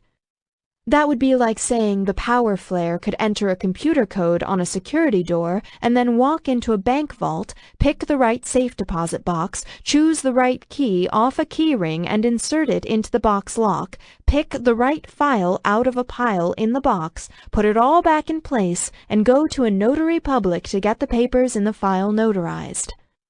There are too many sophisticated steps that would need to be taken, including some high-level interaction with the person you wish to practice the illusion on." He took her glass of wine and drank the contents. She reached for the nearby open bottle, refilled the glass, and offered it to him. He said, "So what you're saying is that what happened had to be a different kind of magic." Her brow cleared. "Yes," she said. "Maybe it was still some kind of an illusion or shared hallucination, but it wasn't any kind of spell magic my mind could have accidentally produced because how did you so poetically put it? Cracked out." He gave a ghost of a chuckle. "All right, now we're getting somewhere," he said. He drank half the wine and nudged the glass over to her. She picked up the glass and drank, then regarded him over the rim curiously. "How did it feel?" He shrugged. "It didn't feel like an illusion. It felt as real as you and me sitting here.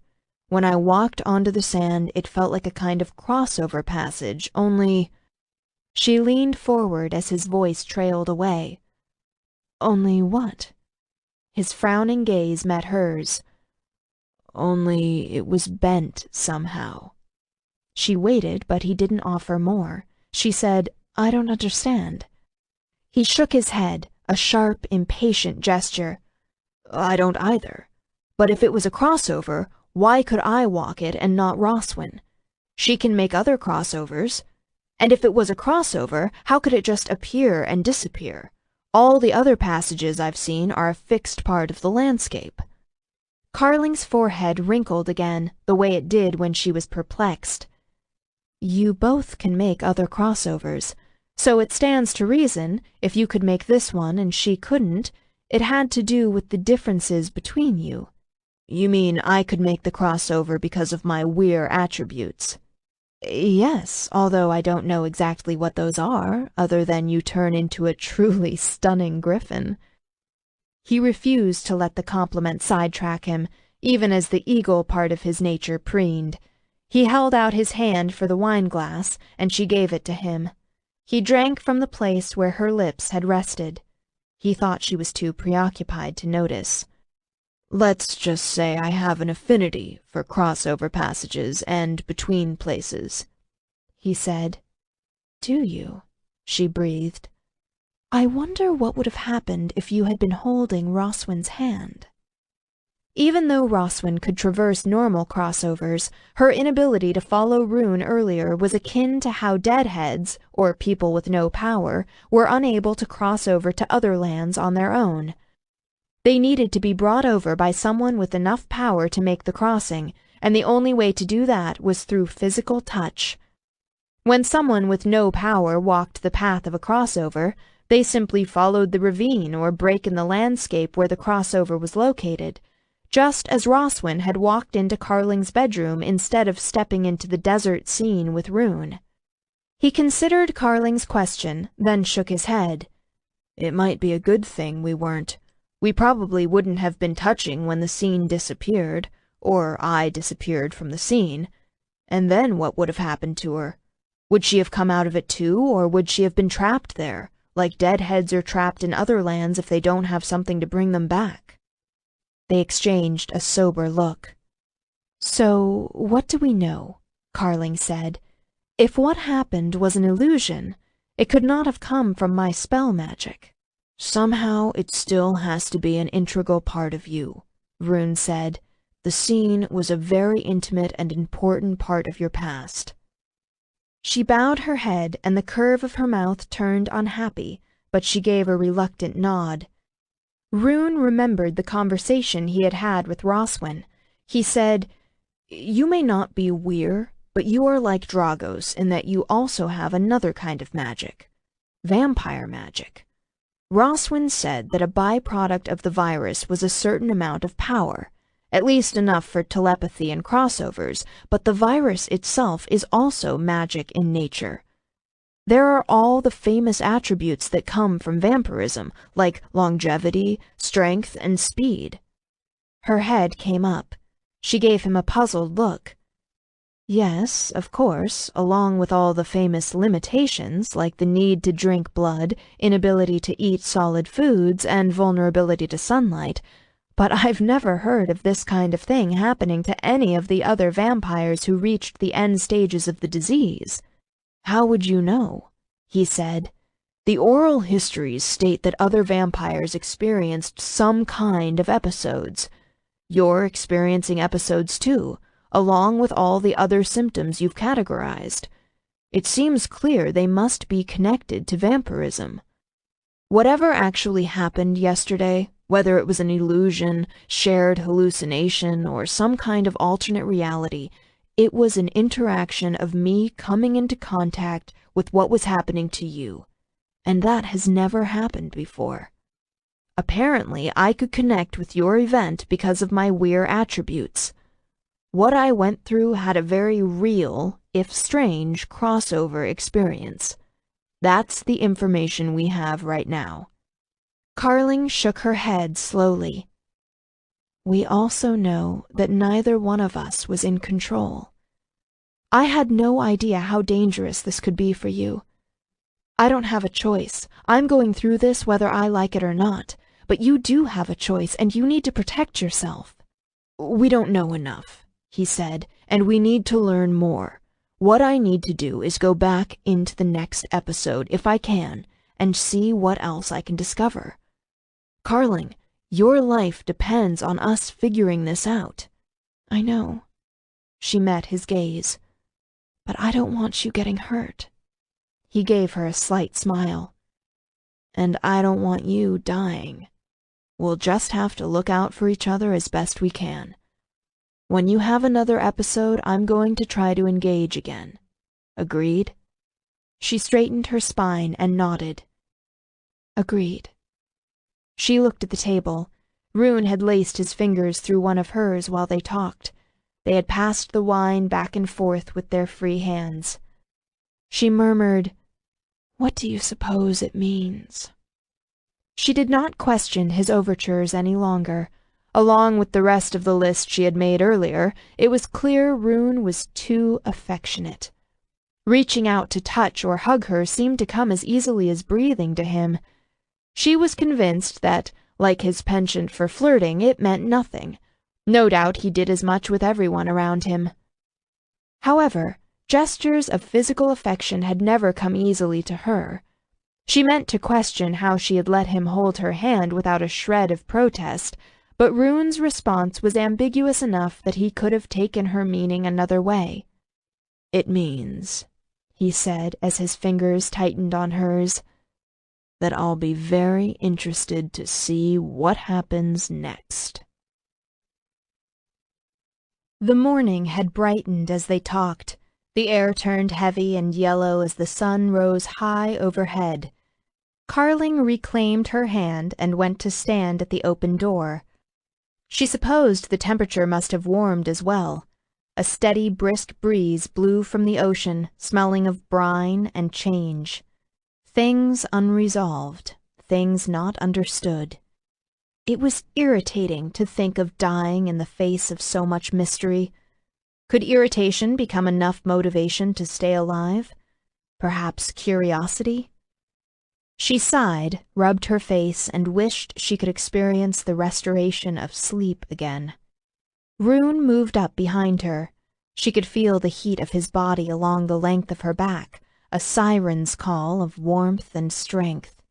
He said, "Roswyn didn't stay with you?" She turned her head slightly. "Why? Was she supposed to?" "We thought it would be best if one of us did, in case you slipped into an episode." So that was why Roswyn had argued with her so fiercely. She set her jaw. "I sent her to bed," she said. "She and Rasputin go back to San Francisco tonight." She turned to stab him with an angry gaze. "I can send you away, too." His eyelids dropped down, veiling the flare of ferocity in his gaze. "Can you now?" he said. His voice dropped to a quiet, low rumble in his chest, like the warning rumble of an earthquake deep in the earth before it rattled to the surface with a roar that toppled skyscrapers. "Do not ever again make decisions for me or about me without my knowledge," she said between her teeth. "I am not senile. I am not suffering from dementia. I will not tolerate it. Do you understand?" His gaze lifted. He studied her tense face, and the anger that had taken over his own expression broke apart. "I'm sorry, Carling. It wasn't meant like that. We just didn't want you to go into a fade by yourself, especially if the situation might become dangerous, because then you wouldn't be able to defend yourself. And you weren't available at the time for us to consult with you." She searched his face and saw nothing but sincerity. After a moment, her rigid stance relaxed somewhat. She gave him a curt nod and turned back to the open door, her arms wrapped around herself tightly. Then he moved, to do what she didn't know, but she propelled herself forward because she couldn't stand it if he touched her right then with another one of his affectionate gestures. One of these days she thought he might touch her one too many times, and she would shatter like a piece of overstrained porcelain. "You have reading to do," she said shortly, "and I have a mess to clean up." She walked fast down the sun-filled path to her work cottage, stood in the open doorway, and took stock of last night's work. The air was tinged with a hint of soot and the lingering echo of dark magic, but the sun and the wind would help to take care of that. Herbs, empty pitchers, and her jar of sea salt littered the work table, and the fireplace was full of soggy ash. The circle of sea salt she had cast still lay strewn on the floor, its former pure white turned dingy. She had better start with the salt, or she would track it all through the cottage. She went to the closet and pulled out a broom. Rune's hot, sun-like presence filled the open doorway. She gritted her teeth and gripped the broom handle hard. One wrong word or move from him, and swear to gods she was going to smack him over the head with the broom. "You've been busy," he said, his tone mild. "Do you mind if I read in here?" She struggled with herself, then said, "Not as long as you're quiet." "I promise," he said gently. "I'll be as good as gold." His voice seemed to brush along her skin in a feather-like caress. She bristled against the sensation and said, "Shut up." He laughed, a quiet, husky chuckle that filled all the cold, dark corners of the room with warmth, and sounded like it belonged between silken sheets. She gave him a glare, and then attacked the floor with the broom. He was as good as his word. If he hadn't been, she really would have smacked him. He pulled one of the armchairs over to the open doorway and the morning sun. Then he settled himself, one ankle propped on the jeans-covered knee of his other leg, and he opened her journal. She glanced at him. His tousled hair was crowned in bright gold, his lean, spare face turning still with concentration. Her greedy soul drank down the sight. Then she forced herself to turn away. She set to work, and gradually, as she cleaned and Rune read, a fragile calm stole into the cottage and into her mind. When she finally had the room spotless and all her supplies put away, she set several branches of dried white sage in the empty fireplace. The sage would dispel any lingering darkness that might cling to the stones. As the morning evaporated into afternoon, the edges of her vision began to flicker with the telltale sign that her power was building again, and she knew she was headed into another fade soon. She would not accept the feelings that tightened her stomach and dried out her mouth. She refused to feel trapped, and she would not let her fear rule her. With Rune present, they had an opportunity to learn more together than she had been able to in the last 2 centuries combined. The best thing to do was to keep busy until it happened. She went into her office to frown at the empty cabinet where she had stored the books of black magic. She sucked on her lower lip as she regarded it. It was a fine, well-constructed cabinet built of cedar. She had carved the surface herself with spells of protection and binding. The work had taken days, and she hated the thought of destroying it. But the books had been stored in the cabinet for too long. She could feel their lingering malice. It had soaked into the wood. Reluctantly, she came to the only conclusion she could. She could try to purify the cabinet, but that would be time-consuming, and she was never going to trust storing delicate things in it. In the end, there was only one way to be absolutely sure all of the dark energies were well and truly dissipated.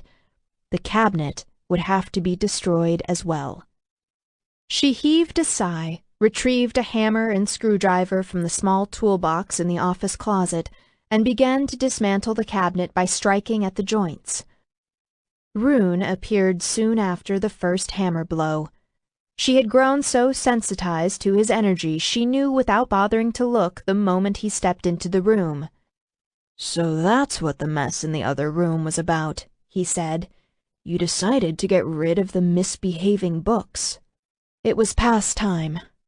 He sent her a thoughtful glance but refrained from commenting. Instead, he said, "I take it the cabinet is contaminated." "Yes, it's best to be on the safe side and burn it." She positioned the tip of the screwdriver at the juncture of a panel, struck it with the hammer, and levered the pieces of wood apart. They came apart with a sharp crack. He came up beside her, standing too close. He asked, "May I help?" How like a male. Pull out some tools and start banging on something, and they flocked in from miles around. She pushed her hair out of her face with the back of one hand and scowled at him. "I am perfectly capable of breaking it down myself." "Of course you are," he told her, smiling. "That's not what I said. I said, may I help?" She shrugged irritably and stepped back. Rune studied the cabinet for a moment, then grasped the sides.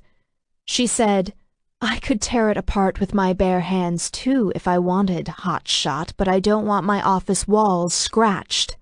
"Have some faith," Rune said. "Fine." She threw up her hands. The fragile calm she had achieved blew into tatters. She wanted the broom again. She might still smack him before the day got much older. "If you scratch my walls, you're going to repaint the office yourself." He gave her an amused glance over one wide shoulder. "You're in a mood." The muscles in his wide, powerful back tensed, and he pushed out with controlled force. The cabinet split apart at the joints. He made quick work of dismantling it without, she noticed, scratching the walls once. Then he bent to stack the pieces together. "Do you have any twine?" She went over to the open toolbox that sat on the floor just outside the closet. She set the hammer and screwdriver in the box, found a ball of twine, and threw it at him, hard. It whistled through the air with such speed a human couldn't have seen it, but he reached out and plucked it from the air with a lazy-seeming gesture. Of course he did. He bound the cedar pieces together swiftly, pulled out a pocket knife, cut the twine, and pocketed the knife again. Without looking up, he flung the ball of twine back at her. Hard. She flinched back a step, but caught it. She glared at the ball and slam-dunked it into the toolbox, and suddenly Rune was right in front of her. Too close. Of course, he was always too close, and he stepped forward, closer still, until their bodies brushed together. She looked up, her gaze narrowed. "You're in my space." "I know I am." He brought his amused, sensual face down to hers. In a murmur so quiet it came out as a throaty purr, he asked, "Would you like to tell me what might coax you out of your mood? I would be happy to oblige you with just about anything." She stared up at him, her eyes widening. Desire roared back between them, both his and hers. It flared low in her belly and weighted her limbs so that she wanted to lie down. Her imagination supplied her with the molten image of him lying on top of her, his nude, muscled body flexing, that beautiful, wild face of his sharp with sex and need. Her body insisted it needed to suck in some air. She fought and lost a battle with control, and took a breath, all of her senses thrumming with his hot, vivid presence. The light brush of his hard chest against her nipples ignited sensations that were so long dormant they should have remained dead and buried. This was a wicked madness. He caused her to feel too much. It had gone beyond a dangerous, useless distraction and was fast approaching obsession.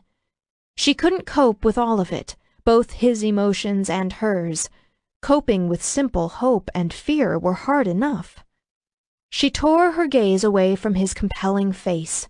Her hands shot out. She fisted them in his black t-shirt. "Did you finish reading?" His sensual amusement faded. "Yes, just before I came in here." She concentrated her gaze on her fists as they rested against the hard plate of his breastbone.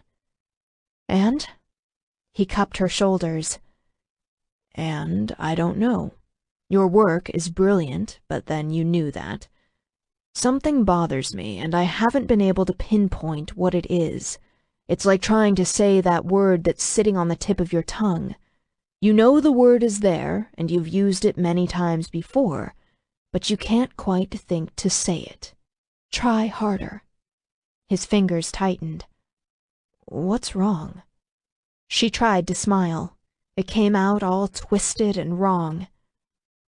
"I'm starting to feel my Vegas again." He took a deep breath and pulled her into his arms. "That's okay," he said. His voice was as rock-steady as his gaze had been earlier.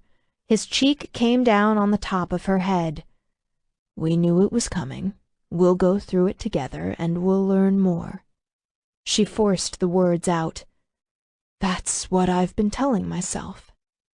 Damn him, he stroked her hair. And then there were more feelings, traitorous feelings, accompanied by weakening thoughts. What would it hurt if she relaxed her rigid spine just once, just for a little bit? She tried it and found herself leaning against him. He guided her head so that it rested in the hollow of his shoulder. Her head seemed to fit there so flawlessly, the realization felt like it bruised her. Strength coursed through his long, massive body, an inexhaustible well of power that surrounded her with warmth.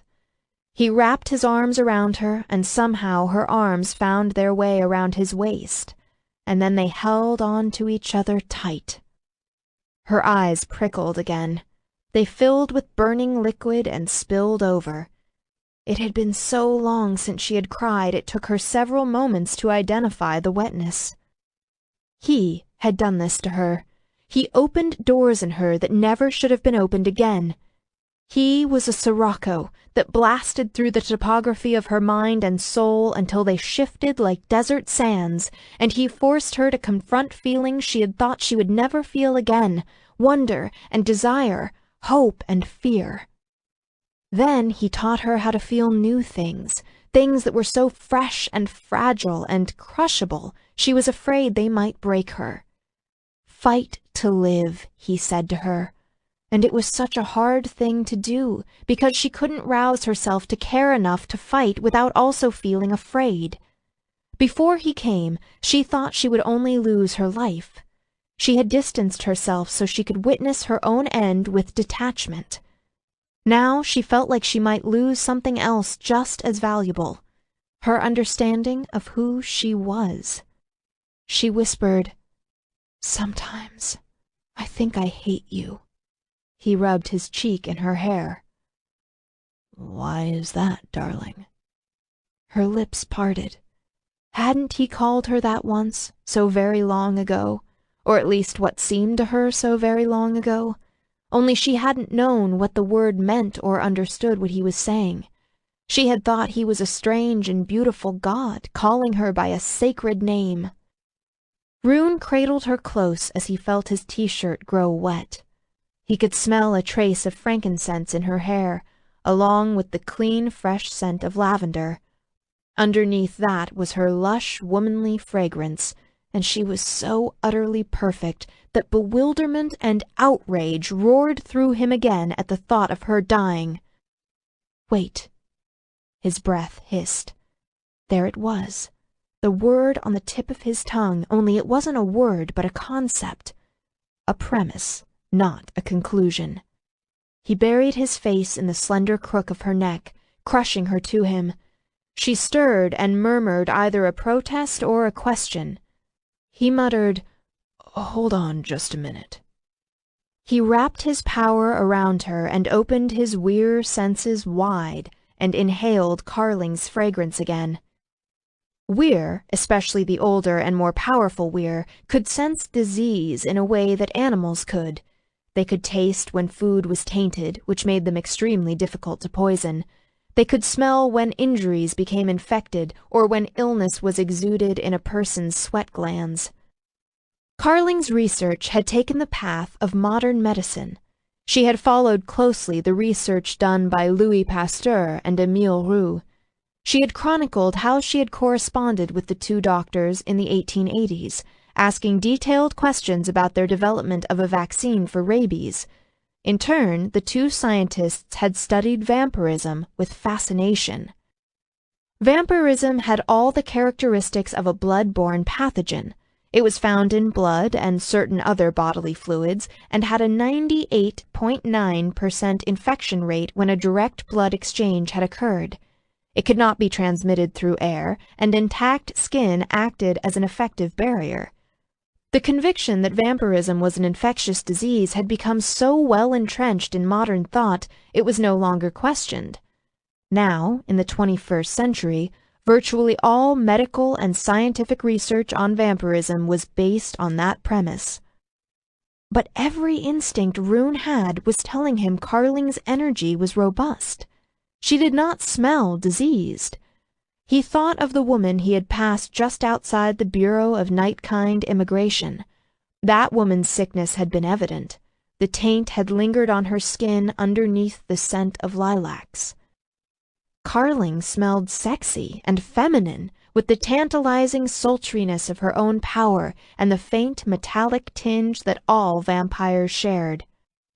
In fact, to Rune, she smelled perfectly healthy. "I've got it. I've figured out what bothers me," he said. He straightened and pulled her away as he talked. Her arms fell loose to her sides. "What if everything you tried didn't work because vampirism is not a disease?" Grinning, he looked down into that haunting, beautiful face of hers that had grown on him like an addiction. Her expression was blank, those long almond-shaped eyes of hers fixed on something only she could see. His stomach clenched. He guided her over to her office chair and nudged her to sit. She went without a protest, as passive as a doll. A ripple went through the office. Then the scene changed. He relaxed and let it take him. It was time to hit Vegas again, baby. 8. He didn't walk a path this time, but the shift in energies felt just like a crossover again, a crossover that somehow turned, was bent in some fundamental way. It was like taking a flight of stairs that doubled back on itself, or turning a corner and discovering a different landscape than expected.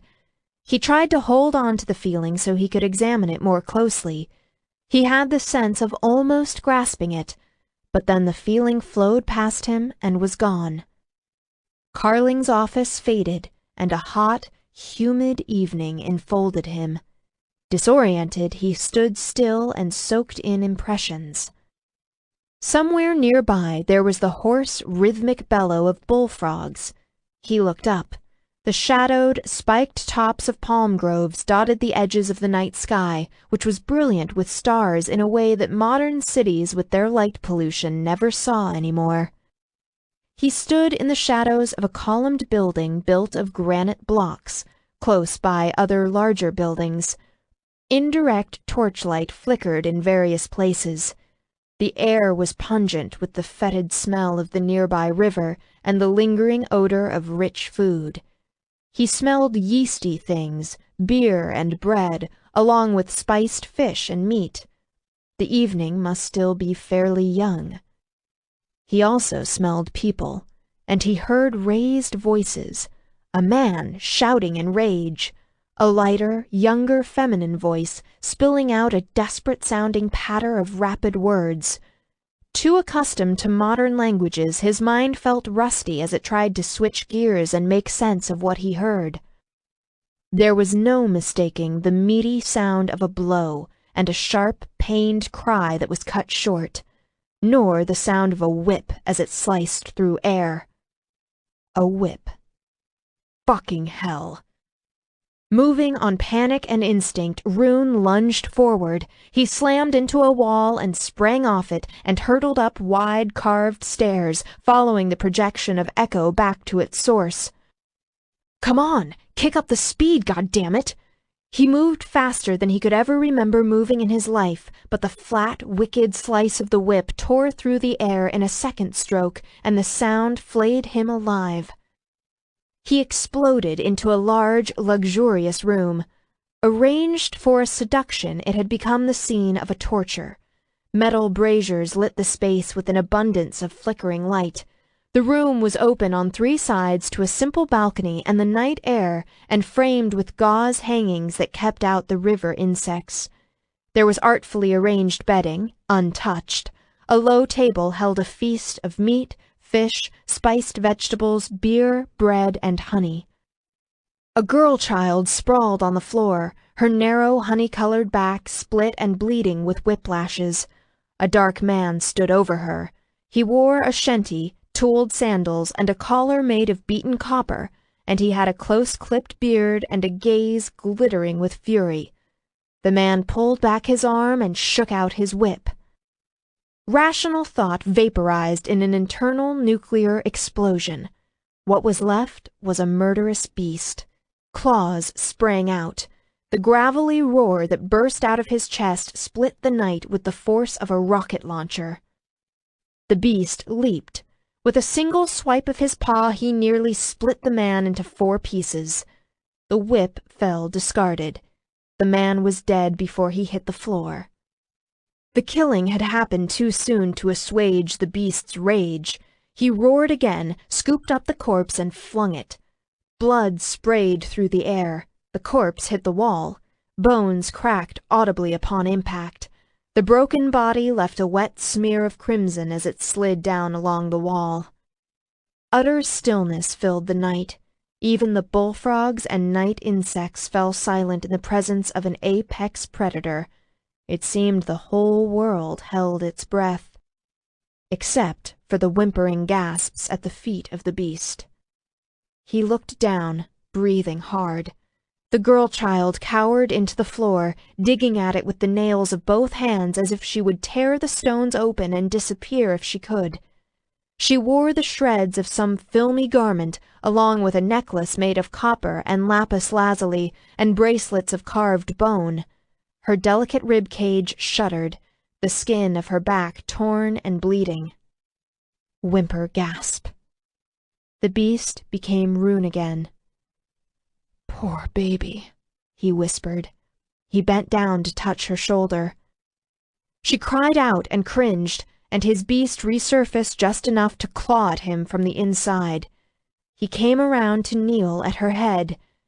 She was older than the 7-year-old he had met, but not by much, maybe by 5 or 6 years. Her emerging beauty had been carefully emphasized, those long eyes lined in coal and green malachite, and her shapely mouth painted with red ochre. The malachite and coal streaked her tear-stained face, and the red paint was smeared. Underneath the extravagant wreckage of color, the normal honeyed warmth of her skin was pallid with shock. His stomach roiled. It did no good to tell himself that this was a much more primitive time and that girls were often married by the time they were 12. She still looked like the victim of child porn. For a few scorching moments his sanity slipped. He did not know what he would have done if the smell of sex had been in the room. She was in too much of a panic. At a loss, he hesitated, then he did the only thing he could think of to do. He lay down on his stomach beside her and put his head on the floor, face toward her, so he was down at her level. Then he began to talk in a quiet, soothing patter of noise. "Kepri, my name is Rune. We met once a few years ago. Do you remember me? I remember you very well. I was flying overhead when I saw you watching me, so I came down to talk to you. You had been working to harvest grain from the field." Did the blind panic in her young face ease just a little, or was that his imagination? Her shaking lips struggled to form a word. She whispered, Autumn? Rune's eyes grew damp. Yes, he murmured as softly as he could. You thought I was Autumn, and I told you I wasn't. Do you remember that? Her overbright gaze focused on him. She gave him a jerky nod. Dimly, he was aware of other people running into the room. The beast was still roused and tracked their movements with cold precision. If they had come an inch too close, they would have died, but they stopped at the edge of the room. After exclaiming to each other, they prostrated themselves on the floor. That was well enough. To them he was, after all, a god, and this time he did not try to deny it. He smiled at Khepri. Please, darling, don't be afraid of me. The man who was hurting you can't hurt you any longer. She lifted her head. Her gaze tracked left toward the shredded corpse that lay in a crumpled heap by the wall. He shifted to hold his hand as a shield between her and the sight, not quite touching her cheek. She whispered, Is he dead? This was no modern, sheltered child. He knew she had already seen death before. He said, Yes, he injured you. It made me very angry, and I killed him. She took a deep, shuddering breath and let it out. Ferocity flashed in her eyes. For a moment, she looked as feral as a tiger cub. Good. Just like that, he fell head over heels in love with the child all over again. May I help you now? The spark of ferocity vanished. Her lips trembled and her eyes swam with tears as she nodded again. At that, the beast threatened to take over again. He rose up on his hands and knees and gathered her carefully in his arms, working to make sure he didn't touch the wounds on her back. He carried her over to the bedding and eased her onto it so that she was lying face down. Then he looked at the humans who remained prostrate before him. There were 4, a woman, 2 men with spears, and another older man. Judging by the ornamentation of his clothing, the older man was the most powerful of those present. Rune restrained the urge to kick them. He said, Get up. The humans peered at him, saw that he was talking to them, and cautiously eased upright. They remained on their knees and stole glances at the bloody corpse and at each other. He said to the older man, I want hot water, medicine, and bandages, along with something clean for her to wear. Be quick. Yes, my lord. The man hissed at the woman, who backed out of the room.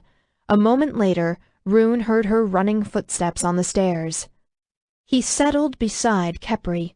She moved her head closer to put her cheek against his knee, and he stroked her hair as he struggled with his self-control. He said to her, Beer would help with the pain. Would you like some? She nodded. He gestured to the older man, who sprang to his feet to bring 2 full goblets to him, the rich, heavy liquid shivering in his unsteady grip. Rune took one goblet, ignored the other, and helped Khepri to drink while the man knelt at his feet and awaited further commands. The beer would have a strong alcoholic content, but she had probably been drinking it since she was 2 or 3. It was a wheat beer, and no doubt the grain had gotten a little moldy. That meant there would be tetracycline in the liquid, which was good. It would help to stave off any infection from the lash marks. He encouraged her to finish the goblet. When the hectic brightness of her eyes began to glaze over, he said to the man, Are you a priest? Yes, my lord. He was unsurprised. Ancient Memphis had a surfeit of temples and necropoli. He said, Do you have authority? The man bowed his head. Yes, my lord. You will listen to me now and do as I say. I live to serve you. The man dared to look up, the fanatical light of devotion in his dark eyes. Rune's lip curled. What the fuck ever. He thought for a moment, choosing and discarding things to say. There was so much that would simply make no sense to this man. Finally he said, What happened here tonight is an abomination to me. The man said quickly, "My lord, I promise you, the slave was not being disciplined without reason. She failed in her duty to please another god who was here." "Another god?" Rune's eyes flared in quick, jealous reaction. He looked around, taking in again the feast that had been so carefully laid out, the scene of seduction that had not been enacted. The man cowered before him. Kepri's fingers stole behind her head to touch his hand, and he realized belatedly that he had started growling. He made himself stop. He took a deep breath, then another, analyzing the many scents in the room, and he realized what panic and rage had not let him realize before. Another weir had recently been in the room. Gently, he curled his hand around Kepri's fingers as he leaned over the priest. "Look at me." The priest looked up, eyes wide, and Rune bared his teeth in a show of naked aggression. "A god chooses to do what he will. How dare you place the responsibility of that onto the shoulders of a mere girl?" The priest fell forward to prostrate himself again. "My lord, I am sorry. We did not know we transgressed. Forgive us." "This is my decree," Rune said. "You will take this slave and treat her as your most favored daughter. You will educate her as well as any man, and protect her, and see she has the best life you can give her.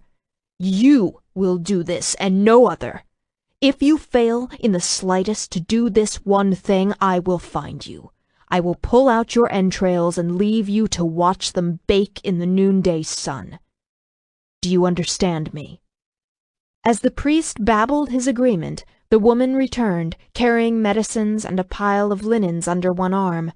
She was followed by 2 other women bearing urns of steaming water. They hesitated at the doorway, their eyes wide, until Rune gestured them forward impatiently. "Tend to her," he said to them. Whispering to each other, the women did as he ordered. He watched them. When he saw for himself how carefully they treated Kepri, he began to ease himself away. Her small hand clenched on his and anchored him in place. He bent over her and smoothed the hair from her forehead. She watched him with a mute entreaty. He did not understand what she wanted. Perhaps she didn't either, and she only clung to the one person who had made her world safe again. He said to her, "I am not sure when or how, but I can promise you one thing, darling. We will see each other again. Would that be all right with you?" She nodded, her smudged face half hidden by the slippery dark silk of hair. On impulse, he bent forward and pressed his lips to her forehead. Her fingers tightened on his hand, and then she let him go.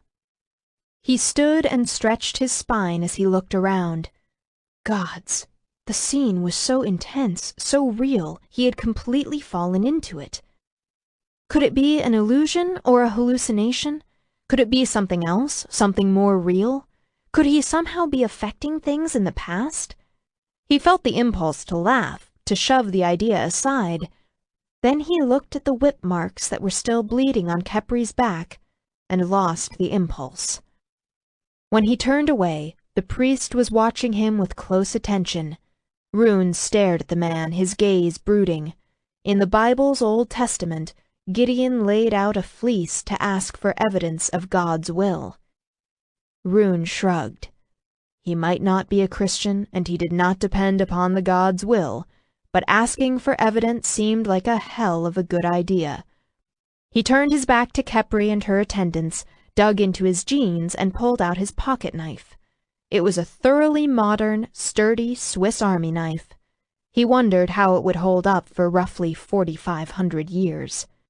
He asked the priest, "What is your name?" "Akil, my lord." "Who is your king, Akil?" The whites of the priest's eyes showed. It was clear he could not imagine why a god would not know such a thing, but he answered readily enough, "Djoser." Rune relaxed. He knew a little about Djoser, not least of which the man's architect, Imhotep, had built one of the biggest, most famous ancient structures known to men. He held the knife up to the priest and pulled out all of its blades, watching as Akil's eyes grew round with wonder. "This is my gift to you," he said. "Do not show this to Khepri or to anyone else. Do not write of it or leave any record of its existence. As proof of your devotion, I want you to bury it at the entrance of Djoser's temple in Saqqara."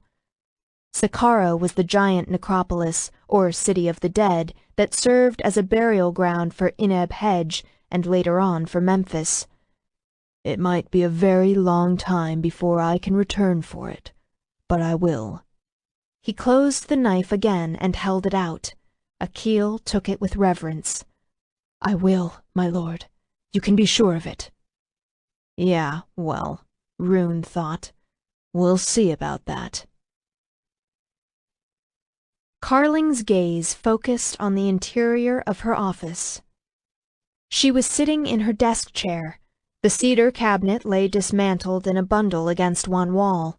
The slant of the sun had shifted from afternoon to early evening.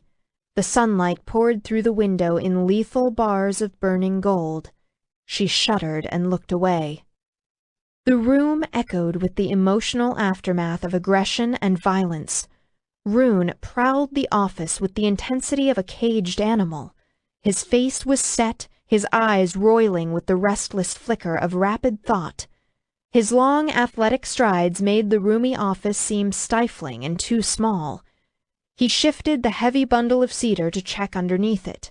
Then he moved to search alongside the floors beside the filing cabinets and the space between the desk and the wall. She cleared her throat and asked in a rusty-sounding voice, "What on earth are you doing?" He swung around, his gaze flaring. He sprang to crouch at her feet. "How are you?" "I'm fine," she told him. It was a ridiculous thing to say, given everything that was going on. "You looked like you lost something." "I was looking for my pocket knife. I had it in this room, and now I can't find it anywhere." He searched her face with a peculiar intensity that felt like a physical touch. "Do you remember seeing it anywhere?" She scowled. "Of course I remember seeing it. I watched you cut the twine with it. Why do you ask?" "It's been an eventful afternoon," he said. "That doesn't really answer my question," she said. "I don't have any answers," he told her. He gripped the arms of her chair. "I'm busy grappling with too many questions of my own. Do you remember going into a fade?" "That's right," she murmured. "Of course I did." She fell silent as she studied him. She thought of the memory she had gone back to when she had slipped into the fade, back and back, to one of the most painful, traumatic, and pivotal times of her early life. She had been kept pristine, her virginity intact, saved and trained until she could be given as a gift at a strategic time to an important personage. Then an immense, dark, and terrifying god had touched down to earth to regard white-walled Ineb-Hedge and its people with a passing curiosity. In the end, he had been indifferent to the city, its devout priests and religion, and uninterested in her as a gift. He had left, and she had been punished for it. Then, with a crystalline clarity that the many intervening centuries had not dimmed, she remembered the whistle of the whip as it snaked through the air and plunged her into the most savage, transcendent pain, turning her world raw with the screams she did not have the breath to cry out. And into that raw place, an enormous golden monster had erupted, roaring with an agony as if he had been the one who was whipped, bringing with him both death and salvation. The world rattled. Carling's mouth opened. She tried to form words. "God, you're shaking like a leaf," Rune muttered. "Talk to me." "I'm trying," she gritted. She grabbed his strong, tanned wrists. He seemed to be the only thing that wasn't shaking, that held steady. Their eyes met. "I see you went back a second time." He turned his hands to grip her wrists as well. "Yes. Can you tell me what happened to you?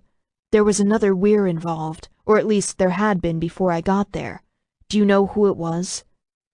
The other weir had been Tiago, of all people, who had never remembered what had happened because to him the whole incident had been unimportant.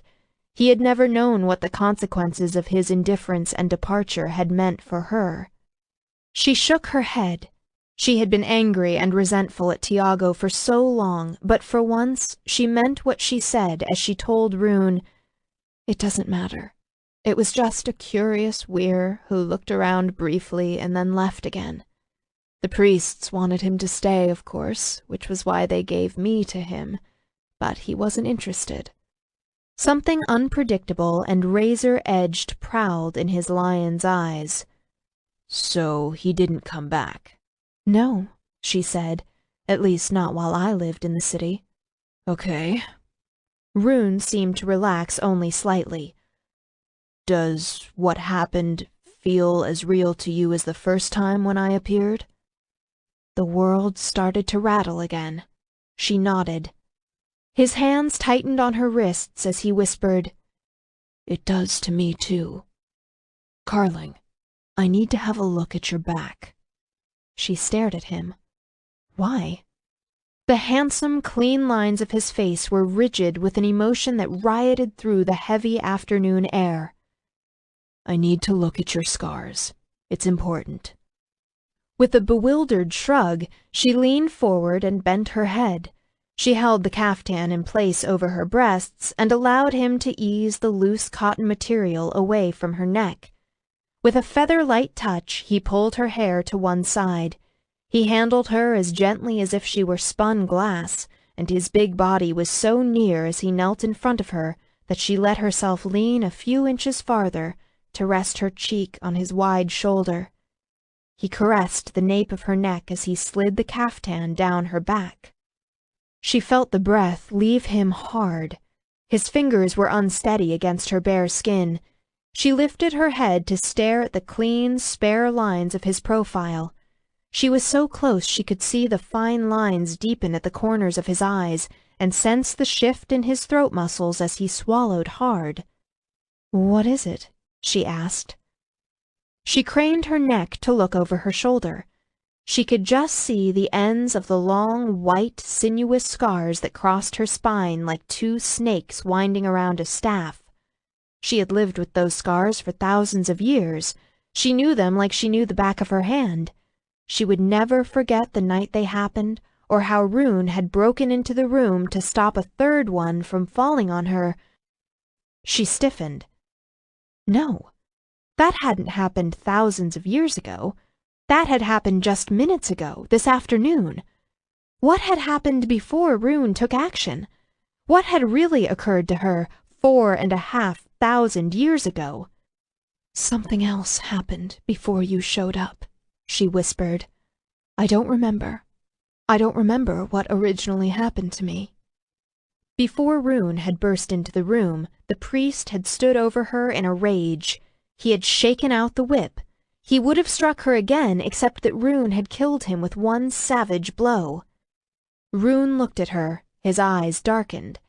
He said in a low voice, "All I know is that a couple of weeks ago you went swimming in the Adriel River, and when you walked out, you didn't have just 2 whip marks on your back. Your whole body was striped with scars." She remembered it well. She walked nude out of the water while Ninian and Rune waited on the riverbank. Rune had stared at her with such a fire in his eyes they had glittered like yellow diamonds. His handsome face had become a carved mask, and every muscle in his body had stood in etched relief against the long masculine frame of his bones, as if he had been created by a classical sculptor. She said, "You're changing me?" "I think what we are doing together must somehow be changing something," he said. "Because I swear to all the gods, Carling, your back was not like this before." She stared at him in horror. She had compared him to a sirocco. She'd had no idea how accurate that was. A sirocco was a hurricane that came out of the Sahara. In Egypt, the hot desert wind was called Khamsin. It could reach speeds of up to 85 miles an hour. She remembered the howl of the wind at night. It was an immense, unearthly, inhuman sound. It stripped flesh off of bones, literally reshaped the land. First, she thought she would lose her life. Then she became afraid she would lose everything else: her power, her sanity, her dignity. She had not known there could be anything more to lose, that bits of her past might slough away like flesh peeling from the bones. The change was vaster and more powerful than anything she had ever experienced, and she had never felt the difference. She had not known she might be in danger of losing herself. 9. Get away from me! She shoved him back and leaped out of her chair. He sprang upright and stepped forward, hand outstretched. He said, "Not while you're in a panic." She spun behind the chair, picked it up, and flung it at him. She shouted, "Get the fuck out!" With a swipe of his arm, he knocked it to one side. Determination stamped his features. "Think a minute, Carling. You've just had an episode. Another won't occur for at least another several hours, perhaps even a day or more. We have time to discuss this and figure out what it means." She stared at him in incredulity. She could not remember the last time someone disobeyed a direct order of hers. "Fine, God damn you," she hissed. "I'll get out." She made it to the doorway before she felt his hand come down on her shoulder. It was too much. She knocked him away and spat out a power-filled word that iced the air. Rune froze in mid-motion, his arm still stretched toward her. Then his power surged in response, hot like a solar flare, and even though she had put enough force behind the spell to throw half the vampires in San Francisco into stasis, she knew it wasn't going to be strong enough to hold him for long. She never did get around to researching what spells would be effective against griffins. She might regret that someday. Fury pulsed from him like the outward rolling blast of a thermonuclear explosion. Slowly he began to move. She fell back a step, staring. Then she turned and ran. At first she headed for the house. Then she thought of Roswin's stifling, resentful devotion, Rasputin's frantic adoration, and she switched directions, racing along the path far faster than a human could ever hope to run, along the path that followed the cliff toward the other end of the island and the redwood forest. The evening sunshine slanted bars of light everywhere, transforming the idyllic scene into a deadly, luminous prison. When she was young, she had been taught that she was composed of many parts: her souls, her heart, her shadow, name, and spirit. How many pieces of yourself could you survive losing? When she had been just a child, she had lost her family and her freedom, and then she had lost her name. Just a few short years later, she had lost her breath and her heart had stopped beating. Then she lost almost everyone around her.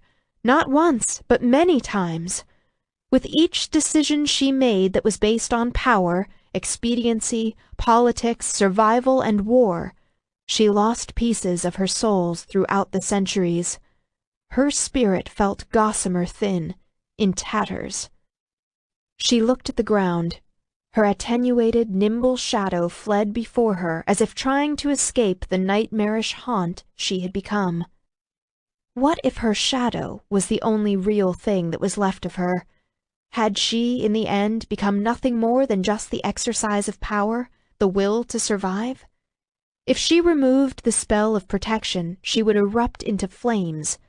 But, unlike the phoenix, she would not undergo a rebirth. Like a struck match, she would simply flare out of existence. She could do it. She could go out. Not gently into that good night, but in a brilliant, sunlit blaze, with no one around to witness. Her death might be solitary, as so very much of her life had been, but it would be her choice, her decision, hers. She would own it, like she had claimed ownership of her life. A cloud passed over the sun. so dense it eclipsed her shadow. She looked up. It was no cloud, but a great gold and bronze griffin soaring overhead. She could not imagine the kind of strength it must take to keep that heavy, muscled body of his aloft, and yet he made his flight seem so effortless. Her fists clenched. He was a rampant impossibility, an enormous freak of nature. He was such a stubborn ass! She sucked in a lungful of air and screamed wordlessly at him. A harsh, wrathful eagle's cry sounded in reply. The whole damn island wasn't big enough for both of them. Okay, fine. She already swore she was going to do it, and anyway she was perfectly capable of being the one to leave if he wouldn't do so. She took a sharp left, picked up speed, and sprinted at full strength over the edge of the cliff. The wind whistled in her ears. As she fell, she was already making plans. She would swim back to San Francisco. Julian wouldn't like her return. They had reached an understanding, she and the Night-Kind King, when she had come to the island to die. But Julian would have to adjust, and Roswyn was perfectly capable of making the crossing with the dog on her own. Carling rolled in the air to dive headfirst and watched the foaming, white-capped water rush toward her. She reached out to it with both arms, anticipating the cold shock of the plunge into water with grim satisfaction. Hard claws jerked her upward with gut-wrenching force just before she hit. Son of a bitch! Her head snapped back. As the universe wheeled, she caught a glimpse of the gigantic lion paws that curled to grip her by the shoulder and thigh. The edge of tremendous bronze wings hammered down on either side of her. She shouted at Rune, "You did not just do that!" His deep voice sounded overhead. "How is that disbelief working out for you?" The need to do violence caused her fist to shake. He swooped up with her to the top of the cliff and dumped her on the ground. With a twist of her hips, she flipped onto her back and drove her fist upward as hard as she could. Before she could get the blow to full extension, he knocked her hands aside and pinned her by driving his claws deep into the ground on either side of her arms. He imprisoned the rest of her body by the simple expediency of lying down on top of her. It felt like she had a Hummer parked on her chest. While she might have the strength to shift a Hummer, she didn't know, she'd never tried. She sure as hell didn't have the strength to do it without any kind of leverage. Outrage steam whistled. Not in thousands of years had anyone dared to try to lay a hand, or paw, as it were, on her without her permission. She felt like she was going to blow a gasket. "You bastard! Let go of me!" "Shut the fuck up!" His growl vibrated through her body to rumble in the earth beneath her. Sunlight blinded her as she glared up at him, turning him into a towering blur overhead. She scrambled mentally for a spell and sucked in a breath, and the towering blur plummeted toward her. It resolved into an immense, sleek eagle's head the length of her arm, with a long, wicked hook of a beak that snapped at her. Rune tilted his head to stare at her with a blazing, fierce eye the size of a headlamp. He roared, "Don't you dare!" It was like having an F-16 bomber take off in her face. Her hair blew away from her face. The spell died on her lips as she stared at the enraged griffin. She had never seen him so close in his weir form before. His sheer magnificent size and regal barbarity were overwhelming. She refused to get swept away by such bizarre perfection. She said in a cold, precise voice, "I would dare." His head lifted. She felt him struggling with his own anger. Then he said, "Will you at least calm down enough so we can talk about what happened? You are one righteous hellcat when you decide to get going. Do you know that? Way to throw an all-over hissy fit, Carling." She ground her teeth. How dare he lecture her? If you ever try to do anything to restrict my movements again, you'll find out I know how to hold a grudge, too, she said between her teeth. In fact, I have a real talent for it. I'm sure you do, he said. God damn it. In a startlingly human-like gesture of exasperation, he shook his head and shifted his body off of her. He did not deign to glance down as he carefully pulled his claws out of the sod and shifted his paws to one side. She watched as he did it. Those retractable claws were curved like scimitars and sharp enough to pierce steel. He settled on the ground beside her and looked out over the water, a predatory leviathan wearing a ferocious frown. She didn't move. She looked up at him again, at that broad, strong, feline chest, to the long, graceful, strong column of his neck, and she lost whatever she had been about to say. Even though they were no longer touching, the great, heavy, sprawling length of his body radiated warmth that began to sink into her bones. Time passed, and as she calmed, her perspective shifted. His severe, silent contemplation of the ocean and sky suddenly made her feel impetuous and oddly young. Or perhaps it was not so very odd. To him, she was young. What an amazing thought! When he wore his t-shirt and ragged jeans in his human form, and he made wisecracks in modern slang, he lived much more in the moment than she did. The weight of passing years did not press on him. He had no mortality. In the process of scooping her out of a dead fall and pinning her down, Rune had not given her so much as the equivalent of a paper cut. She remembered how he had gently kissed her forehead before he had left her child self, and burning tears filled her eyes again. "I gave you permission to go back," she whispered. "I didn't give you permission to change me." The griffin bowed his head, and somehow that giant, fierce eagle managed to look humble and chagrined. "I heard the whip," he confessed in a quiet, pained voice. "And I heard you cry out, and I couldn't think. All I knew was I couldn't let that lash fall on you again." The tears spilled over, sliding down her temples to soak into her hair. She glanced at his immense paws again. She hadn't seen him kill the priest who had been whipping her, but she had seen the priest's body afterward. The broken corpse had been in ribbons, its bones split apart. She reached out to touch one paw. "Okay," she said unsteadily. "Okay, but I don't remember what happened to me before you did that." He sighed and lifted up his mammoth wings to resettle them more comfortably into place along the sleek arch of his muscled back. Only then did he lift his head enough to look at her. "I don't believe I have the power to change you," he said, still in that quiet, careful voice. "Not you, not your soul or spirit, or your ba, if you will. We don't yet know what the rest of it means." She gave in to impulse and rolled over to sink her fingers into the fur at his breast. The fur was as thick and soft as it looked.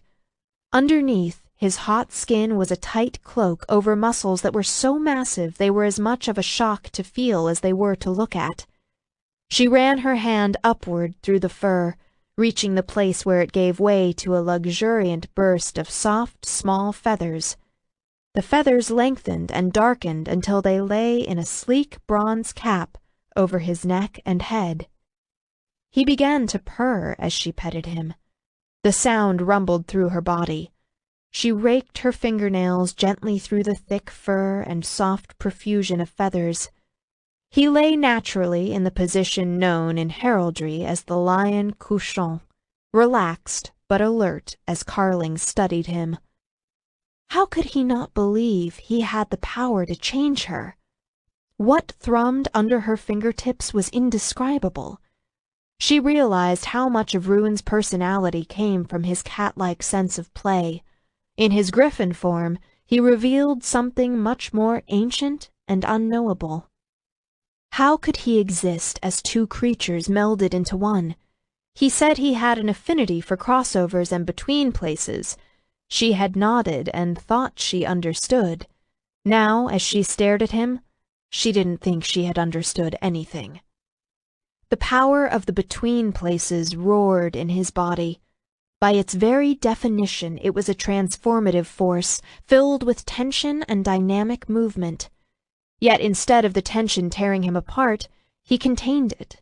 The transformative force held steady as a rock by his immortal spirit. And the power that required was unimaginable to her.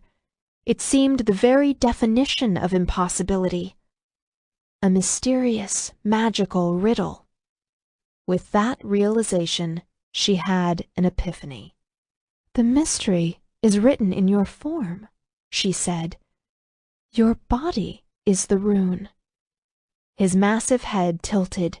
He regarded her with a gaze made tranquil by the bright sun and the limitless sky.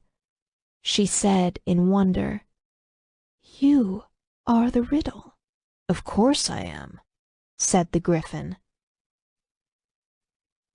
She rolled onto her knees, and since he appeared willing to indulge her scrutiny, she continued with her exploration of his fabulous body. It brought such simple pleasure, she found it soothing. She ran her hands along the huge, graceful arc of one wing. His primary feathers were the darkest bronze. They held glints of gold in the sun. She stroked along the vein of one feather. It was as long as her torso. "Do you ever lose these?" she asked. The feather felt so strong it might have been made out of metal. "Sometimes," Rune said. "Not often." "Next time you lose one, think of me at the Festival of the Mask or at Christmas," she told him. The elder races celebrated the 7 primal powers at winter solstice with an annual event called the Mask of the Gods. While the mask was traditionally a dance, it was also a time to exchange gifts, much like Christmas or Hanukkah. He craned his neck to give her a skeptical look. "And give you something of mine you can spell during one of your shit fits?" She looked at him with wide eyes. "I would never use a gift to spell someone." His incredible lion-colored eyes narrowed. The griffin said, "I think your pants are on fire." She burst out laughing. She conceded, "Perhaps they might be a little singed around the hem." Part of her was in shock that she could laugh at all, or that they had achieved such a strong turnaround of feeling in such a short amount of time. She settled the feather gently back into place, and Rune shimmered and changed into the form of a man. He sat cross-legged on the ground, and her hands rested on his wide shoulder. He was the same creature. That incredible power still roared under her fingertips. His tanned skin radiated heat. All the colors of his weir form streaked through his hair. She wasn't ready to stop touching him just because he had decided it was time to change forms. She fussed at his tousled shoulder-length hair, running her fingers through the length to smooth out the tangles. "Don't you ever comb this mess?" she grumbled. It was gorgeous. She refused to say that. It was bad enough she'd already slipped and called his griffin form stunning. "Or wear jeans that don't have holes in them. I'll buy new jeans when I get back to the city just for you." He turned his face into her hands and closed his eyes. She bit her lips and let her hands flow around him, her fingers framing those warm, lean features that were so handsome they made her chest ache. "I'm scared," she said. The words fell out of her mouth and more tumbled out after. "Before, I wasn't letting myself feel anything.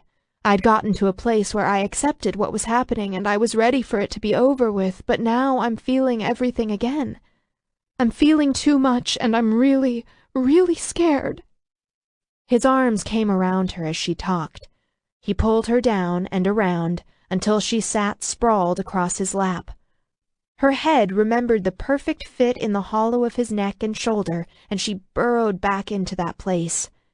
He held her with his whole body, one hand cupping her head. She felt strange surrounded by his strength. She felt breakable and somehow cherished. One of her arms crept around his neck, and she found herself clinging to him. "It's all right," he said, and for a moment she thought he was uttering stupid platitudes. "It's all right to be scared. This is scary stuff." "I'd rather face monsters," she muttered. She buried her face in the warm skin at his neck and inhaled his clean, masculine scent. "Monsters are easy. This isn't easy." "No, it isn't," he whispered. He rocked her a little. There they were again, the strange new feelings he prompted in her, the sense of all her doors and barriers opening inside. Even though her caftan kept her covered down to the ankles, she felt naked and exposed. "I don't know how to cope with the thought of my memories changing," she breathed. "Even when I've lost everything and everyone, I always knew I could rely on myself. Now I don't even have that. I don't know what to rely on." "Rely on me," said Rune. He pressed his lips to the fragile skin at her temple. "Listen to me. I am not sorry I saved you from that whipping or tried to make a horrible situation better for you, but I am profoundly sorry I did it without thinking through the real consequences of what might happen. Still, I do not believe that you at your essence have changed. And you know that things must change if you are to survive, correct?" She nodded. "You could try to surrender to the experience and let change happen." "Change or die," she said. "Yes, change or die." "You might have noticed I don't do surrender very well," she told him in a dry voice. "No, I don't either." He sighed and was silent a moment. Then he asked, "Did you choose to become a vampire, or were you turned against your will?" She shivered. She did not know this person huddled against Rune's chest. She said, "I chose it. In fact, I heard rumors and went in search of it." She felt him nod. He told her, "You embraced a change once that was so profound it altered the definition of your existence. You can do it again if you have to." "I was a lot younger then," she muttered. His chest moved in a quiet chuckle. "Now you have experience to help guide you. Think back to that time and how you embraced the change. I have faith in you. I know you can do it." She soaked in his humor as she rested against his body's support. When had his every move become important to her? How had she let that happen? She asked, "Why do you have that kind of faith in me? What did I do to deserve it?" His chuckle turned into an outright laugh, the husky sound vibrating against her cheek. "Oh, I don't know," he said. "Perhaps it has something to do with the fact that when everyone around you had a lifespan of perhaps 40 years, if they were lucky, you outlived them all by over 4,500. You survived the rise and decline of the Egyptian, the Roman, and the Islamic empires. The gods only know what you did for shits and giggles during the Crusades or the Spanish Inquisition. And you were one of the principal architects for how the elder race's domains interact and coexist with the U.S. government." "You did all of that too," she muttered. She plucked one of her long hairs off his black t-shirt. "The Spanish Inquisition, shits and giggles and whatever." He captured her hand and brought it to his mouth to kiss her fingers. He said, "Yes, but there is a fundamental difference between us. I only did what was already in my nature and lived. You were human. You not only transcended your nature, you found ways to excel through some of the most misogynistic times in human history. It is incomprehensible to me how you can have such a sense of pride, but no real sense of self-worth." "Well," she said with a frown, "I don't think people like me very much." She hadn't meant it as a joke, so she was startled when Rune clutched her tight and guffawed. He leaned back to look at her with dancing eyes. The impact of his handsome face laughing full bore into hers was a sucker punch she hadn't seen coming. She struggled to find some sense of inner equilibrium and failed utterly. The sight of him filled her to the brim, and all she could do was cling to him and stare. Rune told her, "You know the real reason why I snatched you up when you went over the cliff? I knew you were about to swim the ocean. I was just saving Tokyo, baby." She shrugged with a blank expression. "I have no idea what you're talking about." His expectant expression turned to disappointment. He said, "I just called you Godzilla?" She rolled her eyes. "Of course you did. Your reference to Tokyo made it so obvious. No doubt I should have picked up on it immediately, just as I should have known the identity of the hairy man with spectacles on that awful t-shirt of yours. Clearly, this is a teasing session that has not gotten off on the right foot," he said. "You've got to start watching old monster movies on TV. Oh, and football. Otherwise, we're going to run out of things to talk about." She raised an eyebrow. "I'll be sure to get right on that.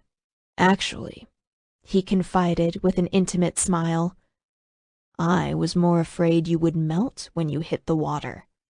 She pointed at him. "I got that one. You think I don't know people have nicknamed me the Wicked Witch of the West?" He grinned and kissed the tip of her finger. "And a very accomplished lady she was, too, if a bit combative."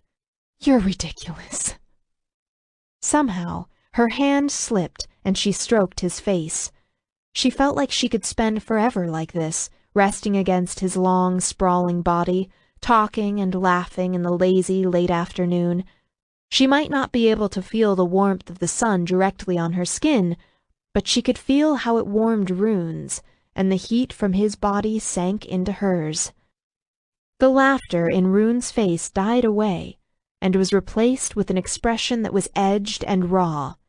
His gaze darkened and fell below hers, his mouth level and unsmiling. Realization pulsed. He was watching her with such hunger it was a palpable force. She licked her lips and saw in the flicker deep in his eyes that he tracked the movement. He was going to kiss her, and she wanted it. Gods, she wanted it. Full-bodied and open-mouthed, both of them tearing into each other like there was no tomorrow, because there really might not be a tomorrow, and all they had was here and now. This was such a fleeting treasure, this sense of ephemeral beauty, this gorgeous, impossible ache that came when the passions of the spirit turned flesh. This was what it meant to be alive and to be human, to cup the abundant champagne light of a goddess's pendant in one's hands, but never be allowed to grasp hold of it. She took a breath and trembled. He turned his head and looked away, and the light flowed out of her empty hands. The muscles in his lean jaw flexed. He said, "Are you ready to get serious again?" She let her hand fall from his lean cheek. Disappointment tasted like ashes. She had done that to him. First, she had struck him so hard and cruelly she had drawn blood.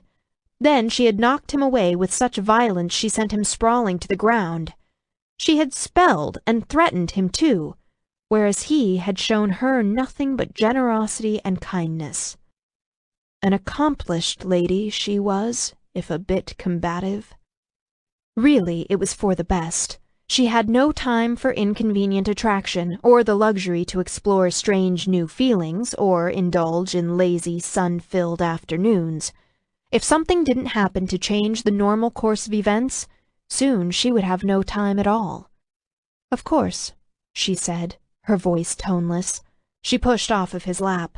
She told herself she was not further disappointed when he let her go. He stood and held a hand out to her. She took it, and he lifted her to her feet. The wind and their struggle had tangled her waist-length hair. She gathered it up impatiently, wound it into a messy knot, and tucked the end into the knot itself to anchor it away from her face.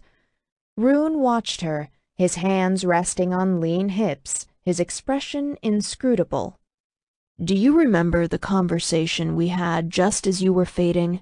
Rune asked. The question knocked her out of her preoccupation. She focused, thinking back. "Oh, yes. Sometimes I think I hate you," she'd said. She'd forgotten to add that to her list of things she'd done to him. She had to hand it to herself. She had quite a bag of tricks, and none of them were charms. She rubbed her forehead. "Look, I'm sorry about what I—" He interrupted, his tone impatient. "Do you remember what I said? Because I don't think you do. I think you were already gone." She shook her head, her mind a blank. He watched her expression closely. "I told you I figured out what was bothering me. I said, what if vampirism is not a disease? What if it's something else?" "Something else?" Her eyes widened.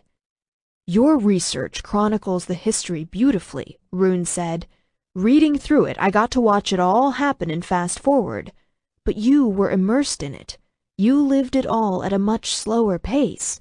You were part of the scientific discussion in the 19th century with brilliant scientists who were engaged in cutting-edge medicine. It all made so much sense at the time that now virtually everybody accepts the premise to be true. Vampirism has so many characteristics of a blood-borne pathogen, but, Carling, to me, you seem perfectly healthy." "How can that be?" She struggled to absorb what he was saying. He kept taking hold of the ground and yanking it out from underneath her, like a magician yanking away a tablecloth set for dinner. "Are you sure?" "I'm sure," he told her. "At least I'm sure of what I sense. We're have highly developed instincts and senses, and the older the we're, the more sensitive they are. The older we're can smell sickness and infections, tainted food, and many poisons undetectable to others. To me, you do not carry any scent of disease. You have the characteristic tinge to your scent that all vampires have, but I do not register that as an unhealthy scent." "If you're right," she said, staring at him, "everything I've done, or anybody else has done in the last 130 years, has been based on a false premise." "Yes," he said. "Not a disease." If he was right, no wonder her research kept stalling. All the vaccines she had tried to create, all her experiments, had been wasted effort. She coughed out an angry laugh. She whispered, "All that time." She had lived for so long she had forgotten what a precious commodity time was until now, when it had nearly run out. She turned to walk back toward the cottage. He fell into step beside her. "I've had several more hours to process this than you have," he told her, "and I still don't know what to make of it. I did think about all the physicians you listed that you worked with. Were any of them weir?" She shook her head, frowning. "No. In fact, I don't know of any weir pathologists who have made vampirism their subject of research. Humans and nightkind are the ones who study the subject in any real, serious way. We're the ones with the vested interest." He nodded. The day had melted into early evening. The slant of the sun picked up the golden glints in his hair. "There's a chance even a weir physician wouldn't have caught this, especially if he or she were a younger weir with less developed experience or senses, because vampirism does have so many characteristics of a blood-borne pathogen. I had to get right up to the subject and consider it in depth. Read about all your blind alleys and dead ends and get puzzled as to the why of it, and then also come into very close contact with you repeatedly before it ever occurred to me." "God, the implications," she muttered. "So what do we have?" Rune asked. She said bitterly, "We're back to square one and we're running out of time." "No," he said. He threw her a chiding look. "You're still reacting. If you wiped out all the research, you would be wiping out all the realizations that came from it, including this one. A negative answer is still an answer." "Fine." She gritted her teeth and forced herself to think beyond feeling poleaxed. If the research didn't exist, logic would still have us deducing that vampirism is a disease. So we're not back to square one. They reached her cottage, and he held the door for her and let her precede him. We've reached some other square where no one has ever been before. Now we've got to figure out what to do next. She sat at the table and put her head in her hands. Immortal Weir interacting with aged vampire made for one shaken cocktail. On the rocks. Rune leaned against the table beside her. Naturally. The other chair was too far away on the other side of the table, and apparently he couldn't be bothered to retrieve it. She was already expecting it when he placed his hand on her shoulder. Expecting and looking forward to his touch. There is one thing about square one, he said. What's that? Somehow she found herself leaning into his grip. She struggled with herself, gave up, and rested her cheek against the back of his hand. He squeezed her lightly. If this was a crime, and I was investigating, I would be headed back to the beginning, and the scene where it happened. Maybe there's missed evidence. Maybe the information has been put together incorrectly. The crime scene needs to be reprocessed, and we need a second opinion. He pulled at the knot resting at the nape of her neck, and her hair came loose and slid down her back. She pushed at his thigh. Stop that. But I don't want to. He gathered up a long silken lock and began to twirl it around his fingers. She lifted her head and gave him a sour look. What are you, the emotional equivalent of a 5-year-old? He gave her a slow, lazy smile and rubbed the end of her hair against his well-cut lips. It was such a blatantly sexual thing to do, she felt her knees weaken and knew it was a good thing she was already sitting down. So flirting with her was okay, but kissing her wasn't? Confused, angered, and more than a little aroused, she glared at him and snatched her hair out of his hands, and he chuckled. She gathered her hair and twisted it into a knot again. She tucked the ends into itself. Back to the beginning, she said. Do you mean back to Egypt, when I was turned? He shrugged, considering her. Maybe that too. But we're talking in more general terms, so I think we should consider the origins of vampirism itself. It was not always a part of human history. Where did it come from? If we can answer that, then we may be able to define it in such a way that we can find a way to counteract what is happening to you. She dug the heels of her hands into her eyes. The beginning is a legend. Vampirism is also called the Serpent's Kiss. Did you know that? I've heard that before, he said. I thought the term was because of the fangs vampires get that descend when they're hungry.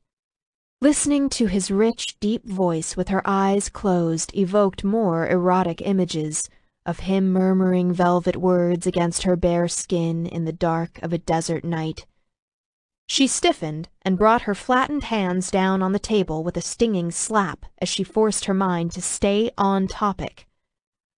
There is that, she said, but it has been called the Serpent's Kiss for a very long time.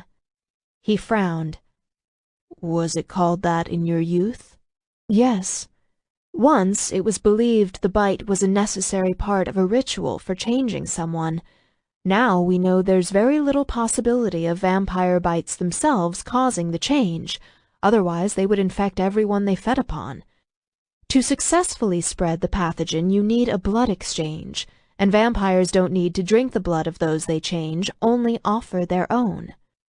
The human can either drink the vampire's blood or let it flow into a cut. As long as the vampire's blood flows fresh and the integrity of the human's skin is compromised, in most cases that's all that's needed to initiate the change. Anything added to that is just... She lifted a hand in a fill-in-the-blank kind of gesture.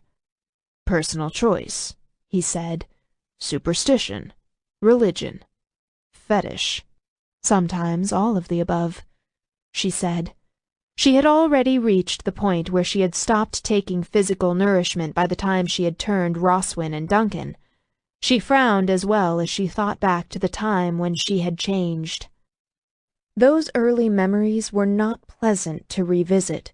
As soon as she had learned there was the possibility of changing and becoming immortal, it had driven her beyond all reason. She had needed to discover if the stories told around her campfires had any merit to them, whereas she had learned long since then that myth and legend were too often an impenetrable tangle, the stories saying far more about the people who told them than imparting any real truths about the world they lived in. Rune stayed silent, as if he sensed she needed the time to think. She sighed. Then, because he was waiting, she said, "It started for me when I heard stories. You know the kind of thing. Those tall tales told across the flicker of firelight late at night. I guess I heard something one too many times about a stranger wandering into an encampment full of hunger and a burning gaze that mesmerized, or a caravan found with everyone dead and covered with bite marks. About a rare, strange people who avoided the sun and lived forever. About a dark miracle called the Serpent's Kiss that could transform someone into a god. I began to ask the storytellers where they had heard their tale. I moved across the desert, following each thread back as far as I could. I lost the trail of most stories, but was able to follow one to its beginning. And of course, that was all I needed." "What did you find?" Rune asked. He watched her with close fascination. She gave him a wry smile. "A vampire, of course. She was a hermit, living in a corner of a huge cavern, with the remains of a settlement nearby. She talked of a serpent goddess who had once lived in the cavern and honored her with the kiss of life that was also death." "Serpent goddess," Rune repeated. His eyes narrowed. She nodded. The settlement had been filled with worshippers of this serpent goddess. According to the woman, the settlement had gradually died out when the goddess had left. Either all the humans had been killed or they ran away, and the vampires had abandoned the place. All except for this last priestess, who had stayed, hoping her goddess would return. Rune thought of Roswin existing on the blood wine, but blood wine hadn't been invented that long ago.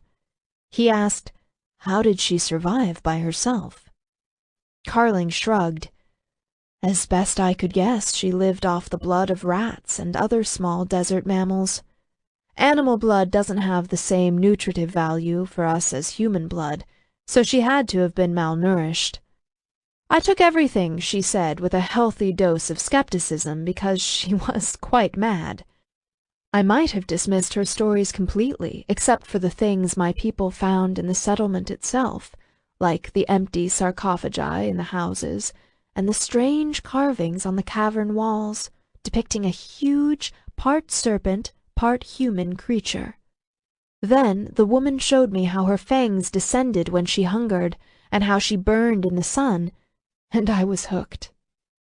In retrospect, I had to be more than a little crazy myself to let her bite me, let alone consent to a blood exchange, but I was still young, and the young are always crazy." Rune's eyebrows rose. "Could you draw what the carvings of the creature looked like?" "Not from memory, not after so long," Carling said. She watched his wide shoulders sag. Then she smiled. "So I guess it's probably a good thing I drew lots of sketches at the time." His gaze lit with a fiery expression that spread to his face. "You didn't. Did you? Where are they now?" She nodded toward the hall. "In the other room." "They're here?" He smiled. "You're a wicked tease. I like that about you." She smiled back. "I'm learning it from an expert." His smile widened. "Come on, don't just sit there." He grabbed her by the hand and yanked her out of her seat before she realized what he meant to do.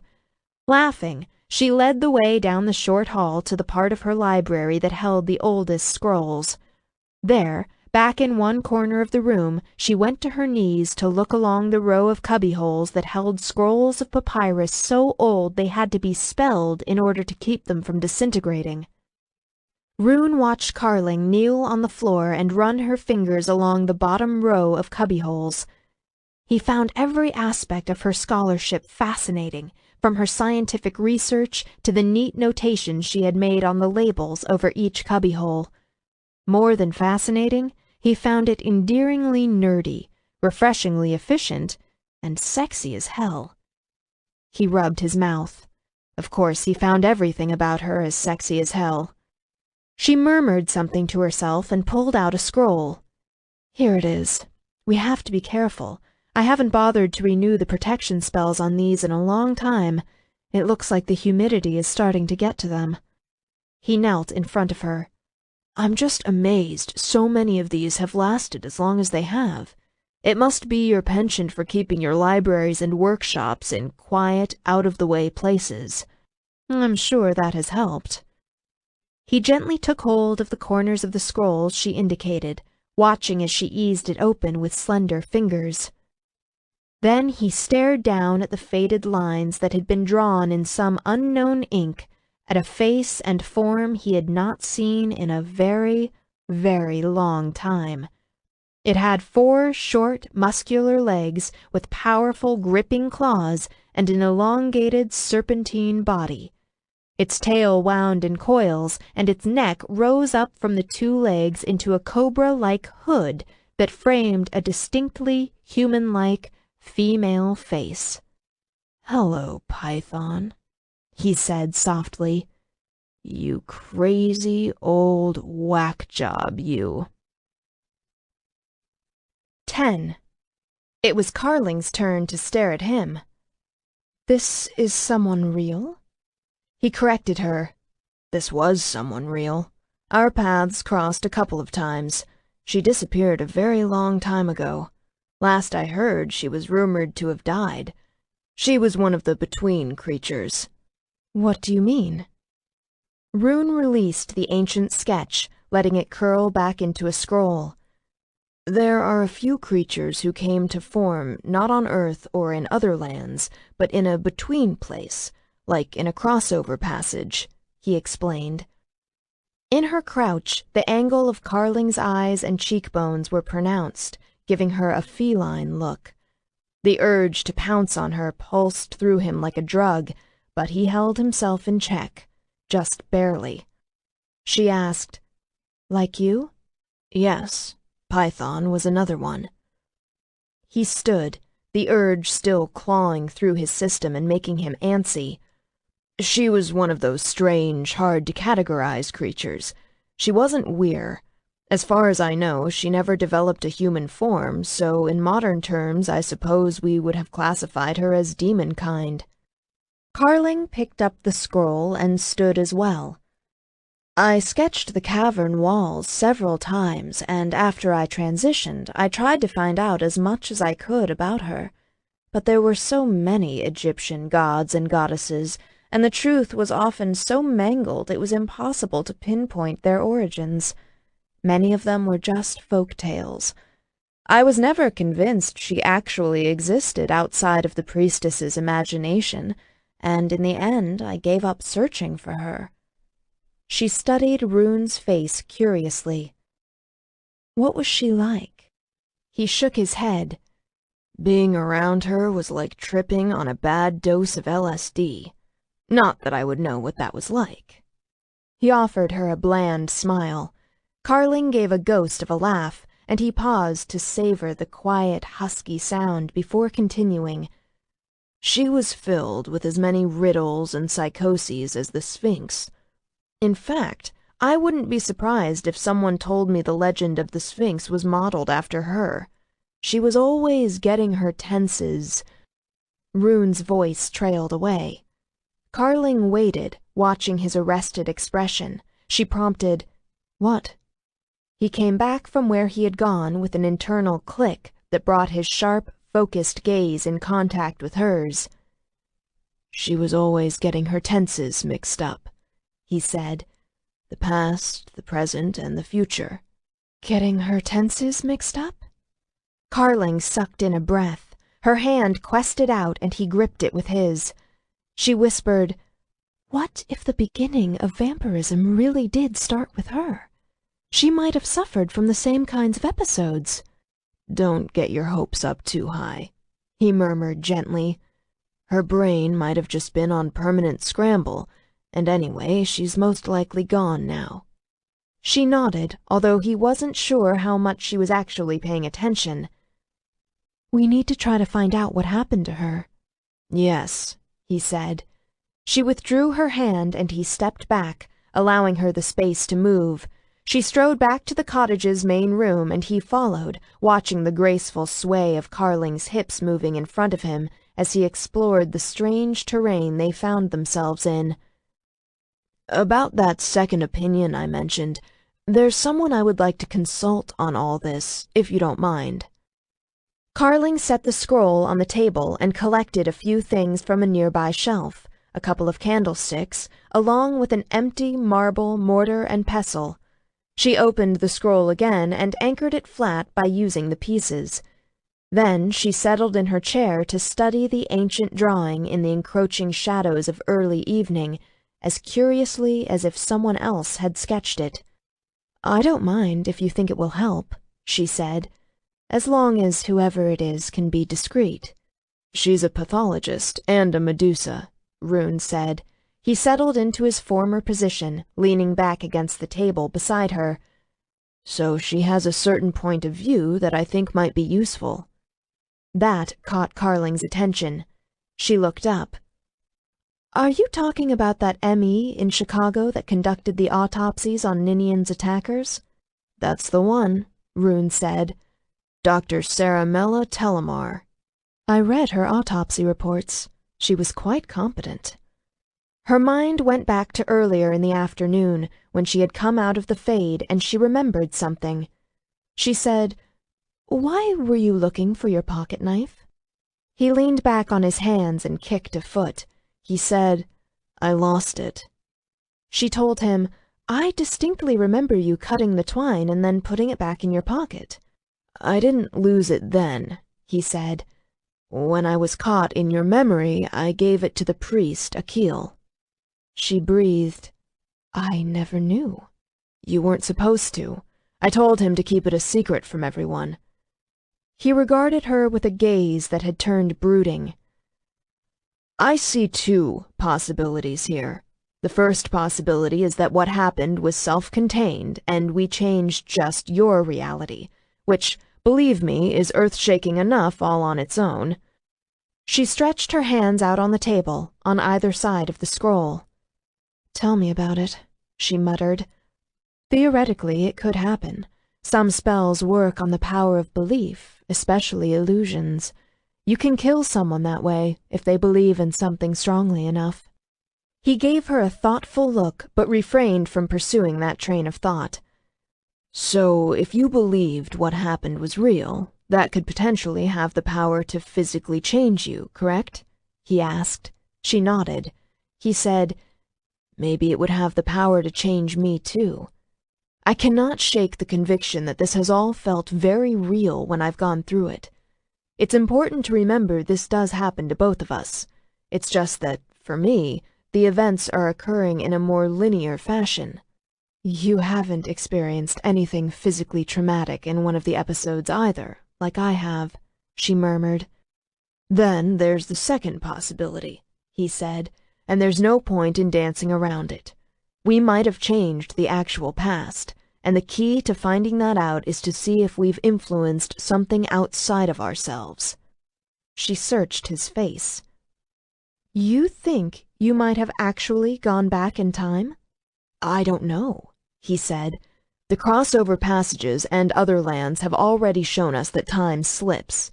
Theoretically, time is also supposed to slow down the faster one travels. Time isn't a completely uniform phenomenon, and we know the universe must self-correct so that paradoxes cannot happen. Maybe we're experiencing a slippage so far out of sync, I'm experiencing it as a trip back to the past. Paradoxes cannot happen. The universe self-corrects. It flexes like a breathing entity, absorbing and adjusting to anomalies. It had an automatic built-in defense mechanism. It was generally believed that no one could topple history, not even the gods. If the universe could not accommodate an event, it could not happen. Rivers of events would shift only so much to accommodate change. "You seem remarkably calm about it all," she said. She wasn't calm. Maybe she hadn't been calm since he had showed up on her doorstep. You should be careful who you invite into your home. He gave her a small smile. "I'm just being clinical right now." "You're good at it." He really was an excellent investigator. She sat back in her seat and looked up at the ceiling. "And at the moment, I'm not." He said gently, "I know it's scary. Thank the gods, all I've done so far is stop to talk to a child one afternoon and prevent someone from beating you much worse than he already had. If I had done more, the repercussions could be much worse." He didn't realize the profound effect he had on her. She closed her eyes. She thought of all the many times she had looked up at the sky, hoping against hope to see the impossible happen again, and see the strange, winged lion god fly back into her life. All of the nights she had looked at the stars, wishing upon wish to see him one more time. Whether those times had happened in history or they had happened all in her mind, they had, in fact, happened. And they hadn't before he had come to the island and met her child self. If she and Rune were actually changing the past, something else had occurred, something other than what she now remembered, something similar enough that the flow of time had flexed to accommodate the difference. Had she once looked at the stars in some original past and wished for something else so passionately? It was almost impossible to imagine wishing for anything as much as she had wished to see him one more time. She murmured, "The knife." There was a pause. He said, "Yes, the knife. I told Akil to bury it in a distinctive place, somewhere that I knew would survive the test of time. So, aside from consulting with Dr. Telemar, we need to find out if the knife is where Akil was supposed to put it." "Yes," Rune said. Something was in his voice. She couldn't identify it. She brought her head up to look at him. He was studying her, his brows contracted. He said, "Suspend disbelief for a moment. Forget about asking why or how. What happened after I left? I made Akil swear to look after you." "He did," she assured him. Or at least she thought he did. Then she did as Rune asked and pushed all the consideration of that aside. "He gave me a new name and adopted me, just as you told him to. He gave me the best of everything he had, including the finest education, just like he promised you he would. I think he even grew to love me in his own way. At least he cherished me, if for no other reason than his God had." If they were really changing the past, none of that would have happened without Rune's intervention. One way or another, it seemed she could not escape her early life being shaped by the Weir. Something else would have occurred, something similar enough that the universe accepted the altered timeline as true. Perhaps what Rune had really given her was a kinder, gentler beginning, at least as much as he was able. Now that her panic had receded, she found that she could be grateful for that. "He gave you a new name? What did he name you?" She whispered, "What do you think? None of us understood you at the time, none of us. We only knew that a god had touched our lives, found something of favor in me, and pronounced his decree. None of us really comprehended the things that you said." Rune frowned at her. He looked so puzzled that despite all the uncertainty she faced, she had to smile. "You called me darling," she said. "Remember? And we thought a god had called me something sacred." "Carling," he breathed. "What else?" she said. Of all the shifts that might have occurred, this was not one Rune had seen coming. The possibility that the universe might flex and accommodate the intrusion of his presence into her past to such a profound and intimate extent. Before, she had been the one to choose her own name, and while he had been saddened to hear of the demise of Khepri, he had understood it. Now he felt like he had stolen something precious from her, albeit unknowingly, and it sickened him. He sat frozen while Carling looked down at the table. She stroked her hands along the surface of the scroll as if to smooth out a tablecloth, smiling a strange smile that was glass-like in its fragility. Carling had always had a poise that lay along her skin like a second spell of protection and made her look bulletproof. But now she looked more vulnerable than he had ever seen her. She looked tired, at a loss, even sad. The heavy mass of her hair lay against the graceful nape of her neck in an untidy knot. A few individual strands had escaped. They shone with ruby glints in the early evening light. His chest ached again. He rubbed his breastbone. When he spoke, his voice had filled with gravel. No wonder you hate me sometimes. Her head tilted toward him, but she didn't look up. She kept smoothing the invisible tablecloth with those long, slender fingers. I don't hate you, she said. I'm afraid of you. I wasn't afraid of you before, but I am now. Change is hard, Rune. She didn't know, he realized. Of course she didn't. How could she? The sickened feeling increased to the point of actual nausea. He couldn't look at her as he forced himself to speak. You chose your own name. Before. I'm so profoundly sorry I disrupted that. He sensed rather than saw her quick, sharp look, the inhuman stillness of her rigid body. Then she moved and said softly, We thought you called me something sacred, but I chose to take it as my name, Rune. I remember that distinctly. You didn't take away the fact that I made that choice, or that I chose to keep it for all these years. At that, he was able to breathe again. He touched the smooth skin on the back of her hand. He found every excuse to touch her. He couldn't stop himself. Before, she looked at him with outrage, bewilderment, and now she seemed to welcome it. Or so he told himself. They sat in silence, absorbing what had happened. After a few moments, he shook his head and growled, I still want to fight something. She nodded as if to herself. Now there's a logical reaction, she murmured.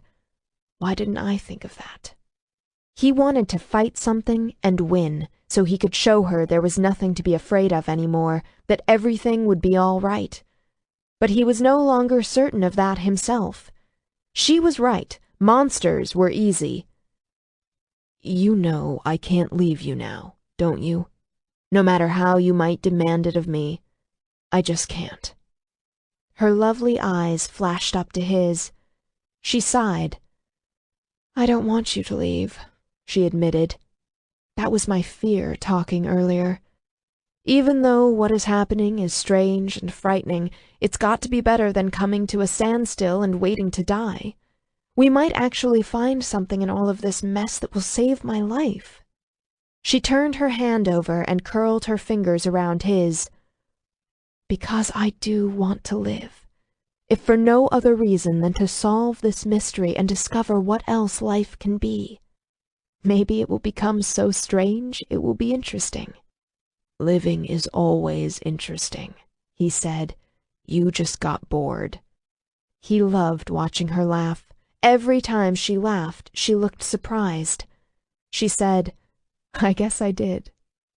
He nodded, looking at the pearl-hued ovals of her fingernails. With a brutal honesty, Rune acknowledged where he was, because he couldn't afford to do anything else. He had a thing for her. He had it bad, and it gnawed in his gut, a craving he had not yet found a way to satisfy. Weir, when they mated, did so for life. There was a line beyond which an irrevocable change occurred. No one fully understood where that line was drawn because, he believed, it was different for everyone. Mating, for a weir, came from a complex combination of choice, sex, instinct, actions, and emotion. He did not think mating could happen unless something deep and fundamental within a weir invited it in. He had witnessed firsthand both Dragos and Tiago as they had experienced the throes of mating. He had talked to each male at some point as they had gone through the experience, and he had, in fact, tried his best to get Tiago to reverse course, which had nearly cost him not only Tiago's friendship, but Ninian's as well. Neither Dragos nor Tiago had chosen to back away when they realized what was happening. Instead, they seemed to embrace their fate. More, they did everything in their power to make it happen. Rune had acknowledged the presence of a few other potential mates throughout his life. There had been a couple of rare women who had a combination of personality traits that caused him to look at them in speculation and think to himself, "You might just be perfect." In the end, he had not pursued any of them. He wondered now what would have happened if he had. Perhaps nothing. They might have been terrific lovers for a time and become a good memory. He had not wanted to take a mate and had chosen not to risk it. He believed he was all right for now. A dangerous fascination did not turn into mating all on its own. Carling's own barriers would help with that. He had been wrong about her. Maybe she wasn't a giggling girlfriend type, and maybe she didn't allow very many people to get too close, but she wasn't alone on a pinnacle and completely closed off. She cared, sometimes very deeply, sometimes, he thought, more than she knew, which was why Duncan had been grieving when Rune had talked to him. It was also why Carling had tolerated Roswyn's excessive devotion for so long, and why she insisted on healing and keeping Rasputin, even though it was not easy or convenient for her to do so. He wondered if she realized the real reason she cooked Rasputin chicken. It wasn't to remind herself of the details of physical appetite. It was to remind herself of love. That being said, the invisible line she had drawn between them still stood. They were still too different from each other, their lives too far apart. He could come up to the line and then choose to go no further. A mating weir gave his life to his mate. Such an extreme gift called for an extraordinary kind of devotion or loyalty in return, especially from those who were not weir, for they could always choose to walk away while the weir who had mated to them never would. Although Rune had been concerned at first when Tiago had bonded with Ninian, he had come to admit Ninian had the kind of capacity for devotion Tiago needed. Rune did not believe he could throw himself one-sided into mating with someone. He simply was not impetuous to the point of being suicidal. But what a spectacular lover Carling would make! The thought caused his groin to tighten. Rapid-fire images bulleted through his brain, images of her curved, luscious body writhing under his, her head thrown back, gorgeous eyes glittering with desire and pleasure as he pistoned into her. She would be a truly haunting lover. He wanted her mouth on his skin, her hands on his body. He wanted it more than he had wanted anything before. He broke into a sweat just thinking about it. He regarded her, his lids dropping to hide whatever expression might be in his eyes. The way to satisfy a craving was to indulge it, to gorge on what one craved, taking and taking it until the blaze of desire finally melted into satiation. That was how he could work Carling out of his system once and for all. As fascinated as he had been with her these last few weeks, he hadn't made the decision to actually pursue her. Not until just now. And she would want him to. He had already seen the kernels of passion in her, like a banked fire that had been abandoned but not yet gone out, and he had tasted it on her lips. Earlier on the cliff, he had watched as desire warred with other emotions on her expression. He had chosen not to push, but not any longer. By the time he was done with her, by all the gods, she would want him. Carling watched in bemusement as Rune's face and body grew tight and sharp-edged. His heart rate increased, a flush of color darkened his lean cheeks, and an intensity of emotion exploded out of him. What was that feeling? It was the same kind of feeling that had poured out of both Tiago and Ninian whenever they were together, a driving force that had impelled them into a new, uncertain future. Carling had known the feeling before as well, so very long ago. Hunger. Rune looked at her and felt hunger. She stilled and opened her mouth, just as he launched off the table to pace throughout the room, his restless movements filled with a tight, liquid, urgent grace. "We need to come up with a plan, and it should be a fast one," he said. "We have to go to San Francisco to call Saramella. Maybe she'll be able to fly out for a consultation." Carling nodded slowly. She had been angry and shaken earlier, and ready to do anything that would let her escape from Rune. Now, with a cooler head, she thought of Julian again. Julian considered her deteriorating state too dangerously unpredictable. Even though she had originally agreed to stay on the island, now there really wasn't any other option. Rune continued, "And we need to discover whether or not the knife is where I told Akil to put it, without expending any time or energy on it ourselves." Carling stirred. "I can see that it gets done. A djinn owes me 2 favors. He's very old and powerful. I'm sure if anyone can retrieve your knife quickly, Khalil can, and there's certainly no reason any longer for me to save those favors for a rainy day." "A djinn?" He barked out a laugh. "Is this the same djinn that kidnapped Ninian and threw Tiago into a frenzy?" "The very same," she told him. He swiveled to look at her. A strange, angry feeling gnawed at his insides. "What did you do for him that got you 3 favors?" Her expression shuddered. "That is not my story to tell." "It had to have been a hell of a thing to get a demon kind that powerful indebted to you," he said roughly. "You had to have given him something rare and precious, something no one else could have given him, and he had to have wanted it very badly." Carling raised her perfect brows. She said, "All of that is true." He felt goaded by her impenetrability, by what clawed at him from within.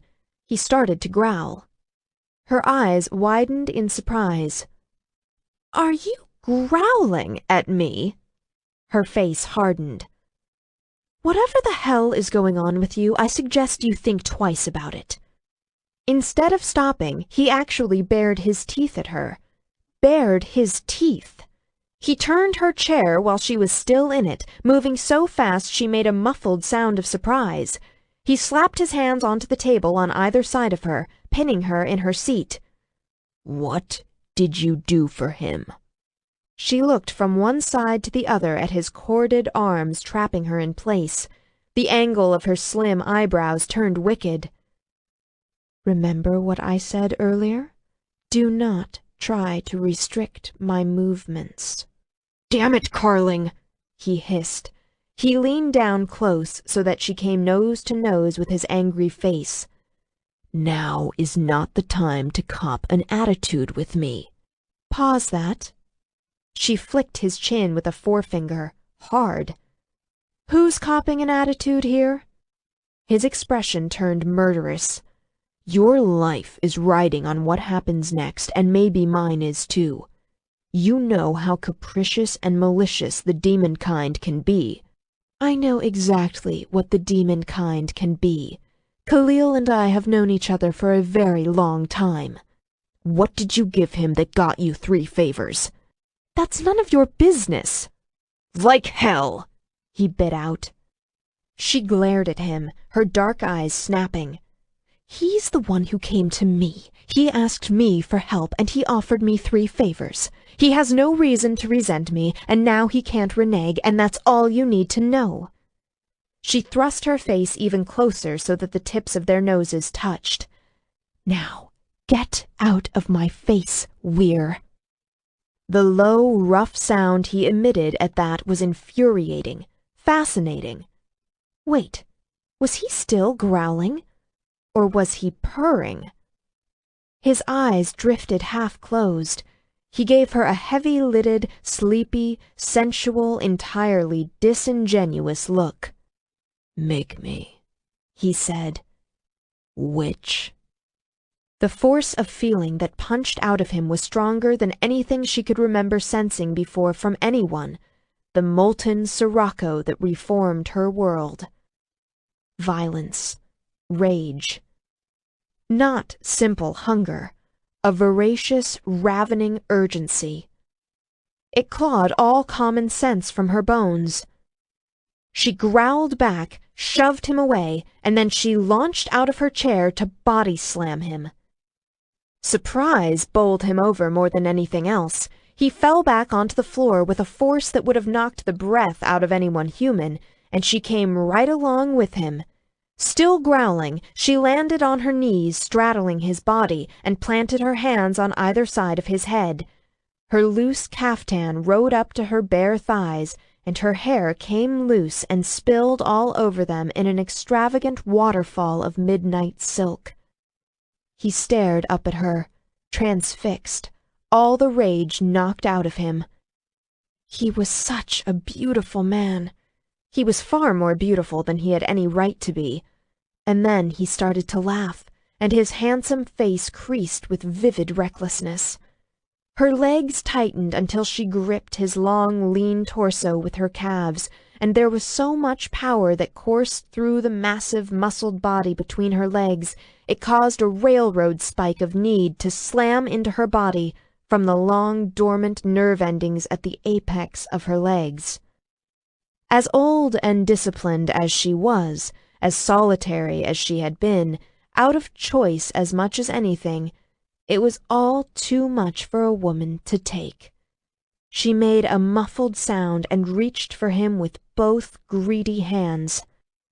He surged into a sitting position even as she sank her fists into his tangled hair. His arms came around her waist. Her legs were still on either side of him, and he yanked her down onto his pelvis so that the empty part of her that ached so desperately slammed onto the hard, swollen length of his erection.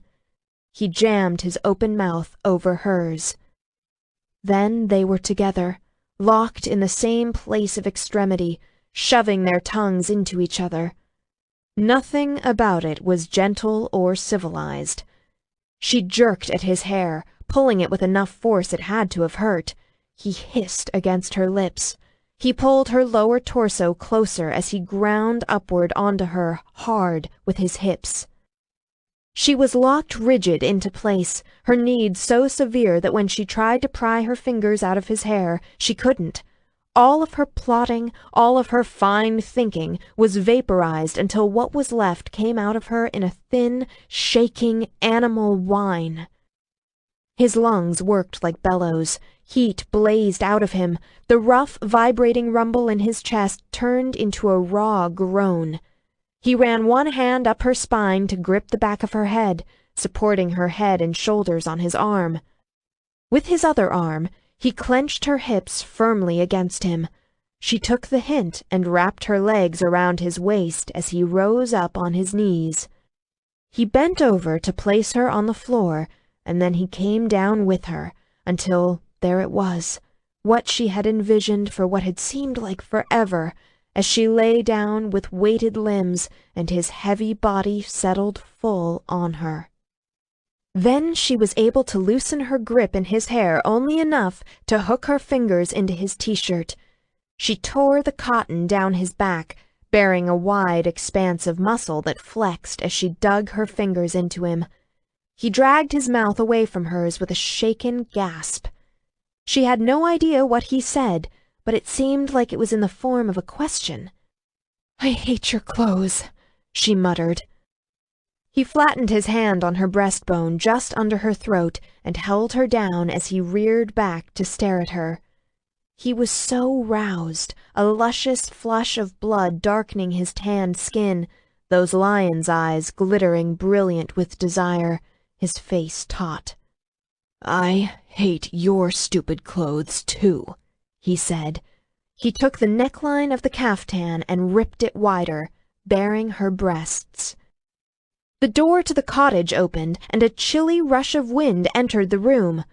Roswin stood in the doorway, clutching the dog under her arm.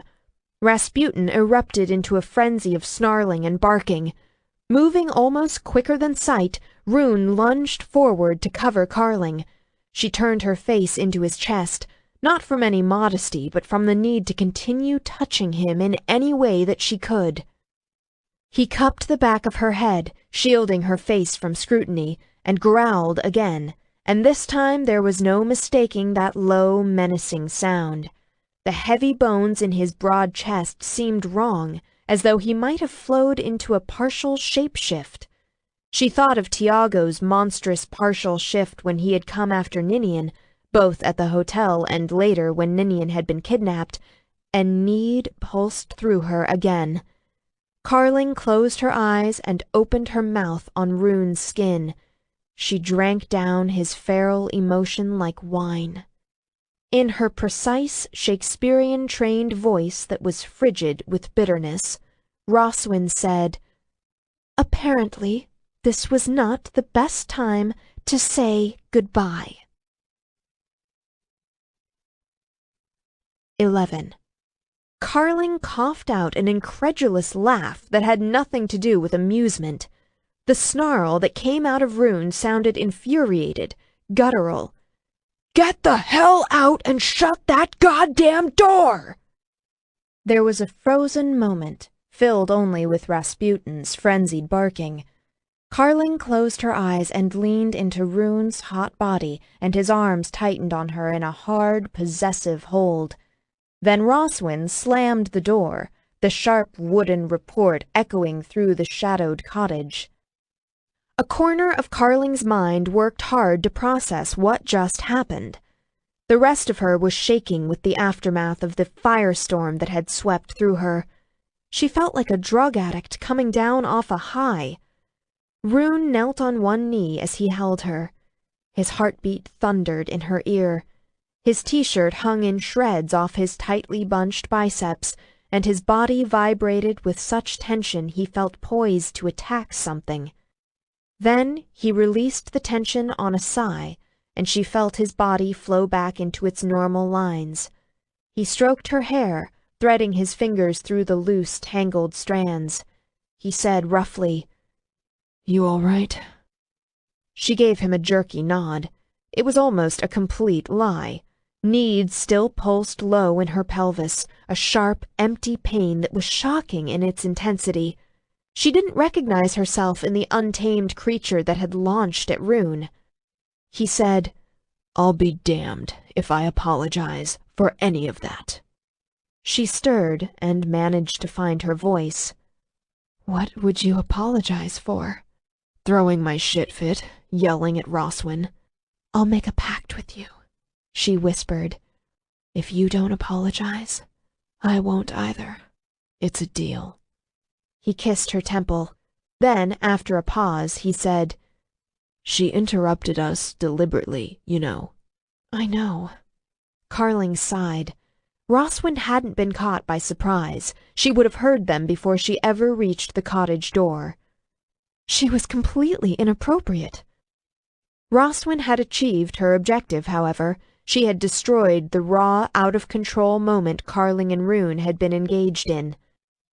Rune settled his weight back on his heels as he released her. Full night had descended, and the only illumination in the cottage came from the moon that had risen. Even though it had begun to wane, it held tremendous power, spilling through the windows and limning the edges of their bodies with a delicate lattice of silver. For a long moment she sat still and let him look at her, the fluted wings of her collarbones, the full, ripe globes of her bare breasts with their plump, jutting nipples, and the shadowed indentation of her narrow ribcage underneath. He crouched over her like the giant cat that he was, looking as if he were about to pounce, unblinking intensity in his moon-silvered gaze. His wide shoulders bowed as he leaned on one fist he had planted on the floor beside her hip. An aftershock of urgency rolled out of him and into her, but their earlier frenzy had splintered with such a crash it left her feeling slightly sick. She looked down to pull her ruined caftan up her torso, and he helped her to find edges of the material to knot together to cover her temporarily, his long-fingered hands so gentle that the alien, traitorous tears filled her eyes again. For so long she had treated her own body like a weapon, and yet he treated it like it was a temple. It made her feel ludicrously fragile, as though she might shatter into pieces without his high regard, and she wrapped her arms around herself. "We need to get to the city," he said quietly, "and get a move on all the things we talked about." Wariness touched her. Reluctant to start the whole ridiculous argument again, she just nodded and kept her tone non-committal. "Yes." He watched her closely. "I was jealous." She froze, and her eyes widened. "You were what?" He leaned over to whisper in her ear, his warm breath caressing her cheek. "You heard me. I said I was jealous. I am not apologizing. I am explaining." Then, as she turned her head to stare at him, he did pounce. His hands snaked up to grip her by the head as he brought his mouth down to hers. He hovered there, deliberately brushing his taut lips against hers as he breathed. "I was jealous of the demon kind, your djinn, whom you've known for so goddamn long and bargained with every appearance of goddamn amicability, who needed you and you were there for him in such a meaningful, powerful way, he bargained away 3 goddamn favors. And you don't have to say anything because I already know how stupid that sounds. So I acted like an ass. A stupid, crazy, illogical, senseless, rampantly jealous ass." She gripped his wrists and started to shake again. "Rune, and I was jealous," said the griffin, speaking from the back of his throat as he made his words into a burning caress. "Because I want you so bad it's messing with my thinking. It's a hook in my gut I can't pull out. I've wanted you ever since that evening on the Adriel River. I dream about taking you, and in my dream you take me too, just like what nearly happened here on the floor." Her unsteadiness increased until her mouth trembled under his. His wrists felt iron-hard and rock-steady under her shaking fingers. "That's enough now. Stop. We need to go." "All right," he murmured easily. "I just wanted us to be clear about what almost happened here. This was not a fluke. I am going to come after you again." She sucked in air. She whispered, "This thing between us. This isn't a thing." He pressed a quick kiss onto her mouth. "It's attraction." She shook all over. "It's totally inappropriate." "I know." "It can't last. It's got nowhere to go." "I get that." He bit her lower lip and held her with such careful tension she wanted to claw the last of his clothes off of him. "But think about how good it will be until it ends. Because it will happen, Carling." "Will happen," he said, "not could happen. Because he was going to come after her again, sometime, somewhere, and the thought of him on the prowl made her groan. Then his hands opened, and he let her go. Just like that. Just like that. Her hands clung to his wrists as his hands fell from her head. She found herself leaning forward, reaching for his mouth with hers as he pulled away. her gaze falling along the clean lines of his face that was shadowed gray and black, and limned with the faintest touch of shining silver, as if he were gilded with the moon's eldritch blessings that were just barely visible to the naked eye. "Rune," she murmured again, and the previous shock in her voice turned throaty. "Darling Carling," he said very low. He paused and shuddered, and something like pain caused his face to spasm. "Just fucking say it." Desire is vulnerability, but they were all alone, just them and the moonlight, and the moon never told the secrets of what she saw. So Carling took hold of every scrap of her courage and said it. "I want you to." The moon opened wide its invisible sails and soared through the starred sky over the island's redwood forest. It was already night again. Carling struggled against a sense of disorientation. When she had lost the ability to sleep, time had increased in velocity.